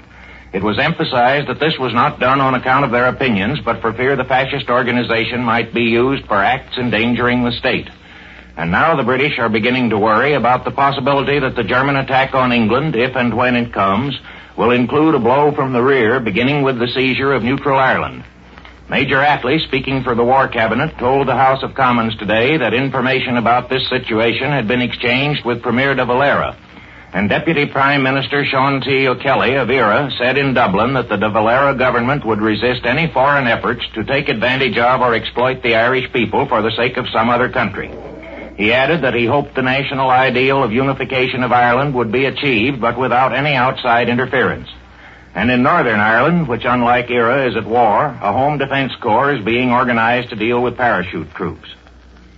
In Washington, the Senate passed the Navy bill and the War Department began letting contracts for gas masks and airplanes. But meanwhile, a speculation that has been whispered around Washington for some time and was alluded to by Senator Burns in his broadcast over this network last night finally came out in news dispatches. The possibility that if Hitler wins a smashing victory in France and breaks British power, whether by air bombing or by invasion, the British fleet might pass into his hands almost intact. It seems to have been suggested in London and Paris that he might demand surrender of the fleet as a ransom for sparing England the ultimate horrors of air war. And while this idea may doubtless have been put out partly for its effect on American opinion, responsible persons in Washington evidently regard it as a serious possibility. The German fleet is small, but the British fleet, which does not seem to have sustained serious losses so far, is about the size of our own. Naval strategists say that if it were transferred to other hands, it would be essential to defense of the Monroe Doctrine to bring our fleet back from Hawaii to Atlantic or Caribbean ports, and that the probable first consequence of that would be Japanese occupation of the Netherland Indies, from which we get most of our tin and rubber. Mr. Landon had a long talk with Secretary Hull today and said afterward that he believed the United States must participate in economic settlements in Europe after the war. He also said he thought opposition leaders ought to have full information bearing on foreign policy. And Mr. Hoover said that cooperation, not coalition, was entirely feasible. This is the Columbia Broadcasting System. The remnant of the Allied army in Flanders, which according to some French sources still numbers nearly 100,000 men, found itself crowded in today by a German attack which took Newport and then, striking down a coast road, reached a point within 6 miles of Dunkirk. Hard fighting is still going on, however, and the efforts to evacuate the troops continue, though it is admitted that most of their material has to be left behind. The Germans say that yesterday their Air Force sank 4 warships and 11 transports, besides damaging many more. But some suspicion is cast on these claims by their precise estimates of the tonnage of the shipping, which aviators in action would hardly be able to judge. The British claim that in the past 2 days they have shot down 125 German planes at the cost of only 32 of their own. Whatever the accuracy of this estimate, the fact that Germany called tonight for more volunteers for the Air Force and parachute troops suggests that these highly trained forces have suffered heavy loss in the past 3 weeks. There was some local fighting on the Somme today in which the French say the Germans were repulsed, and there was another German air raid down the Rhone Valley. Again, the German planes flew over Switzerland, and again one of them was shot down. The French believe this raid was political rather than military in motive, intended to show the Italians that Germany could take vigorous air action in southeastern France, which is borne out by the implications of the report of our Rome correspondent Cecil Brown earlier this evening. The best unofficial information in Rome, said Mr. Brown, is that Mussolini has promised Hitler that Italy will come in this month, and it is believed that the date will be somewhere around June 15th. This will coincide with a new German attack, perhaps on France and England simultaneously, while Italy also will strike at several points so that the Allies will be engaged everywhere. It was believed, however, that Italy would stand on the defensive on the French frontier and would not attack Yugoslavia. Where the attack may come is hinted by stories in the Italian papers that Turkey has asked Greece for permission to send troops into that country, which suggests that Italy may find it necessary to protect the neutrality of Greece as Hitler did that of Norway, Denmark, and the Low Countries. This frank exposition of Italian intentions is borne out to some extent by the character of the propaganda with which the Italian government has been stirring up its people to go to war. The well-known Italian editor Giovanni Ansaldo, in his weekly broadcast, said today that Italy must go in for a moral reason. I quote, "The Italian people cannot be absent from a great occasion which is preparing the new destiny of continents," end quote. But Italian papers keep insisting that Germany has already won the war, which carries the implication that Italy will not come in if there is any danger of losing. Evidently, then, Mussolini thinks one quick blow this summer will finish it off, for that sort of propaganda is hardly the way to nerve up a nation for a long war in which it might sustain some reverses. The Pope, addressing the College of Cardinals today, expressed his paternal love for all the warring peoples and deplored certain effects of the war. I quote, "The progressive annihilation of spiritual values, the gradual disappearance of rules of right, and force which is suppressing and choking legal and national rights," end quote. The Italians are now hoping that not only Spain will follow them in, but perhaps even Romania, after the appointment of a pro-German Romanian foreign minister yesterday. It's not clear just whom the Romanians are expected to fight. But the Anglo-French treaty with Turkey, drawn in a clear expectation of war with Italy, commits Turkey to come in if Italy moves in the Mediterranean, and Turkey is making defense measures for protection. And in this country, perhaps the most important news of the day is that the shipyard strike at Kearney, New Jersey, where 4 warships are under construction, has been called off. The men voted to go back to work pending negotiations with the company. And that's the news to this moment. 8:55 Eastern Daylight Time, and Columbia and its affiliated stations bring you Elmer Davis and the news. The first great air raid on Paris, which took place today, evidently had 2 objectives. The only one the Germans admit was the airfields in the suburbs, particularly at Issy on the southwestern edge of town and the nearby Air Ministry. This building appears to have been hit, though the censorship forbids the direct admission, but not seriously damaged. One bomb narrowly missed the American ambassador Bullitt, who was lunching with the minister. More than 900 of the 1,000 bombs dropped fell in the suburbs, but one flight of planes was evidently aiming at the government buildings on the Seine in the center of Paris. It missed them, but damaged many apartment houses and started at least one fire on the riverfront. Many of the bombs were either incendiary or of the delayed explosion type, and 61 fires were started, most of which were soon under control. But it is probable that the casualty list will run much higher than the 50 killed and 150 wounded so far officially announced. 5 schools and a hospital were among the buildings hit. About 150 planes in 6 waves took part in the raid, and considering that anti-aircraft fire kept them 5 or 6 miles up, their marksmanship seems to have been pretty good. 17 of them were shot down. The French report that most of the German troops in Flanders are being transferred to the front east of Paris, along the Oise and Aisne rivers and the Argonne forest, apparently in preparation for a new offensive. But enough of them have been left around Dunkirk to keep up a hard fight with the Allied forces there, which are still being withdrawn, once more aided by fog. The British Admiralty issued a report on the evacuation operation, which admitted the loss of 6 destroyers and 24 other vessels, all small, including a number of trawlers and several river excursion boats. Many of these were doubtless mistaken by the German flyers who sank them for larger vessels, which might account for a good deal of the discrepancy between the British and German reports on the shipping losses. The Admiralty said that the number of troops brought back would surprise the world, but it has not yet given the number, perhaps because the operations are not complete. Meanwhile, the Germans claim that since the 10th of May, they have taken nearly 1.25 million prisoners, 400,000 Dutch, 500,000 Belgians, 330,000 British and French. Since practically all the Dutch army and most of the Belgian army eventually surrendered, and most of the British and French wounded had to be left behind, this figure does not appear impossible. But it is hard to believe the statement of some other German sources, which is not an official claim, that their own casualties in more than 3 weeks of terrific fighting were only 50,000, just about the number they say they lost in Poland. Credulity is still further strained by the statements officially made by the German government today to the American chargé d'affaires in Berlin. One of them accuses the British and French Secret Service of plots to blow up not only the liner President Roosevelt, now bringing Americans back from the British Isles, but the liner Manhattan coming back from Genoa and the Washington, which is on its way to Bordeaux to take off refugees. The German story says that the Allies planned to sink these ships and then blame the Germans so as to excite America to get into the war. And it was added that, I quote, Germany expects the United States government to take all necessary steps to prevent such a crime as the British plan to commit, end quote. Any alarm that may be felt for these ships and their passengers should be moderated by the recollection that the Germans told a similar story about another American liner last fall, but nothing ever happened to it. And perhaps some of the American warships now in European waters may be used to convoy some of these vessels. And still another official communication from the German government to the governments of the United States, Mexico, and Panama insisted that the British Secret Service has sent large numbers of agents to Mexico and Central America to try to sabotage the canal and to stir up trouble in Mexico, for which, of course, the Germans will again be blamed so that American feeling will be aroused. This, too, is reminiscent of the stories told by the Germans about activities of British secret agents in other countries of Europe.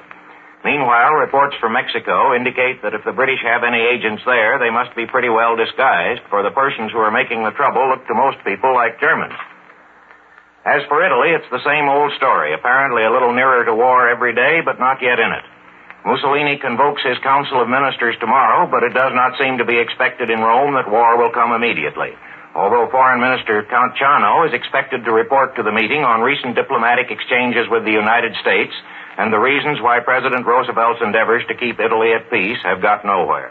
This is the Columbia Broadcasting System. 8:55 Eastern Daylight Time, and Columbia and its affiliated stations bring you Elmer Davis and the news. With the German occupation of Dunkirk this morning, the Battle of Flanders came to an end. The Allies say they got their last troops out. The Germans claim they took 40,000 prisoners. Against that, Prime Minister Churchill told the House of Commons today that British casualties in killed, wounded, and missing had been only 30,000, while the Germans insist that their own losses since the battle started on May 10th are only 61,000. Both these figures seem extraordinarily low. If they are anywhere near correct, it means that mechanized war can achieve tremendous decisions at a relatively small cost in life. Churchill frankly told Parliament that the battle had been a colossal disaster, and though he said that 335,000 troops had been brought out, he admitted the loss of 1,000 guns and all the transport and armored vehicles. The French, however, say that the retreating troops systematically destroyed the supplies and materials left behind. German claims that in the course of recent operations they have destroyed more than 3,500 Allied planes at the cost of only 432 of their own, are countered by Churchill's assertion that the British Air Force inflicted losses of more than 4-1. Churchill went on to say that he believed the British Isles could be successfully defended and that the British and French would aid each other to the utmost of their strength. But, he added, and I quote, "We will fight alone if necessary. We shall never surrender, and even if, which I do not for a moment believe, this island is subjugated and starving, then our empire overseas, guided and armed and guarded by the British fleet, will carry on the struggle until in God's good time the new world with all its power and might sets out to the rescue of the old." End quote from Mr. Churchill. Senator Pittman in Washington told reporters that, I quote, "This substantially guarantees the Western Hemisphere against successful attack for a long time," end quote. This remark doubtless reflects the feelings of many Americans who have considered the situation this country would be in if the British Navy fell into the hands of an aggressive power. But nothing in Mr. Churchill's speech seems to justify the view that the British Navy would defend the Western Hemisphere for our sake, though it does permit the inference that the center of the empire might be transferred to Canada. Mr. Churchill further said that wars are not won by evacuations and that the Allies would not fight a defensive war. The British Expeditionary Force, he said, would be reconstituted, and it was announced tonight that part of it was already in position beside the French along the Somme. However, this cannot be very heavily equipped, or else it's not a very large force. Nothing much happened on the land fronts today, but air raids continue on both sides. The Germans bombed the French port of Havre for 3 hours last night and attacked it again tonight. In the first attack, many fires were started by incendiary bombs. The full casualty list in yesterday's raid on Paris is more than 900, including 254 killed. It does not seem to be denied by the French that Paris contains legitimate military objectives. But so does any other city, Berlin, for instance, which has government offices and railroads used by the Army. Nevertheless, Allied raids in retaliation last night struck not at Berlin, but at Munich and Frankfurt, where the French say they bombed airfields and industrial objectives, and the Germans admit casualties in an automobile factory near Munich. The British were also busy raiding some of the cities of the Ruhr, but most of their attacks appear to have been directed at railroads and oil supplies for the German Air Force at various points in Belgium and Holland.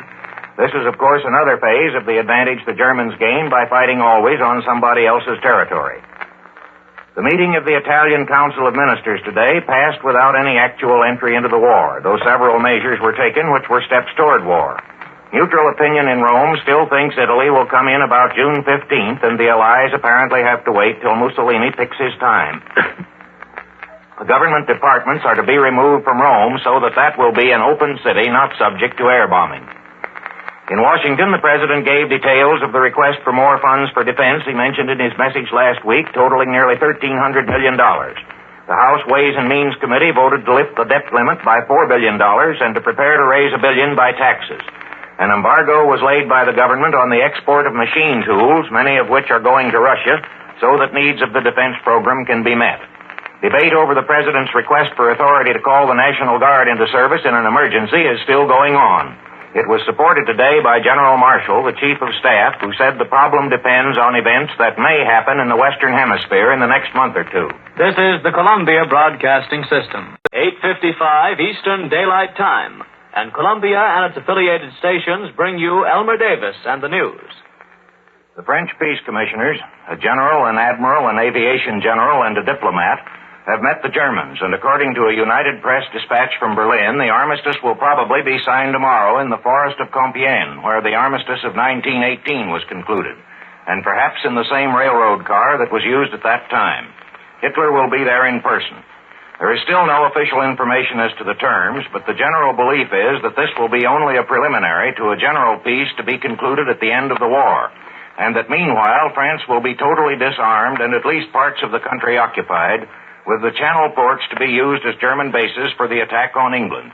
A hint as to the general nature of the settlement was given by the German radio in a broadcast picked up by our shortwave listening station an hour or two ago, which said that the voice of pity does not exist anymore in Europe. The Italians will apparently conclude a separate armistice, which will have to wait for the appointment of French commissioners and the fixing of a time and place of meeting by Mussolini. Thus, it seems that France may be at war with Italy for a day or two after fighting against the Germans stops. Our correspondent Cecil Brown reported from Rome earlier this evening that Mussolini wants his troops to be on French soil when hostilities end. And, of course, this would be more easily accomplished if the Germans had disarmed the French first. Meanwhile, it is far from certain that French forces outside the homeland will stop fighting, even if ordered to do so by Premier Pétain. Both in Rome and London, there are reports that some of the men in the French government want to continue the war from the colonies, and the considerable number of planes that have flown across to Algeria hardly went there to surrender. Reports from Cairo tonight say that the French fleet in the eastern Mediterranean and the French army in Syria will also go on fighting. In France today, the Germans kept up their drive against the weakening French armies, but still had to do hard fighting at various points. They captured Brest, the great naval base at the northwest tip of the country, thus virtually completing occupation of the Channel coast, and in the southeast they took Lyon, the third city of France. Part of the garrison of the Maginot Line is still fighting on, though surrounded, and a good many thousand French and Polish troops fighting in the corner near Switzerland were forced over the frontier and interned. The government's departure from Bordeaux, which was heavily bombed by German planes last night, started rumors that it was going over to Algeria. But so far as we know, it merely wanted to deprive the Germans of any reason for further bombings of a city overcrowded with refugees. It is believed that the new capital will be Biarritz on the Spanish border. Last night, the Germans again made extensive air raids over England, Scotland, and Wales and claimed to have damaged docks at Bristol and Southampton, munitions factories at Billingham, and oil tanks at Hull. The British say there was some damage to factories, but that it was not serious. There were about 70 casualties. The British raided widely in western Germany, hitting Hamburg and a number of cities in Westphalia and the Ruhr district, as well as Helgoland and the Frisian Islands. The Germans say that only non-military objectives were hit. It is reported from Romania tonight that Russian troops, which have been massed just over the Romanian frontier, have been reduced in numbers, and that the concentrations along the German-Russian frontier in Poland are increasing. In this country, the action of President Roosevelt in appointing Henry L. Stimson, who was Secretary of State under Hoover and Secretary of War under Taft, to head the War Department again, and Colonel Frank Knox, who was Republican vice presidential candidate in 1936 as Secretary of the Navy, stirred the Republicans who are assembling at Philadelphia for the convention to indignation which appears to be not unmixed with apprehension. Colonel Stimson, when he was Secretary of State, tried to stop the first aggression of the totalitarian powers in Manchuria, and Colonel Knox has advocated aid to the Allies.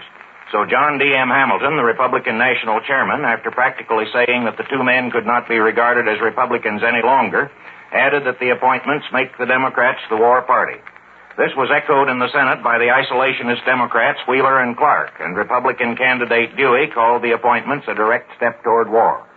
The President, however, in accepting the resignation of Secretary of War Woodring, said, I quote, "The preparedness program is defensive and is not aimed at intervention in world affairs which do not concern this hemisphere," end quote. Later, the President said that the appointments are in line with the overwhelming sentiment of the nation for national solidarity in a time of world crisis and in behalf of our national defense and nothing else. This is the Columbia Broadcasting System. 8:55 Eastern Daylight Time and Elmer Davis in the News, brought to you by the Gillette Safety Razor Company. Do you dread shaving? No need for that. Today's Gillette Blue Blade whisks off beard quickly, easily, without irritation. That's because it fits your Gillette razor precisely and has the sharpest edges ever honed. For good-looking, comfortable shaves, get Gillette Blue Blade. The German armistice terms, handed to the French delegates at Compiègne today, have been received and are being studied by the French government, which is still in Bordeaux. Action on them may not be taken till tomorrow.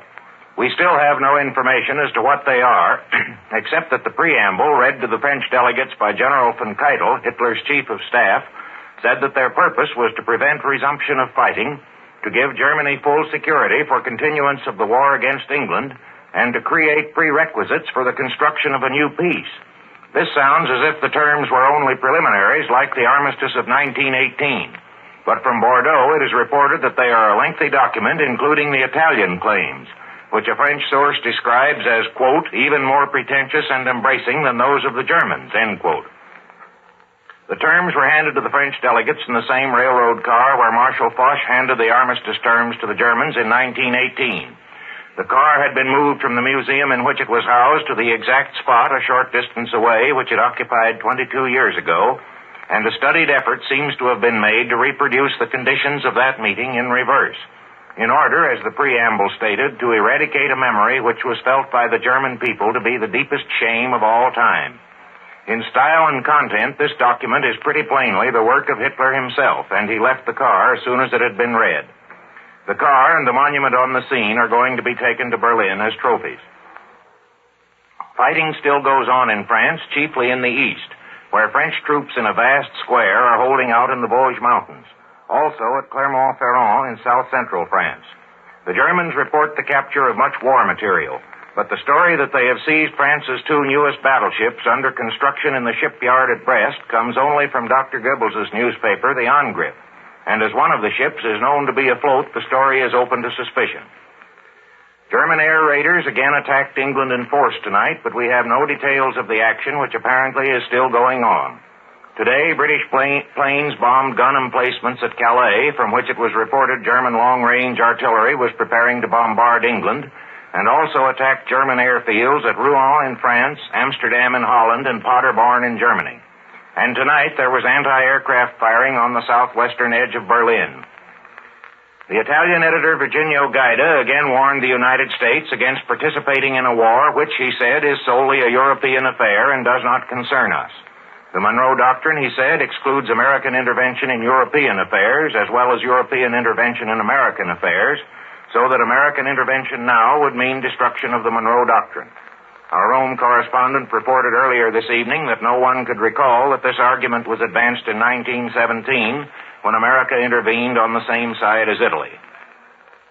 In Washington, the objection of isolationists to the resale of American military equipment to England and France, and of Republicans to the appointment of Henry L. Stimson as Secretary of War and Frank Knox as Secretary of the Navy, flared out in sharp criticism of the President. Senate committees will examine Stimson and perhaps Knox, too, before they can be confirmed in office, and this will probably not take place before the Republican convention. Representative Carlson of Kansas demanded investigation of published reports that Secretary of War Woodring has resigned because of his opposition to the resale policy. Senator Walsh of Massachusetts said that men of property were agitating for warlike policies in this country. Senator Nye of North Dakota demanded that the president resign, accusing him of having lost the confidence of Europe, and said he would not be surprised if Mr. Woodring had resigned because he refused to give up the Army's secret bomb site. Mr. Nye adduced no proof of this, and Senator Barkley said the chief of the Air Corps had told him that the bomb site is and will be kept a secret. And that's the news to this moment. 8:55 Eastern Daylight Time, and Columbia and its affiliated stations bring you Elmer Davis and the news. An armistice between France and Germany was signed at Compiègne this afternoon, but it will not take effect until 6 hours after formal notice has been exchanged of a similar arrangement between France and Italy. And there is evidence that some French leaders find the terms so harsh that they doubt if it is worthwhile accepting them. An official announcement from Bordeaux tonight says that the armistice negotiations are virtually completed. A little earlier, heavily censored dispatches from the French capital quoted Minister of the Interior Pommeret as saying that the final French decision would be made after study of both the German and Italian demands, which means not before tomorrow and perhaps later. Tonight, a broadcast in London by General de Gaulle, former Assistant Defense Minister in the Reynaud cabinet, who, due to faulty transmission, was at first confused with the present Minister of Defense, said that the armistice would mean surrender of all France's arms and occupation of the entire country. And he called for the assembling of the largest possible French forces to continue the war elsewhere, either in England or the colonies. Such an armistice, he said, would be not capitulation but slavery. We have had no trustworthy news of the French fleet today, except that some of its units were with British warships at Alexandria when the Italians made an unsuccessful air attack this morning. None of the many rumors about the French Navy are yet confirmed, but the flight of great numbers of French planes to Algeria, from which colony they can go on fighting, suggests that possibly some of the fleet may make a similar decision.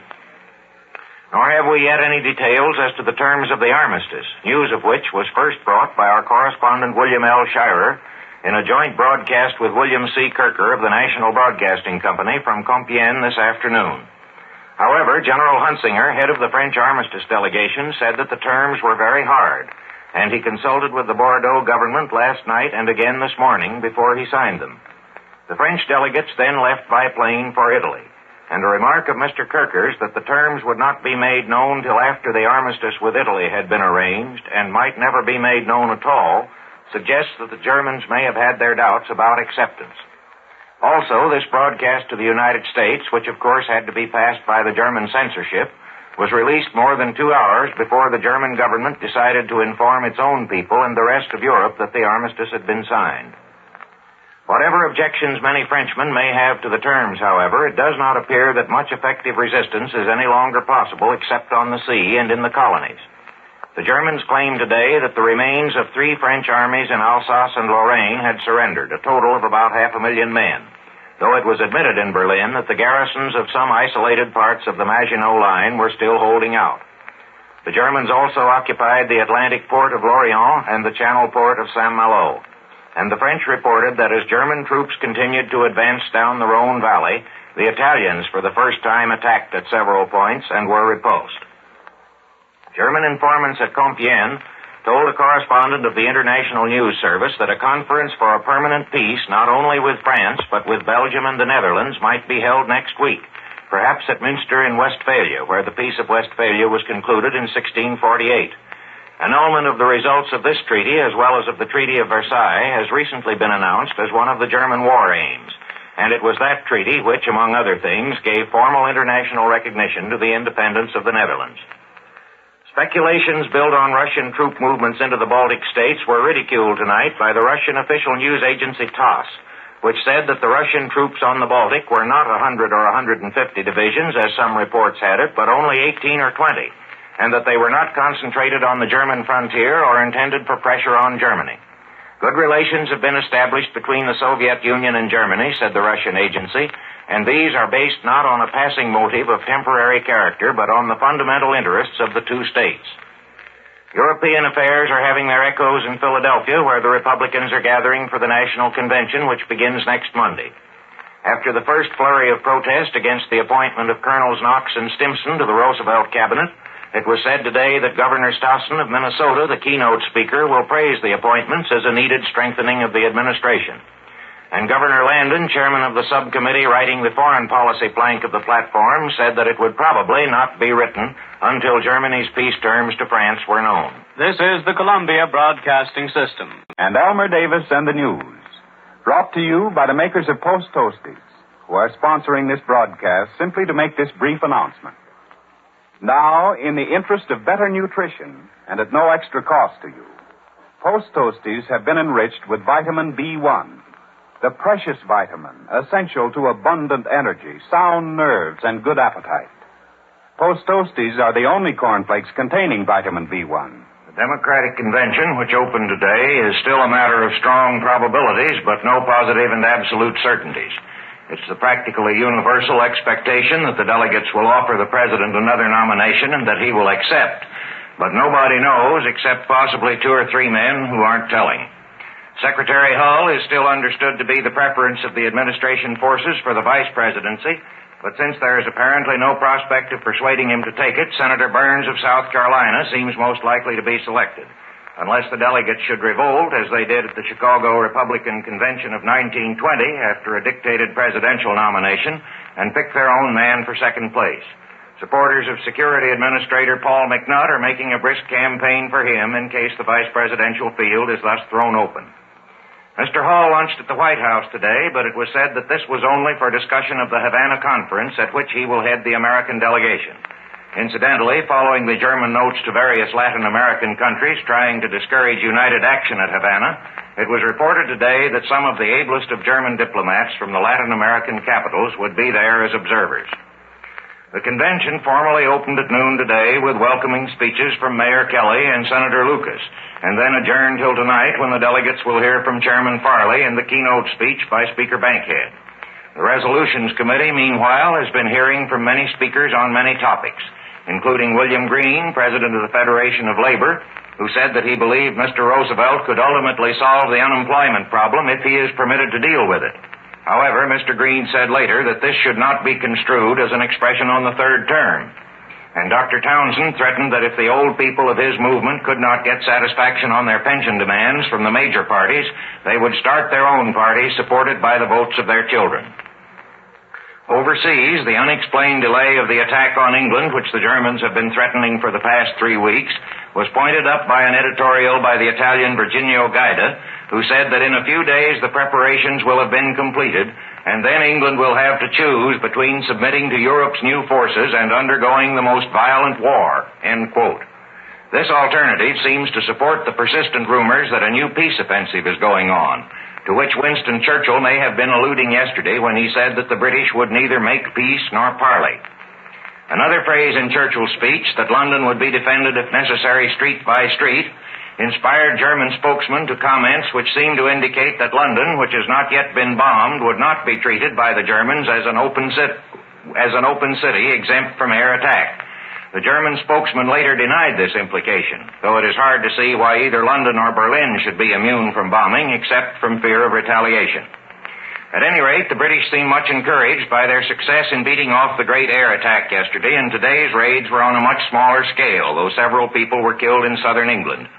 The Germans claim that yesterday they did a good deal of damage, that 3 ships of moderate size were sunk in the Channel, and military objectives hit at Ramsgate, Chatham, and other points in Kent. The British Air Force again attacked in northwestern Germany and German bases in the Netherlands last night. Another success for the Italians in Africa. The British today admitted withdrawal of their forces from Moyale, a post of some importance on the border of Kenya. The Italians claimed capture of the town 2 days ago. Wang Qingwei's government in China has ordered the expulsion of 6 Americans from the international settlement in Shanghai. Mostly editors or publishers of newspapers, English language or Chinese language, which have supported Chiang Kai-shek. Meanwhile, Chinese guerrillas emphasize the limitations of Japanese control of Shanghai by attacking the city tonight, and fighting is still going on in the suburb. And that's the news to this moment. 8:55 Eastern Daylight Time and Elmer Davis in the News, brought to you by the Gillette Safety Razor Company. Within a couple of hours, you will know President Roosevelt's intentions about the 3rd term, which Senator Barkley of Kentucky, permanent chairman of the Democratic Convention, will disclose toward the end of his speech, which will be on the air beginning at 10:35 Eastern Daylight Time. As to the nature of this statement, the most trustworthy information is that Secretary of Commerce Harry Hopkins, administration leader at the convention, said after he had talked to Senator Barkley that he still expected the president to be renominated on the first ballot. He can be if he wants to, of course. A tabulation today showed that more than 900 of the 1,094 delegates are ready to vote for him. The vice presidential nomination is still wide open, despite the reports that Senator Burns of South Carolina is the administration choice.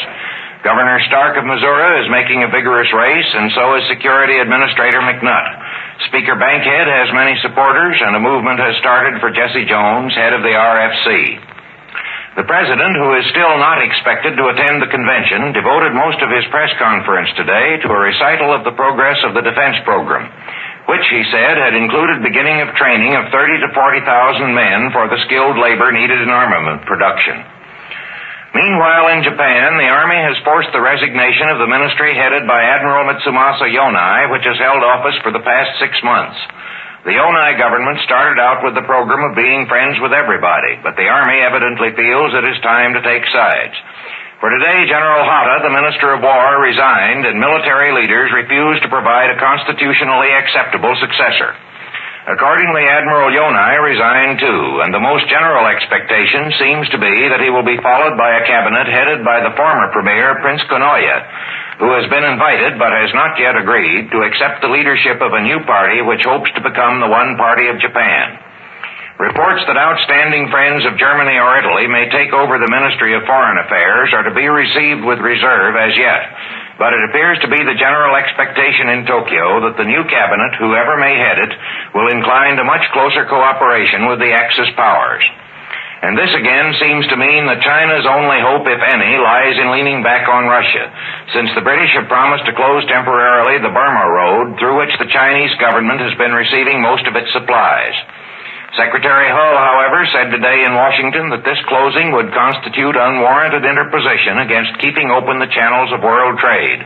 But it remains to be seen if the State Department has any means of implementing this declaration.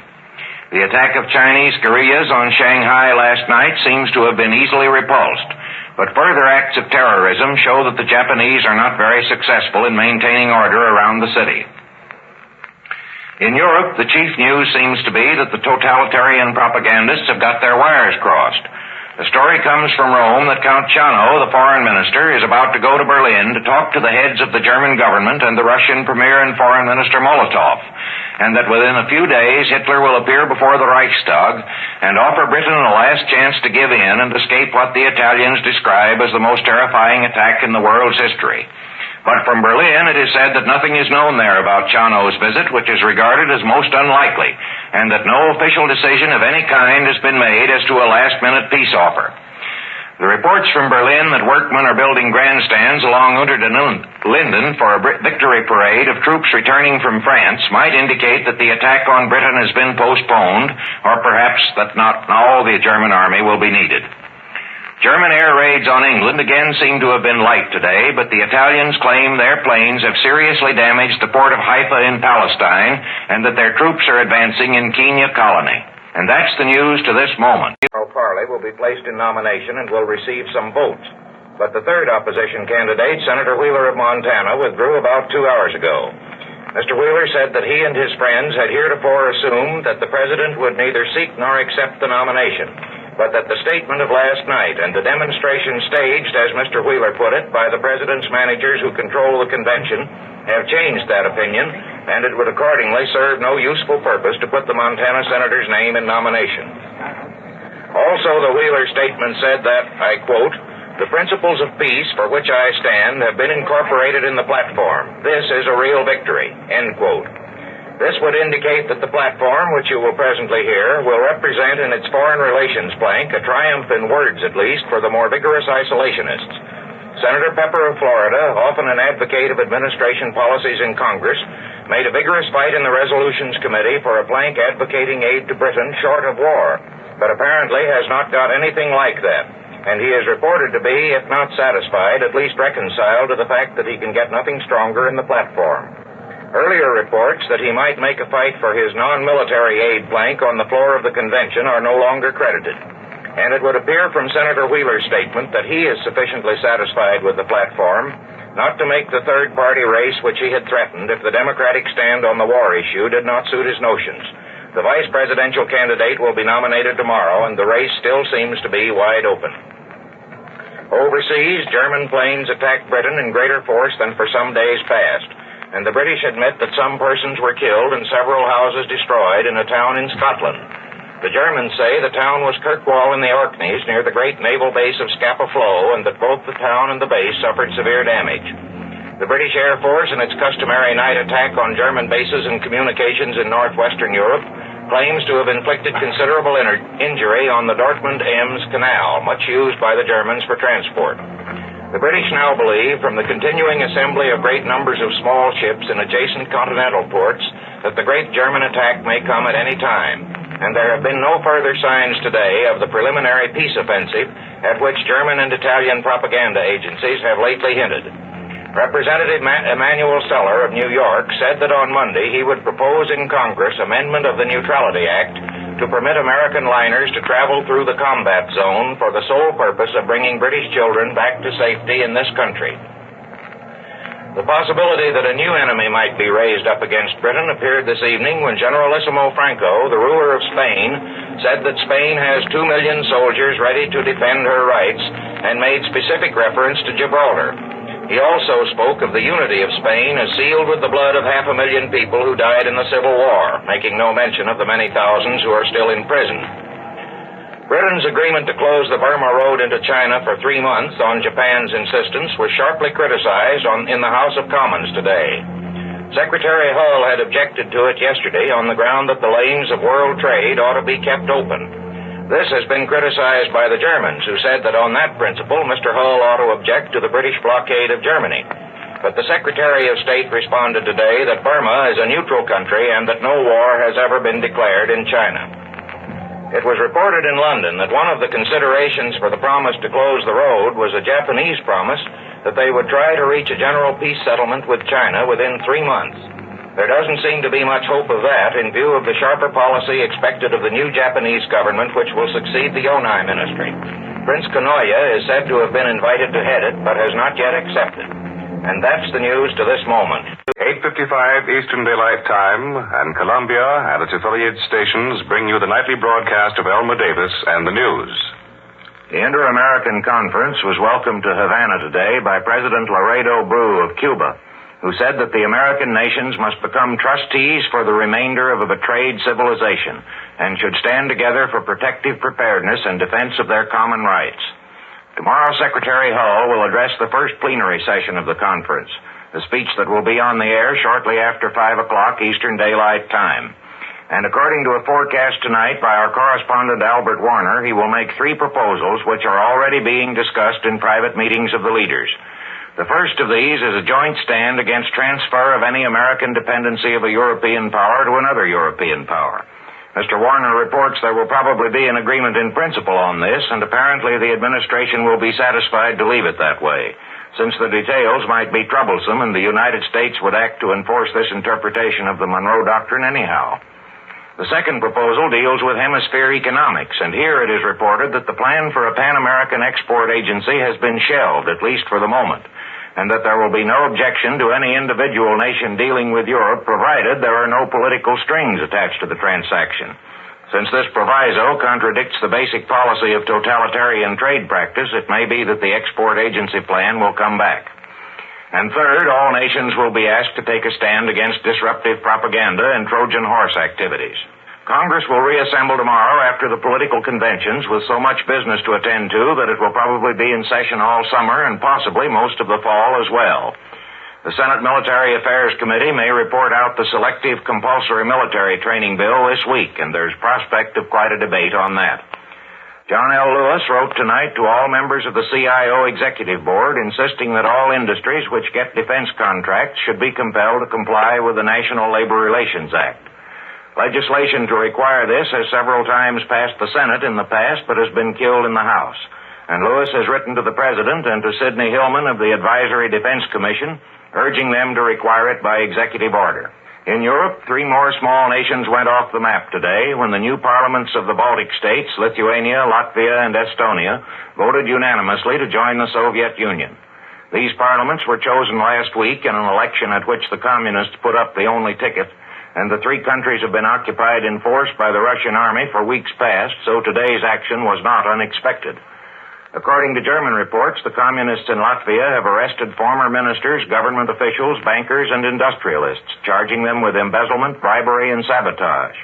Alfred Bilmanis, Latvian minister in Washington, said that he would not surrender his legation to the Russians, and asked for the same continued recognition that has already been given to the ministers of nations overrun by Hitler.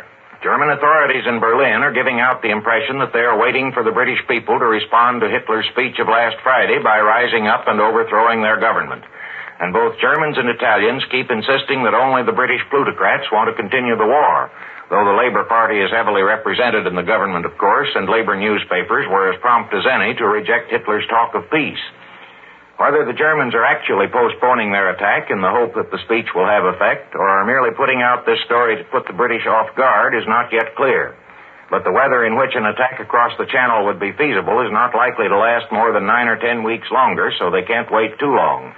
Tonight there were the usual air raids, violent, but still on a far smaller scale than either power could put over if it chose. The Germans attacked in many parts of England, aiming chiefly at harbors and airports. The British countered with attacks on Wilhelmshaven, Bremen, Hamburg, and airfields and oil stations in the Low Countries, Norway, and Denmark. 80 German planes attacking a convoy in the Channel were scattered by half a dozen British planes, according to the British story, but there is no report on what damage, if any, was done to the convoy. The French press is following the German and Italian line, though much less vigorously, in speaking of Hitler's desire for peace and criticizing Churchill. And the newspaper Paris Soir demands what it calls a stern and total solution of the Jewish problem in France. So it looks as if France is gradually being streamlined on the Nazi model. The finance ministry will move back to Paris tomorrow, and the rest of the government hopes to follow soon. This is the Columbia Broadcasting System. And now, Elmer Davis. Secretary Hull proposed today to the Inter-American Conference at Havana that in case of the attempted transfer of American colonies of a European power to another European power, the 21 American republics should set up a collective trusteeship over the colonies in question, and he offered the aid of the forces of the United States to establish it if necessary. The trusteeship would be temporary, ending either with the return of the colonies to their original owners or with independence. This plan is obviously designed to remove Latin American fears of North American imperialism in case we should have to act to uphold the Monroe Doctrine. But it does not seem to cover cases in which a European nation with American colonies turns fascist. This aspect was underlined today by German reports from Vichy that the former French Premier Camille Choton, who served for a while in the Pétain ministry, will soon go to South America and attempt by interviews with statesmen there to make France's American colonies secure. These German stories represent the Pétain-Laval ministry as afraid that the United States wants to eliminate European colonies in America and also European trade. And Mr. Choton, it is said, will concern himself with French trade and will bring back information of value to the whole European economic system, which, if the Germans win, will of course be dominated by Germany. Mr. Hall's speech on its economic side proposed the creation of facilities for the temporary handling and orderly marketing of the accumulated export surpluses of the American republics, something less than the proposed joint export agency, but in the same direction, and a program for raising the standard of living in the Americas by distribution of surplus commodities. The President proposed to Congress today to increase the lending power of the Export-Import Bank by $500 million, which will be used in the financing of these Latin American export surpluses. Mr. Hull also warned all the Americas against what he called the termites of alien propaganda. 2 or 3 Latin American speakers endorsed some of his proposals, but the Argentine delegate, speaking generally, advised the conference against hasty action. Congress met today and recessed till Thursday, and it is not expected that the 2 houses will really get down to work till next week. Several important bills, the latest defense appropriation, the military training bill, and the proposal to give the President power to call the National Guard into service in peacetime, are still under discussion in committee. Overseas, the war of air raids goes on, the British claiming to have dropped many tons of bombs on German aircraft factories and air bases in a raid in which some French flyers, under orders of General de Gaulle's committee, also took part. German attacks on England were not so heavy today, but Berlin claims that 5 ships totaling 40,000 tons were sunk in recent raids on convoys. Lord Halifax, British Foreign Minister, answered Hitler's suggestion that the British had better make peace with a flat refusal. Hitler's only appeal, he said, was to fear. Nobody in England, Lord Halifax declared, wants to fight a day longer than necessary. But, he added, we shall not stop fighting till freedom for ourselves and others is secure. Berlin dispatches, however, say the proposal will not be regarded as officially rejected until it is turned down by Churchill, who is expected to speak tomorrow. Meanwhile, the German propaganda offensive takes a new turn with the declaration of the Deutsche Allgemeine Zeitung that Hitler's idea is a division of function between the German and British empires, with Britain as the great sea power and Germany as the great land power. The newspaper seems to think the British will be in danger from the projected American naval expansion unless they have Germany to back them up.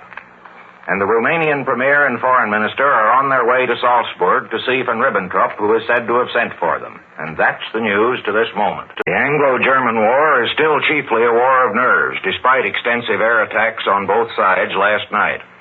The Germans, who yesterday were saying that they would not regard Hitler's peace offer or surrender demand, whichever you choose to call it, as answered till Churchill had spoken, now take the position that Lord Halifax's rejection yesterday was an official reply. And Berlin spokesman told American correspondents that the die is cast and there is nothing more to discuss. Since Hitler's speech last Friday mentioned no terms, there was no basis for discussion anyway. Nevertheless, Hitler himself was at Bayreuth today attending a performance of Götterdämmerung, and there seems to be a feeling of relaxed tension in Berlin, but this may be merely intended to put the British off guard. Churchill did not speak in the House of Commons today, but British spokesmen said that the new budget is a sufficient answer to Hitler. The income tax now starts at 42.5% and rises to 90% on incomes over £20,000 a year, and there are new consumption taxes too. In last night's raids, the Germans say they attacked the naval bases at Chatham and Portsmouth, and also Aberdeen and Dunkirk in Scotland and Pembroke in Wales. The British again raided Bremen, Paderborn, and cities in the Ruhr region, besides German bases in Holland and a concentration of shipping at Dunkirk, this one in France. The French government has decided to try the former Premier Daladier and ex-ministers Mondel, Campanchi, and Delbo, perhaps others too, in order, says the announcement, to fix the responsibility for the declaration and continuance of the war. Mondel and Campanchi were notable as the chief supporters of Premier Paul Reynaud in his desire to continue the war and not give up the fleet, which led to the fall of his cabinet.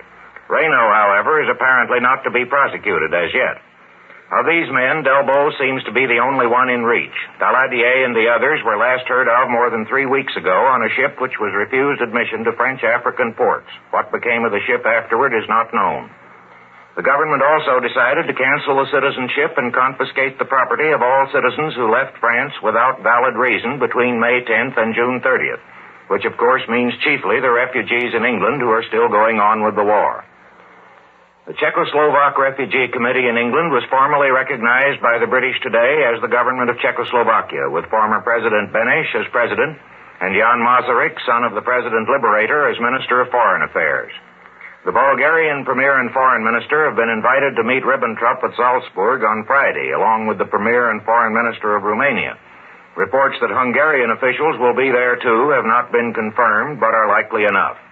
Our Berlin correspondent, Mr. Hartrich, reported earlier this evening that these nations will be told of their place in the new Europe that Hitler is organizing. And it looks as if once more Romania will be expected to give the party. Under-Secretary of State Wells today criticized the coming absorption of the 3 Baltic republics in the Soviet Union, saying that the United States is opposed to predatory activities. The Russian papers, however, say that annexation of these states removes Britain's last basis for an attack on Russia, though just how the British would get to them is not explained. They were, of course, so used to support anti-Bolshevik Russian movements 20 years ago. In Havana, Secretary Hull was made chairman of the Inter-American Conference's Committee on the Preservation of Peace, which is considering a proposed treaty proclaiming the right of American powers to prevent any change of ownership of American colonies of European powers and to rule them by an Inter-American Commission until they can be restored to their original owners or declared independent. Perhaps the most important clause is one which reserves the right of American nations to decide whether events that don't amount to a change of ownership would require such occupation. And that's the news to this moment. And now, Elmer Davis.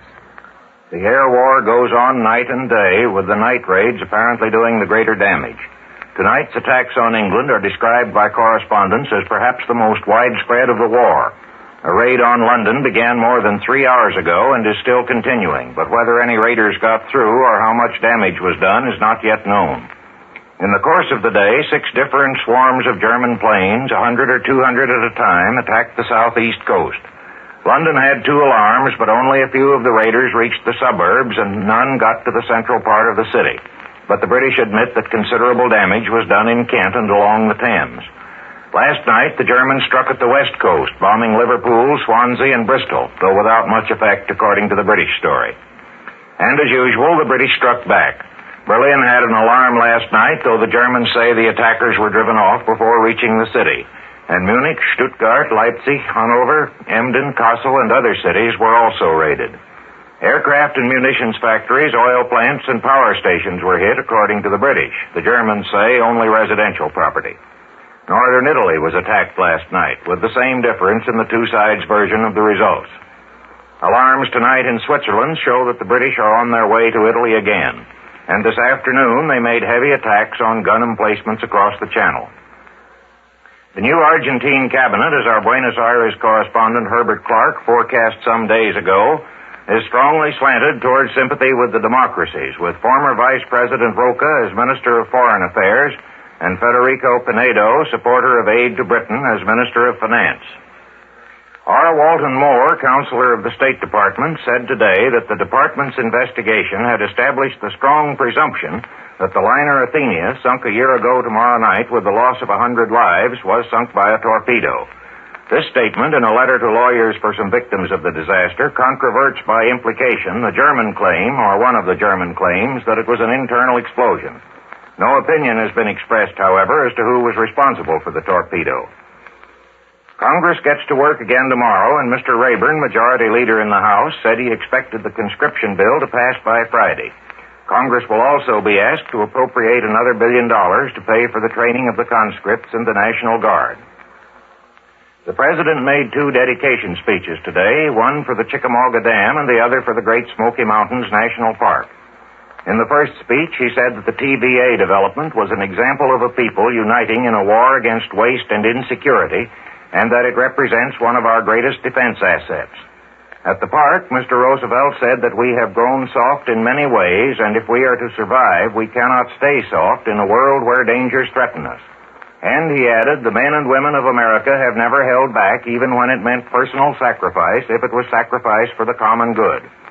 He spoke of service to the country as an obligation inherent in citizenship, and said that the greatest attack ever launched against the freedom of the individual is nearer to the Americas than ever before, and that we must prepare to defend our freedom if necessary, and prepare beforehand, because if we wait, it might be too late. The first of these speeches was political, in the opinion of Representative Joseph W. Martin, the Republican National Chairman, who asked, I quote, "Who is paying for this political excursion of President Roosevelt? Is the cost of his special train and his staff of aides being charged to the United States Treasury, or as it should be, to the Democratic National Committee?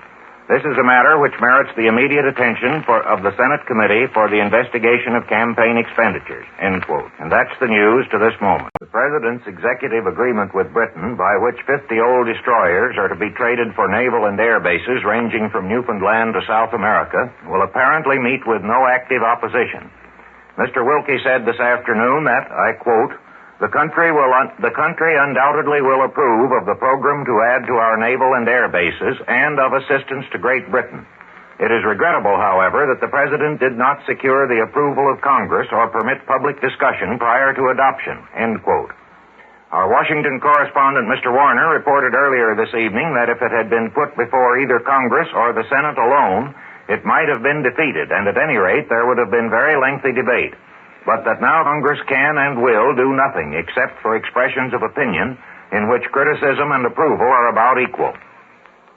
Many who had previously opposed transfer of the destroyers found reason or excuse for changing their minds in the opinion given the President by Attorney General Jackson. He cited as precedent the Louisiana purchase made from a belligerent during a European war. This was later followed by an act of Congress appropriating the purchase money and also by a treaty.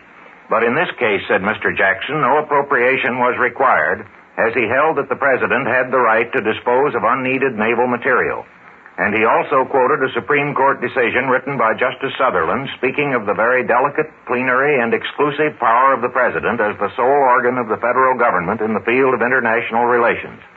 From these and other considerations, Mr. Jackson concluded that this executive agreement would not require Senate ratification. The rights to bases in Newfoundland and Bermuda, the President told Congress, were gifts. In exchange for the destroyers, we get the right to lease bases in the Bahamas, in 4 West Indian Islands, Jamaica, St. Lucia, Antigua, and Trinidad, and in British Guiana. And also, we get a repetition of the British promise not to sink or surrender their fleet no matter what happens. Though Mr. Churchill characteristically added that these hypothetical contingencies seem more likely to concern the German fleet, or what is left of it. The first reaction of the Axis powers to this transaction is to laugh it off. A government spokesman in Berlin said that it comes too late to affect the final outcome of the war and asked when the United States would be able to deliver the destroyers. Our London correspondent reported earlier this evening that British crews are already on the way over, presumably to Canada, to get them. In Rome it was felt, or at least said, that this was only a token transaction by which the United States consolidated its domination of the American continent and that it does not much alter the international picture. So far, nothing has come from Rome or Berlin to contradict the President's statement that this transaction is not inconsistent in any sense with our status of peace.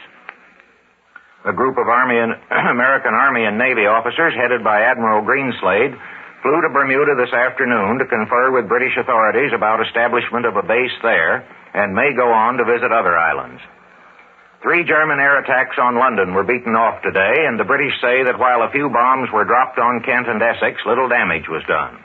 Tonight, however, the Germans are raiding widely, with 13 towns in England and Wales reporting enemy planes overhead. Last night, the Germans again attacked West Coast ports and factories in the Midlands.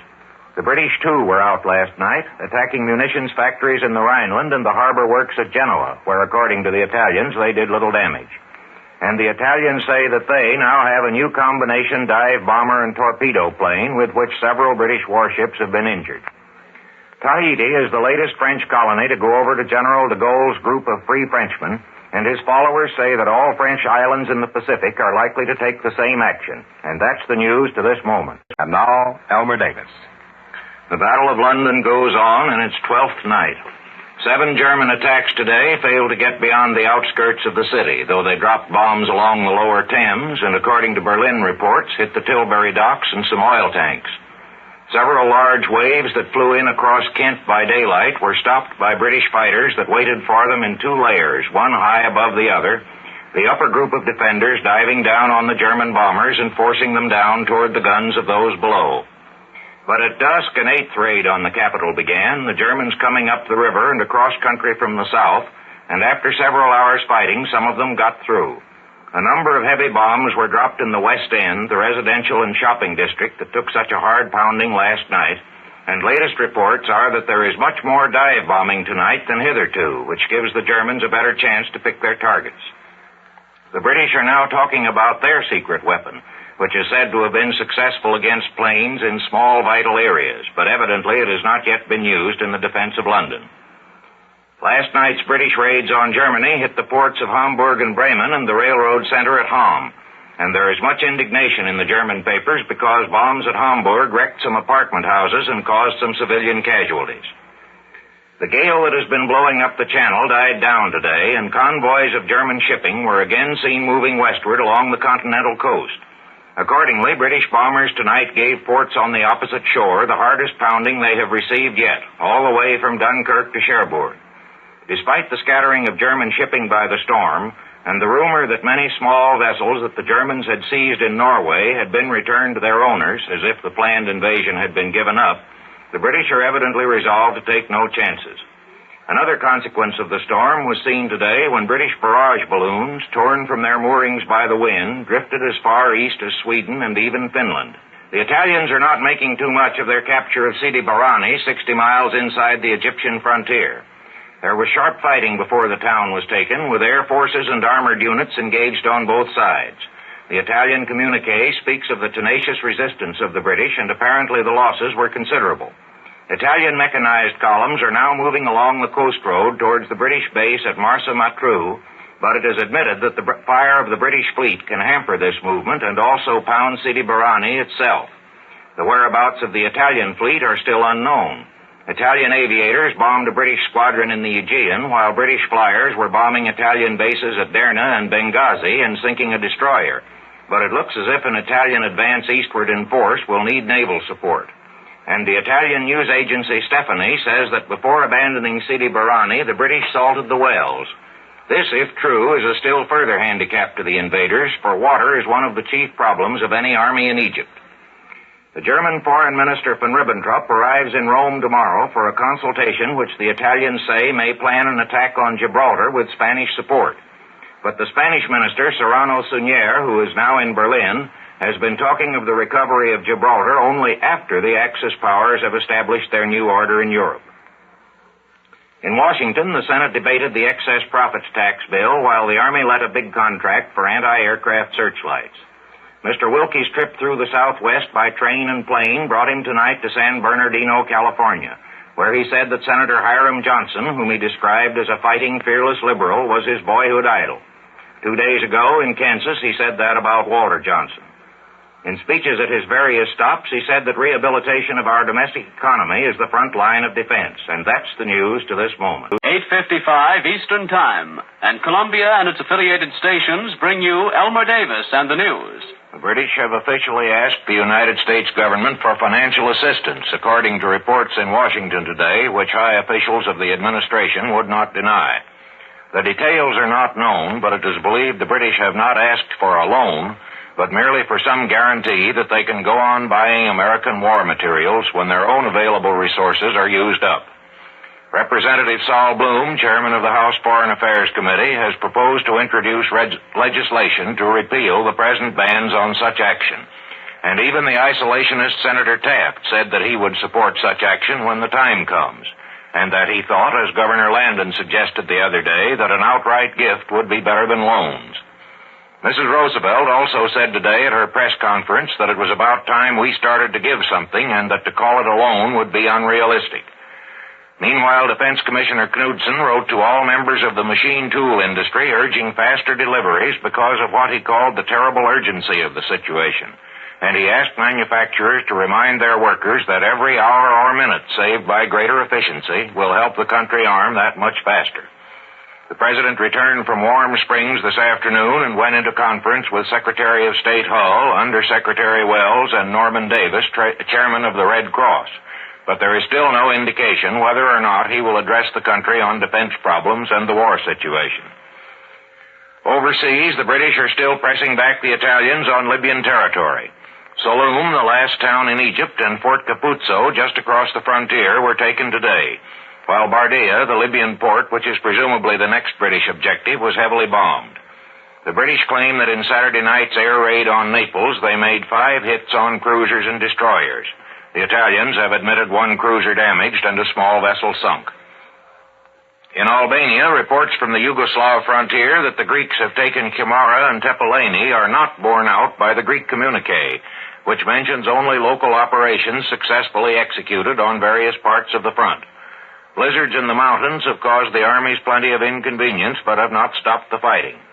The Greeks have apparently made some advances in the north, but one Italian post on a mountaintop near Lake Ochrida is still holding out and seems to be giving them plenty of trouble. Heavy fog over the English Channel appears to have hampered the German Air Force tonight, for while a few planes have been over England, there are no heavy raids reported from anywhere. It is now announced that Sheffield was the town that got the worst of it last night, but the attack was nothing like so formidable as the big one last week.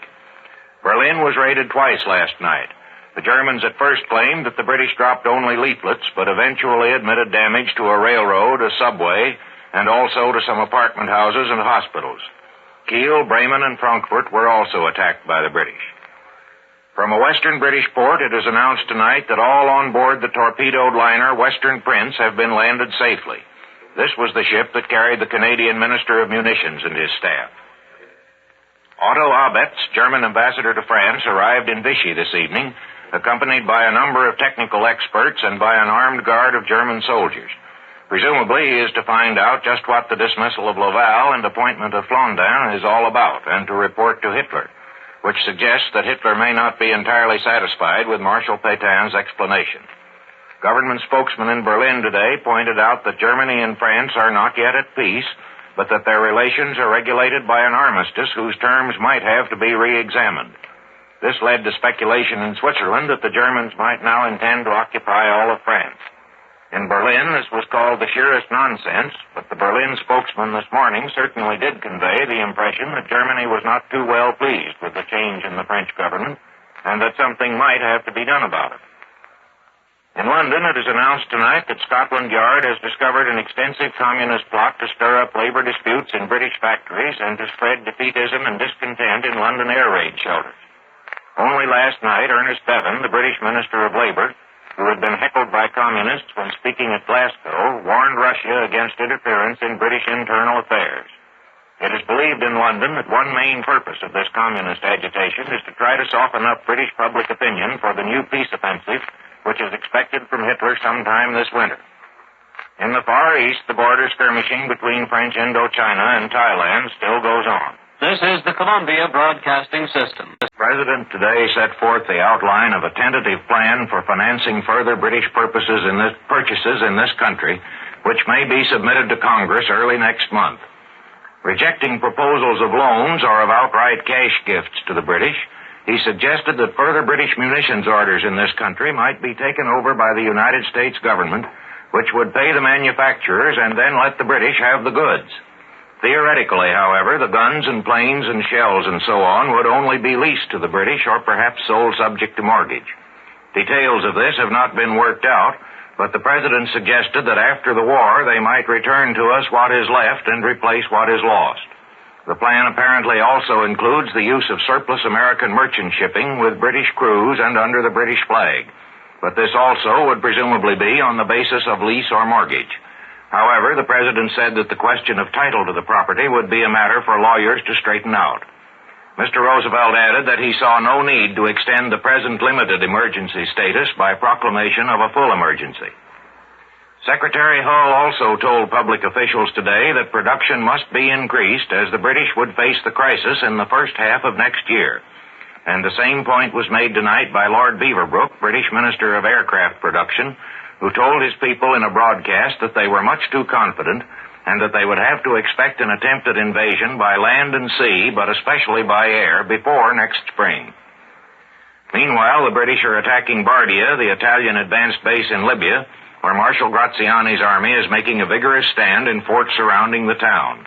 3 forts to the south of Bardia were taken today, however, and the British say that their motorized columns are striking in the rear of the Italian positions and endeavoring to encircle them. The Italians report only that the battle is continuing fiercely, and they claim to have torpedoed a British light cruiser which was bombarding Bardia. It was reported in Athens tonight that the Greeks had taken the town of Tepeleni, though the Italians still hold the heights just beyond, but this is not officially confirmed. The Greeks do officially claim the capture of the strategically important Mount Skivovic between Tepeleni and Kimara, and they say they repulsed several desperate Italian counterattacks in that area. But apparently one of them was not repulsed, for the announcement in Athens that the Greeks are bombarding the port of Palermo, which they captured several days ago, indicates that the Italians have retaken it. No air raids have been reported from anywhere in England tonight, which is presumably due to the heavy fog over the Channel.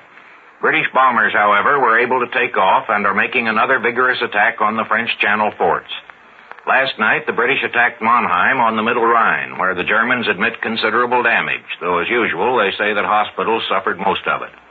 Some of these British bombers, however, appear to have got 100 miles off their course and raided the Swiss city of Basel, where several persons were killed. The Swiss government has protested and demanded compensation.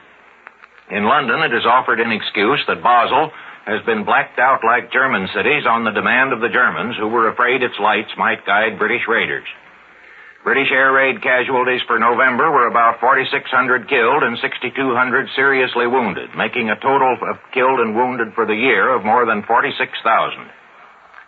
Pierre Laval was released from custody today on the demand of Otto Abetz, the German ambassador to France, and took part in a conference this afternoon with Marshal Pétain and the leading members of his cabinet. Abetz has now left Vichy, presumably to report to Hitler, and it is not yet known whether the Germans have demanded that Laval be restored to his former standing. But Berlin spokesman said today that Germany was determined to examine the motives behind his removal.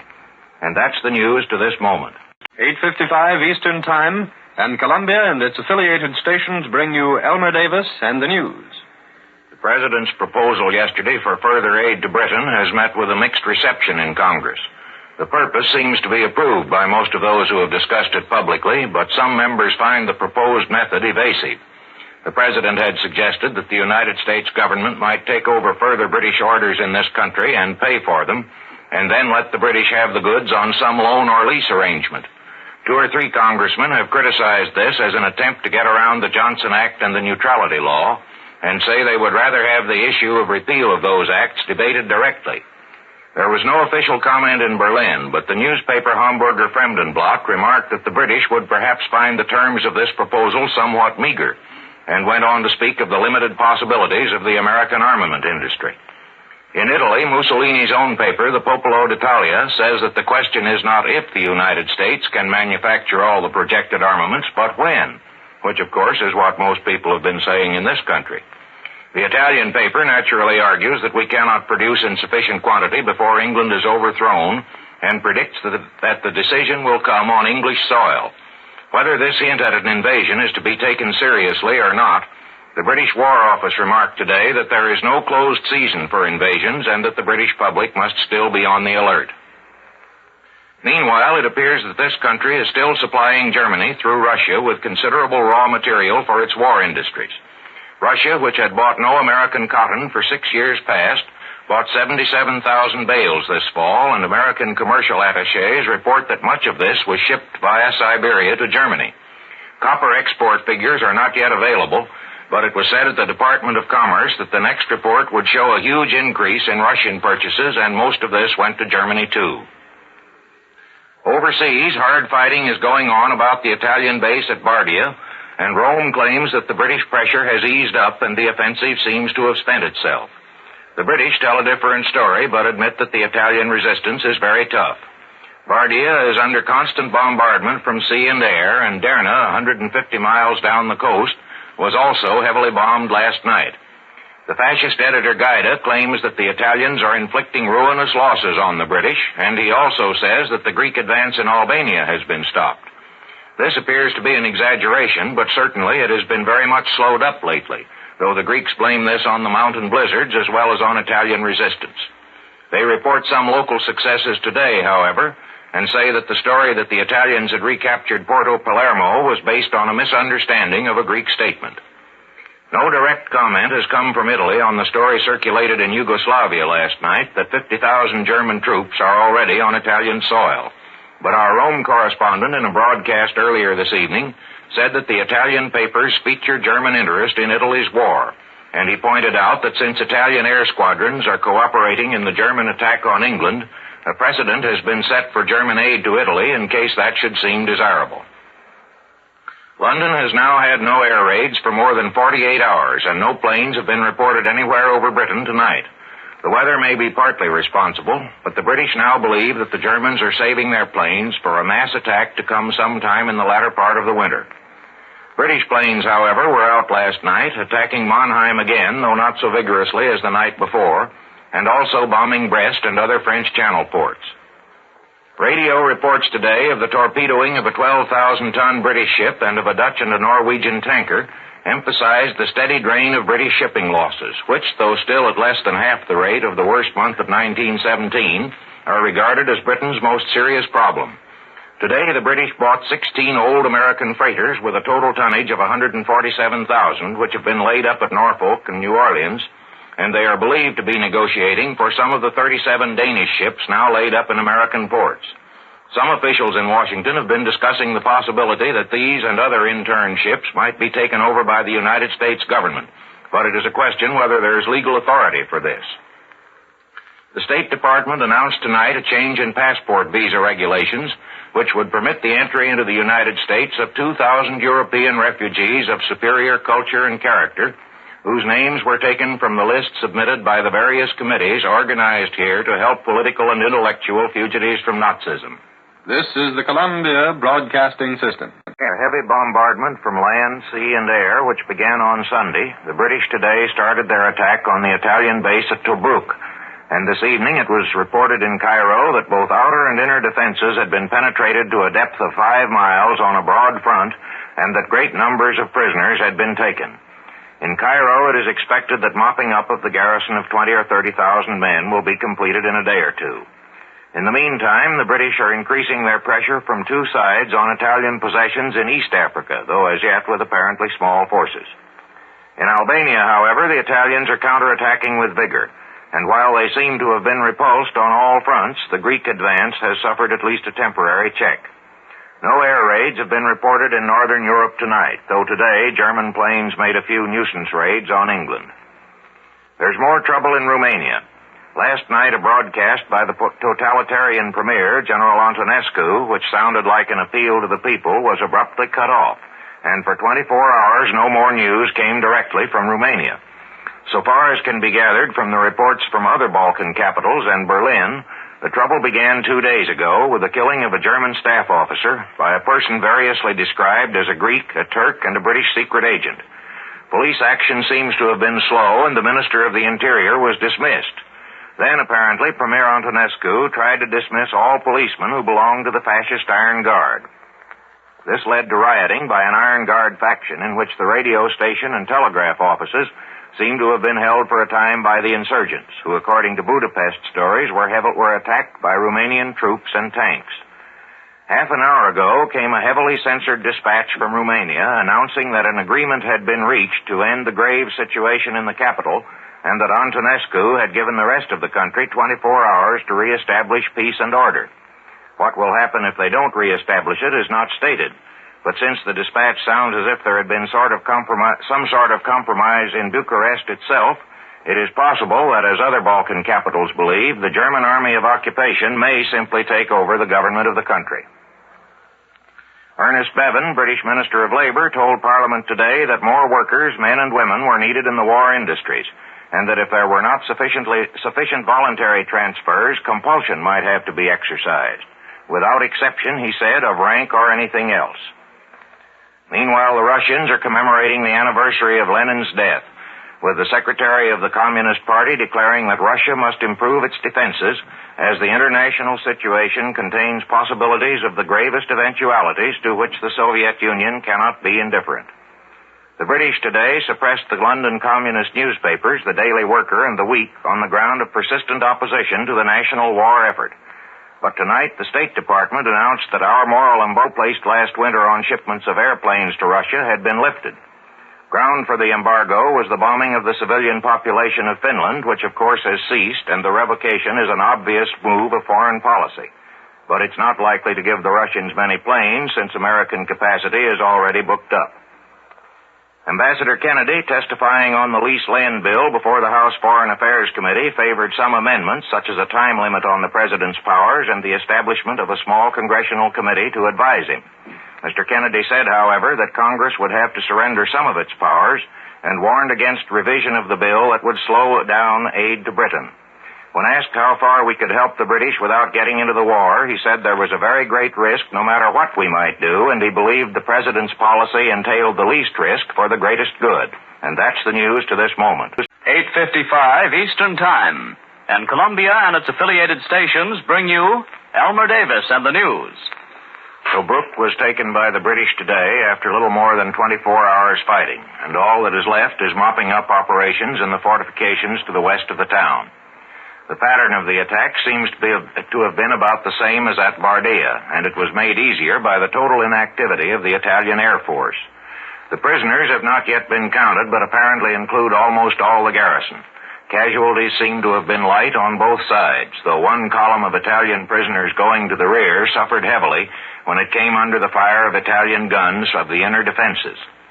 In Tobruk, the British Navy gains an excellent harbor. Whether the advance is to be pushed further along the coast is likely to be determined, according to London reports, by the wishes of the Naval Command. In Albania, however, where the Italians have been strongly reinforced, the fighting is furious and without much advantage to either side. Around Tepeleni, fascist troops are counterattacking with great vigor, but the Greeks say that they have not yielded any ground, while their air force is vigorously bombing Italian supply columns. Beyond Klissura, too, there is desperate fighting, and correspondents on the spot say that many of the casualties on both sides are from bayonet wounds. Clearly, while the Italian counteroffensive has so far made no progress, it has effectively stopped the Greek advance for the time being. Clouds and fog have given most of England another day and night free of air raids. There were a few incursions today by single planes, and one or two have been reported over the eastern counties tonight, but it all amounts to little. The Romanian government, which appeared to have regained control of the situation last night, lost it again today, and there is much disorder and reports of serious fighting in Bucharest and in other parts of the country. Again, all telephone and telegraph communication has been cut off, and the only news that comes direct from Romania is from the nation's radio stations, which are held by the rebellious faction in the Iron Guard. Horia Sima, Iron Guard leader, has gone to Berlin, and it seems likely that he may hope to persuade Hitler to designate him as premier in place of General Antonescu. Reports come not only from Budapest, but from London that Iron Guard broadcasts are talking about restoration of the frontiers, which could be accomplished only with Hitler's permission, and this is hardly likely to be obtained. For the moment, the Iron Guard seems to have the upper hand, but whether the conflict will end in the establishment of a more extreme fascist government or in actual taking over of the country by the Germans does not yet appear. Meanwhile, the incident has had one unusual aspect. For the first time in weeks, most of the Balkan rumors turned out to be true. While all this is happening in Romania, Colonel William J. Donovan, the mysterious emissary of our government, is visiting the neighboring countries. He had a long talk with King Boris of Bulgaria today and moved on to Belgrade tonight. In Bulgaria, he lost his passport somewhere, but the legation in Belgrade is prepared to give him another, and from Yugoslavia he will return to Greece. The Japanese House of Representatives today declared its intention to support the government of Prince Konoe and to strengthen the wartime structure of the nation.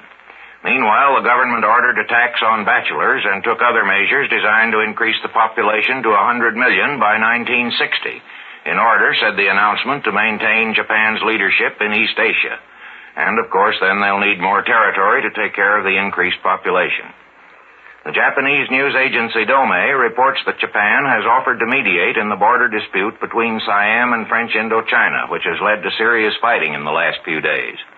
Japanese military and diplomatic officials said that prolongation of this war was contrary to Japan's desire for peace, stability, and prosperity in East Asia. But it was indicated that the French would have to give up a good deal more territory than they had expected, and the whole affair looks very much like Hitler's mediation last fall between Hungary and Romania. Siam, if it receives an increase of territory through Japanese intervention, will naturally be much more closely tied up with Japan. In Washington, the House Foreign Affairs Committee heard two more witnesses opposed to the lease-lend bill, Norman Thomas and Colonel Hanford McNider. Tomorrow, Lindbergh and General Hugh Johnson will appear in opposition. On Saturday, Ambassador Bullitt will speak for the bill, and this will end the hearings before the House Committee. The Senate Foreign Relations Committee will start hearings on Monday with Secretary Hull, the first witness, as he was in the House. And Senator Barkley, the administration leader, now predicts that it may take 2 months to get the bill through both houses of Congress. This is the Columbia Broadcasting System. 8:55 Eastern Time, and Columbia and its affiliated stations bring you Elmer Davis and the news. General Marshall and Admiral Stark, heads of the Army and Navy, will be heard tomorrow by the House Foreign Affairs Committee on the lease-lend bill. This was announced this evening after the committee had heard testimony against the bill from Charles Lindbergh and General Hugh Johnson. Lindbergh said the bill would be one more step away from democracy, and that he believed American aid to Britain was a mistake and would prolong the war without bringing a British victory, which in his opinion could not be achieved even if the United States went into the war unless there was an internal collapse of Germany.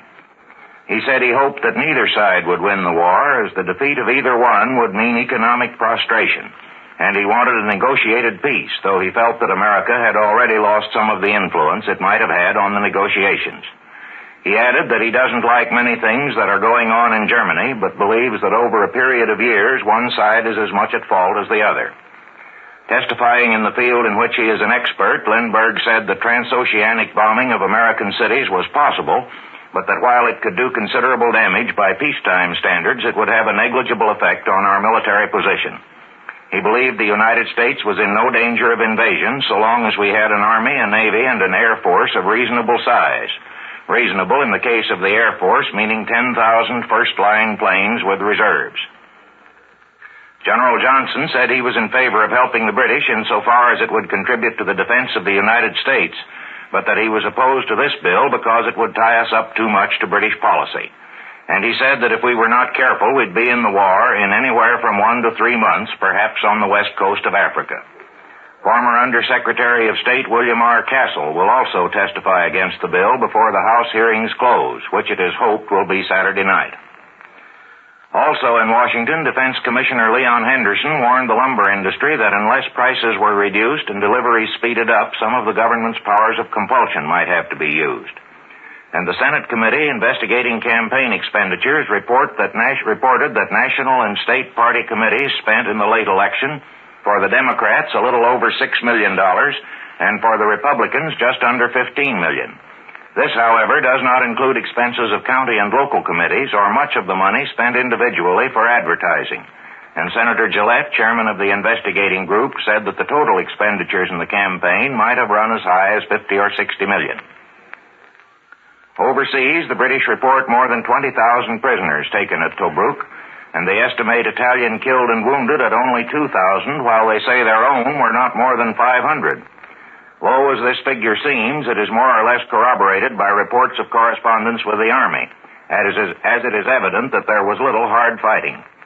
British motor patrols have now pushed as much as 100 miles to the westward of Tobruk, but it is still uncertain whether the advance of the Army will be pushed much farther.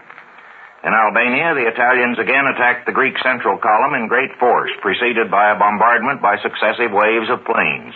But the Greeks say they were thrown back, and Rome claims no more than that heavy losses were inflicted on the Greeks. The British Air Force bombed Berat in Albania and also Italian bases in the Dodecanesus and at several points in Sicily. In Northern Europe, too, the British have done most of the work in the last 24 hours. Last night they bombed Dusseldorf and surrounding towns in the Ruhr area, and today they attacked the French Channel ports. Meanwhile, London and most of England are having the fourth successive night with no raids at all, so far reported at any rate, although single German planes attacked a few points on the east coast today. In Romania, Premier Antonescu appears to have regained complete control of Bucharest and is broadcasting to the country that the rebellion has ended and everybody ought to go back to work. Reports from neighboring states, however, indicate that there is still disorder in the provinces.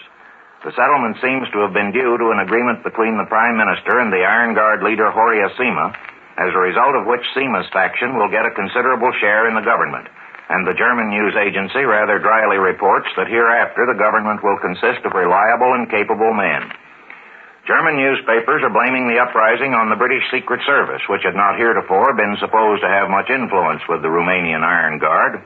But all the publicity in Romania itself throws the blame on radical and communist elements, which are said to have infiltrated even into this Romanian fascist group. This is the Columbia Broadcasting System. 8:55 Eastern Time, and Columbia and its affiliated stations bring you Elmer Davis and the news. For the moment, the attention of Europe is again centered on the Balkans. The British government today broke off diplomatic relations with Romania on the ground that the Germans were using that country as a military base and building up there all the elements of an expeditionary force. However, it was said in London that this was only a polite warning and did not imply that Britain and Romania must go to war. In Berlin, it was argued that the British had taken this action because Premier Antonescu's firmness had prevented any further British espionage on the Germans in Romania, and it was insisted that Germany regards Britain itself as the principal objective and is not considering a war on two fronts. Meanwhile, the Bulgarian government denied Winston Churchill's statement in his speech yesterday that thousands of German troops have filtered into that country.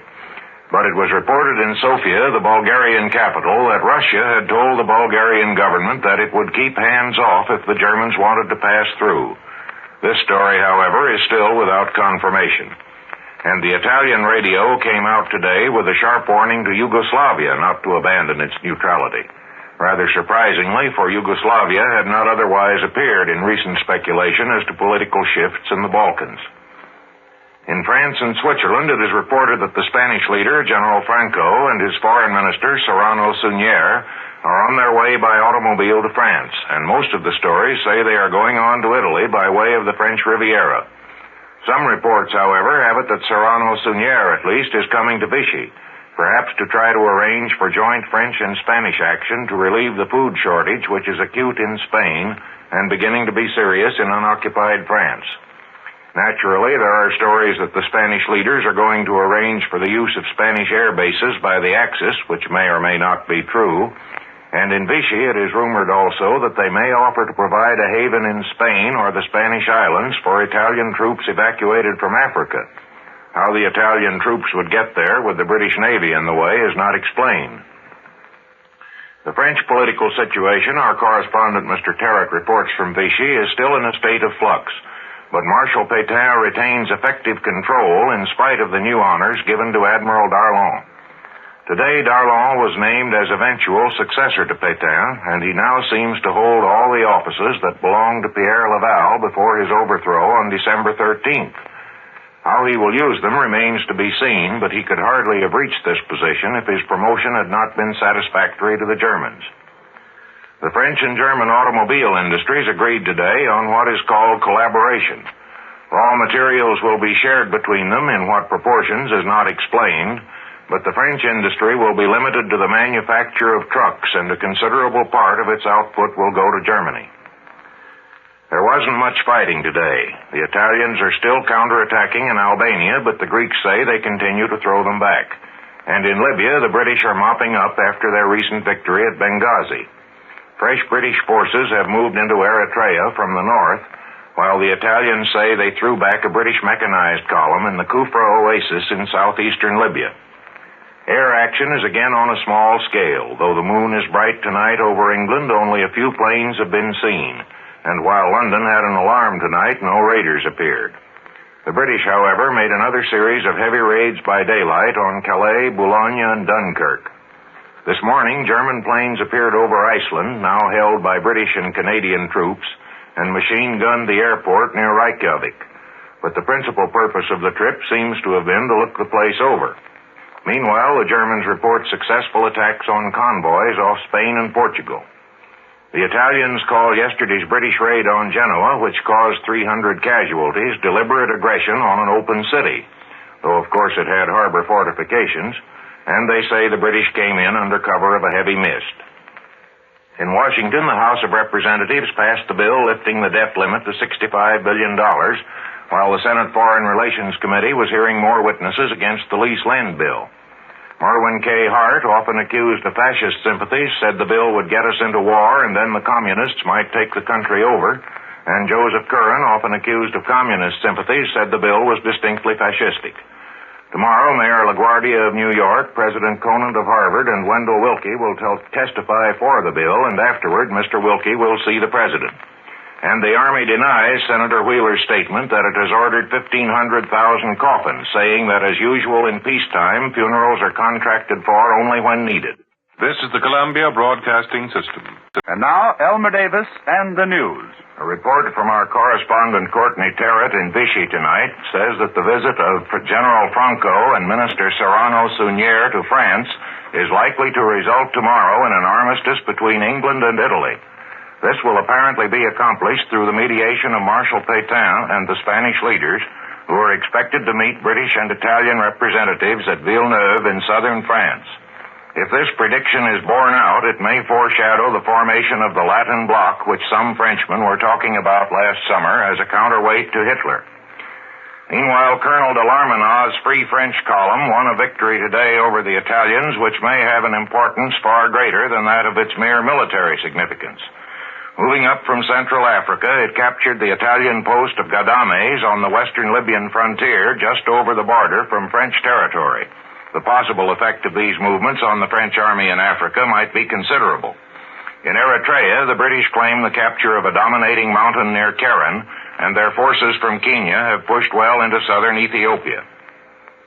British planes last night made a long and violent raid on Hanover, and also bombed other points in Germany, as well as attacking Cherbourg and Ostend. Further daylight raids on the invasion ports followed, along with the dawn bombardment of Ostend by the fleet. And tonight there are new and heavy raids on the ports across the Channel, while the silence of Western German radio stations suggests raids into that country too. German air activity over Britain was slight today, and though it is a moonlight night, no raids had been reported up to midnight, London time. Wendell Willkie appeared before the Senate Foreign Relations Committee and urged passage of the lend-lease bill with some modifications, declaring that to render ineffective aid to Britain would be disastrous. He said Winston Churchill had told him that Britain's most pressing needs were destroyers, bombing planes, and merchant shipping, and recommended that we provide the British with 5 or 10 destroyers a month and as many bombers as are not needed for training here. When asked if he would favor convoys in case the Germans began to shut off the sea route to Britain, he said that if we give the British enough ships, that hypothetical situation will not arise. No man, he added, can guarantee that aid for Britain will not involve us in war. But he went on to say that Hitler will make war on us when, as, and if he chooses, but he will be less likely to be aggressive if Britain stands. Whereas if the British fleet collapsed, Mr. Willkie thought that we should very soon be involved in war.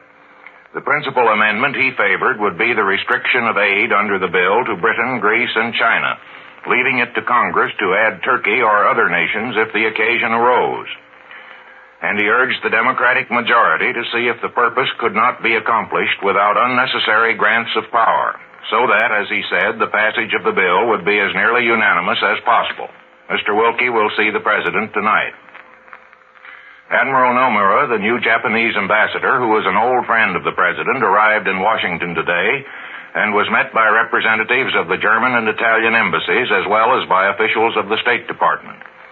His arrival coincided with a campaign by the German radio apparently aimed at increasing the tension between the United States and Japan, as Japanese newspapers were quoted in the German broadcasts as accusing our diplomats of trying to encircle Japan and as saying that America has held the knife to Japan's throat far too long, while the London radio says that Japan's recent moves have been inspired by Germany. In response to a question at his press conference, the President said that if the United States were forced into a war in the Pacific, it would not affect our deliveries to Britain. But in answer to another question, he said he did not think there is danger of such a war. And that's the news to this moment. 8:55 Eastern Time, and Columbia and its affiliated stations bring you Elmer Davis and the news. The Spanish leaders, Franco and Serrano Suñer, met Mussolini today at Bordighera on the Italian Riviera. And it was said afterward in Madrid that they had reached complete accord on problems of a European character of historic consequence to the two countries.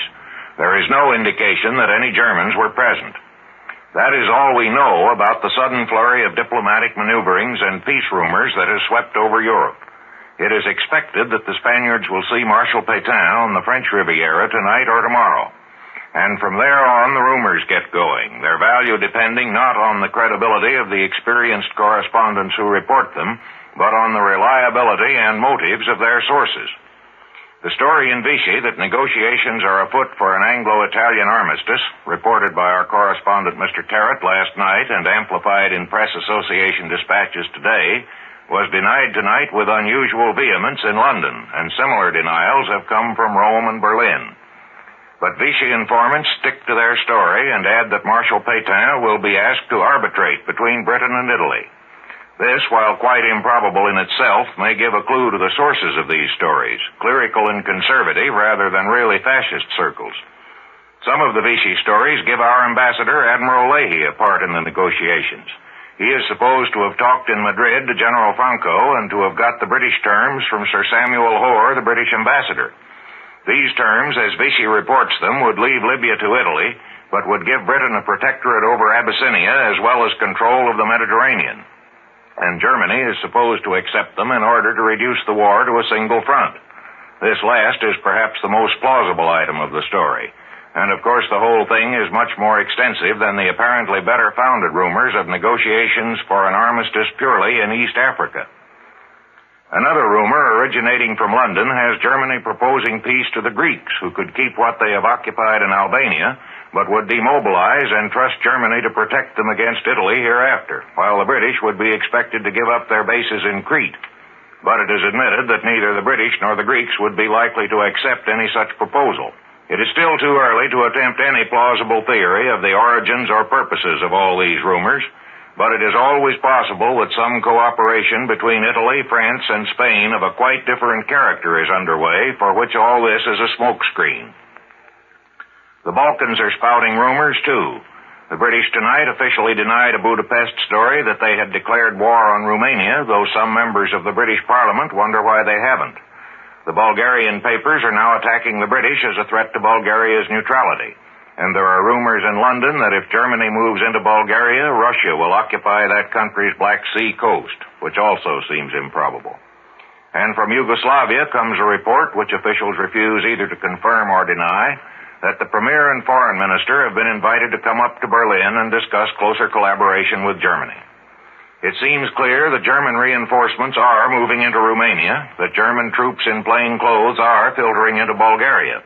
But it is still not clear whether all this is preparation for an actual move that would make the Germans run the risk of a two-front war, or only a diversion to distract attention from something in preparation elsewhere, perhaps in Spain.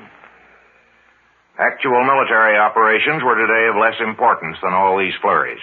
The Greeks report some small successes in Albania, but the Italians bombed several Greek towns and claimed to have destroyed 18 British planes at an airfield near Ioannina, which was taken by surprise. In Eritrea, the British say they are surrounding Keren, and they report that in the recent Benghazi operations, 15,000 prisoners were taken at an almost incredibly small cost.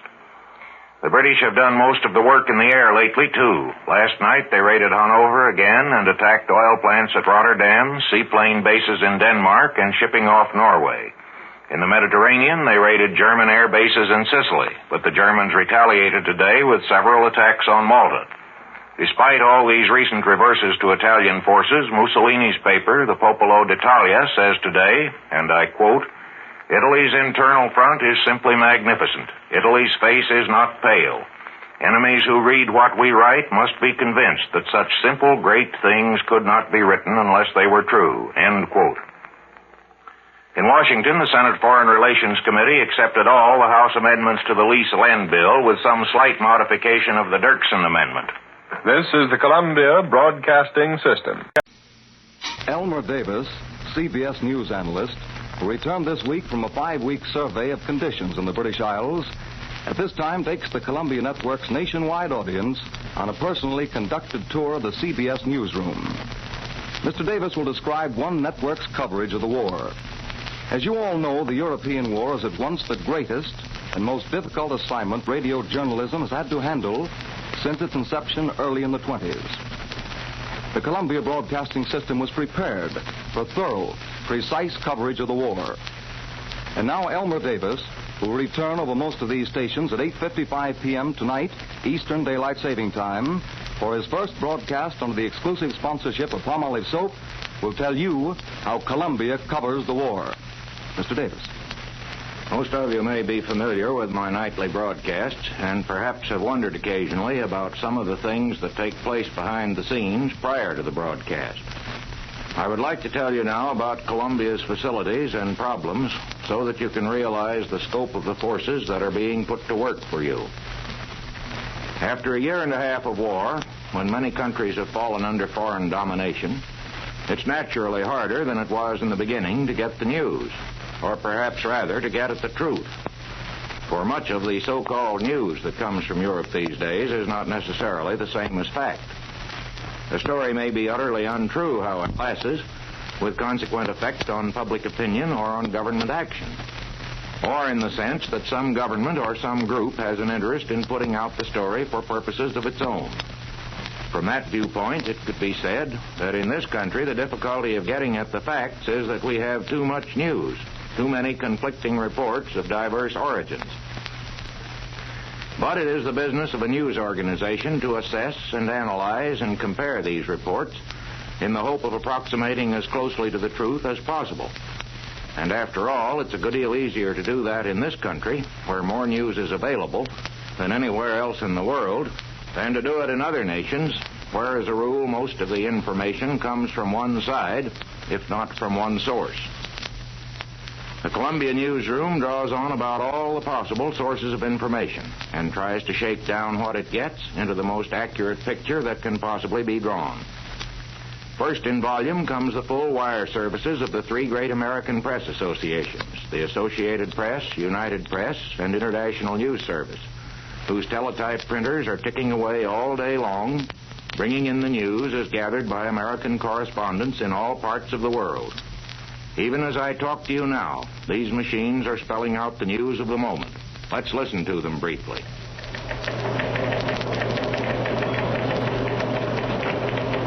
In bulk, most of the news you hear on the air comes from these sources, which are the same, of course, as the sources of most of the news in your daily newspapers.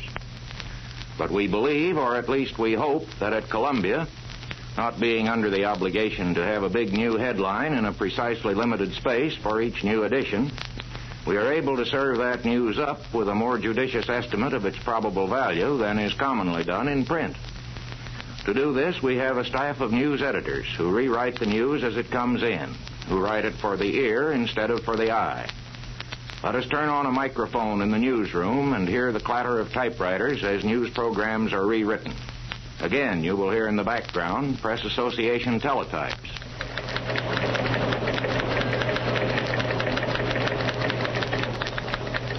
Like the newspapers, we also have our own special correspondents.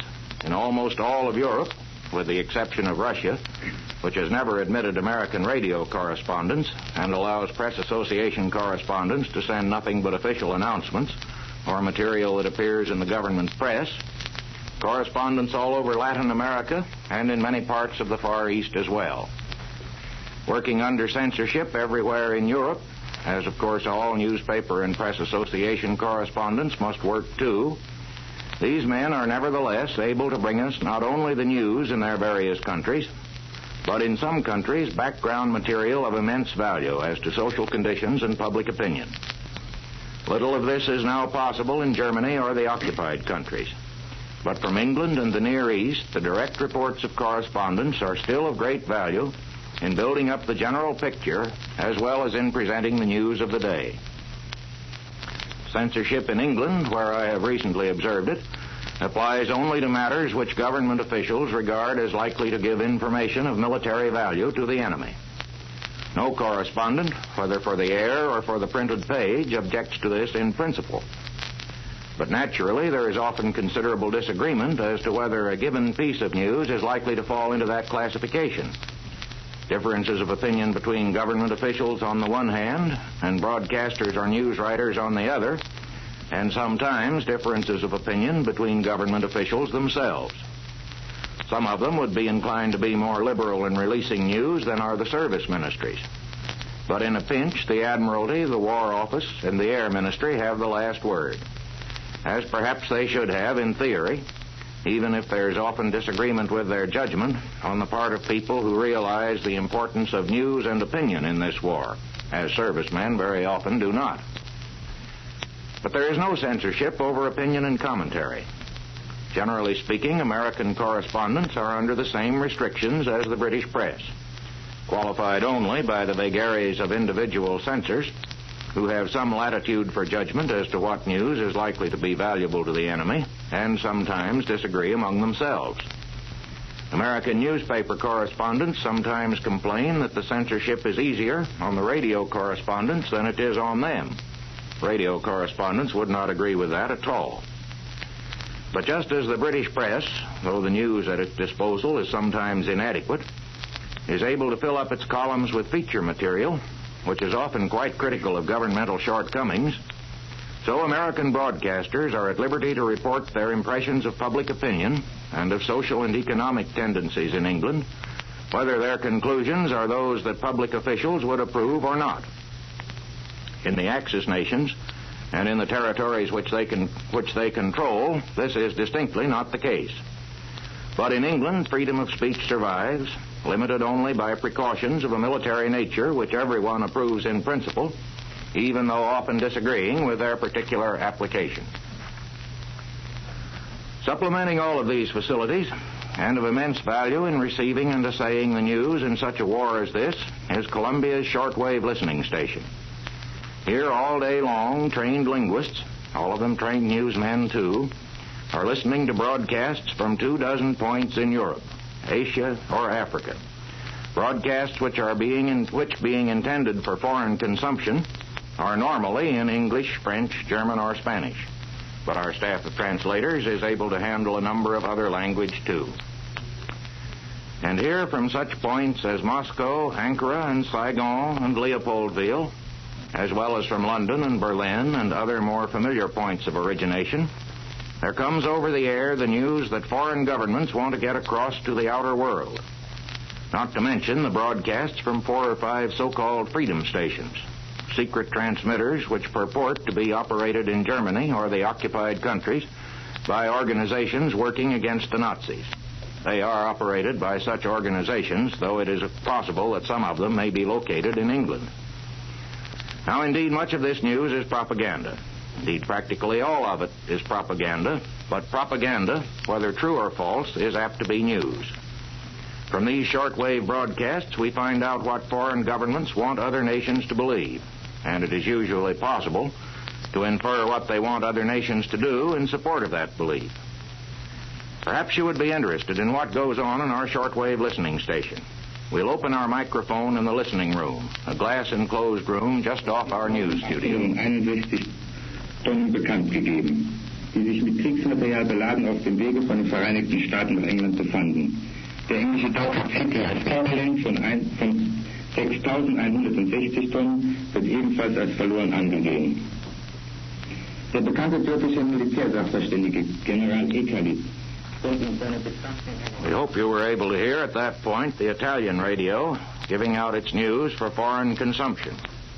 At this same time, our shortwave listening station could also pick up the British Broadcasting Corporation, transmitting at this moment in either Arabic or in Dutch, or the Stockholm radio sending out news in Swedish, and the Algiers radio in French, while to the south of us, Guatemala is shortwaving in Spanish. And finally, there are numerous news or propaganda services of foreign governments received in our newsroom by mail. British, German, Chinese, Japanese, Russian, Free French, Polish, Dutch, Norwegian, Czech, which often contain news items that do not appear in the regular Press Association reports.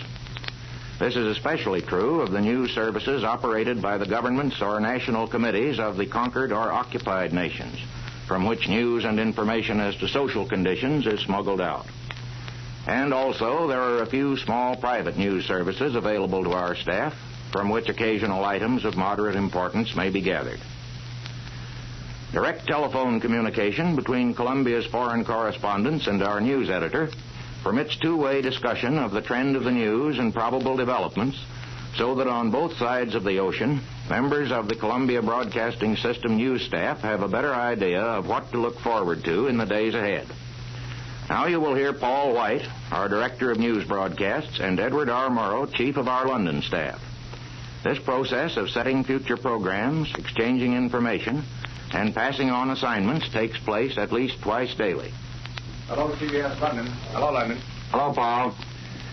First, I want to check tonight's 2330. That's the Gulf program. We have you down from 2335 to 2340. Is that what you have? Right, and under Cairo. Yes, you will introduce Cairo. I believe it's to be Cecil Brown. It might possibly be Charlie. And will you have a chance to listen to Cairo on the Q channel before you go on? Right. What is your report on that program? How does it shape up now? Which one, Paul? On the 2335. Oh, well, it looks now as though the only thing that's going to be up is a little more detail on the Crete story. And Alexander's broadcast to the Navy, which he will be doing in about 4 or 5 minutes' time. You haven't heard anything more from Lee White, have you? Hello? Hello, London. Yes, Paul. London, I'm not hearing you in my phones now, but I know that you're probably coming in all right so that you can be heard on the air. Will you, and we can take it down stenographically elsewhere, will you tell us something about this Round London program that we're planning now either for June 7 or June 14? Right. It's not yet set definitely, but it looks as though it will be the 14th. And what I thought we'd do would be to open the show in a hospital and then move over to an anti-aircraft gun position where the predicting and the calculating is being done by women.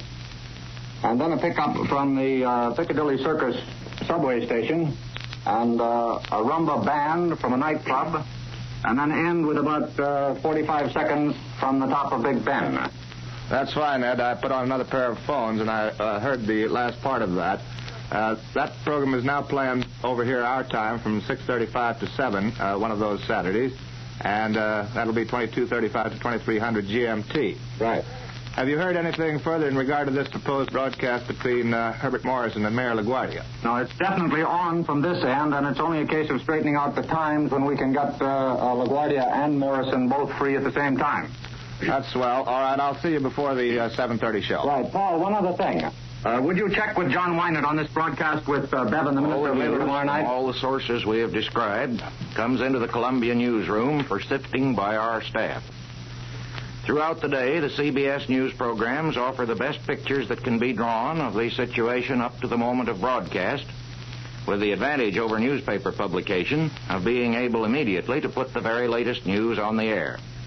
The 8:55 Eastern Daylight Saving Time news program comes at a time when the day has long been over in Europe and the day's news is about all in, when the night is already more than half gone and the preliminary picture of the night's activity can usually be sketched. We do our best to sort it all out for you and give you what seems most important and most likely to be true. You have been listening to Elmer Davis, CBS News analyst, tell how Columbia assembles and analyzes the day's news for the American listening public. Elmer Davis has just returned from a 5-week survey of conditions in the British Isles. And later this evening at 8:55 p.m. Eastern Daylight Saving Time, he will be heard over most of these stations under the exclusive sponsorship of the Palmolive Soap Company. This is the Columbia Broadcasting System.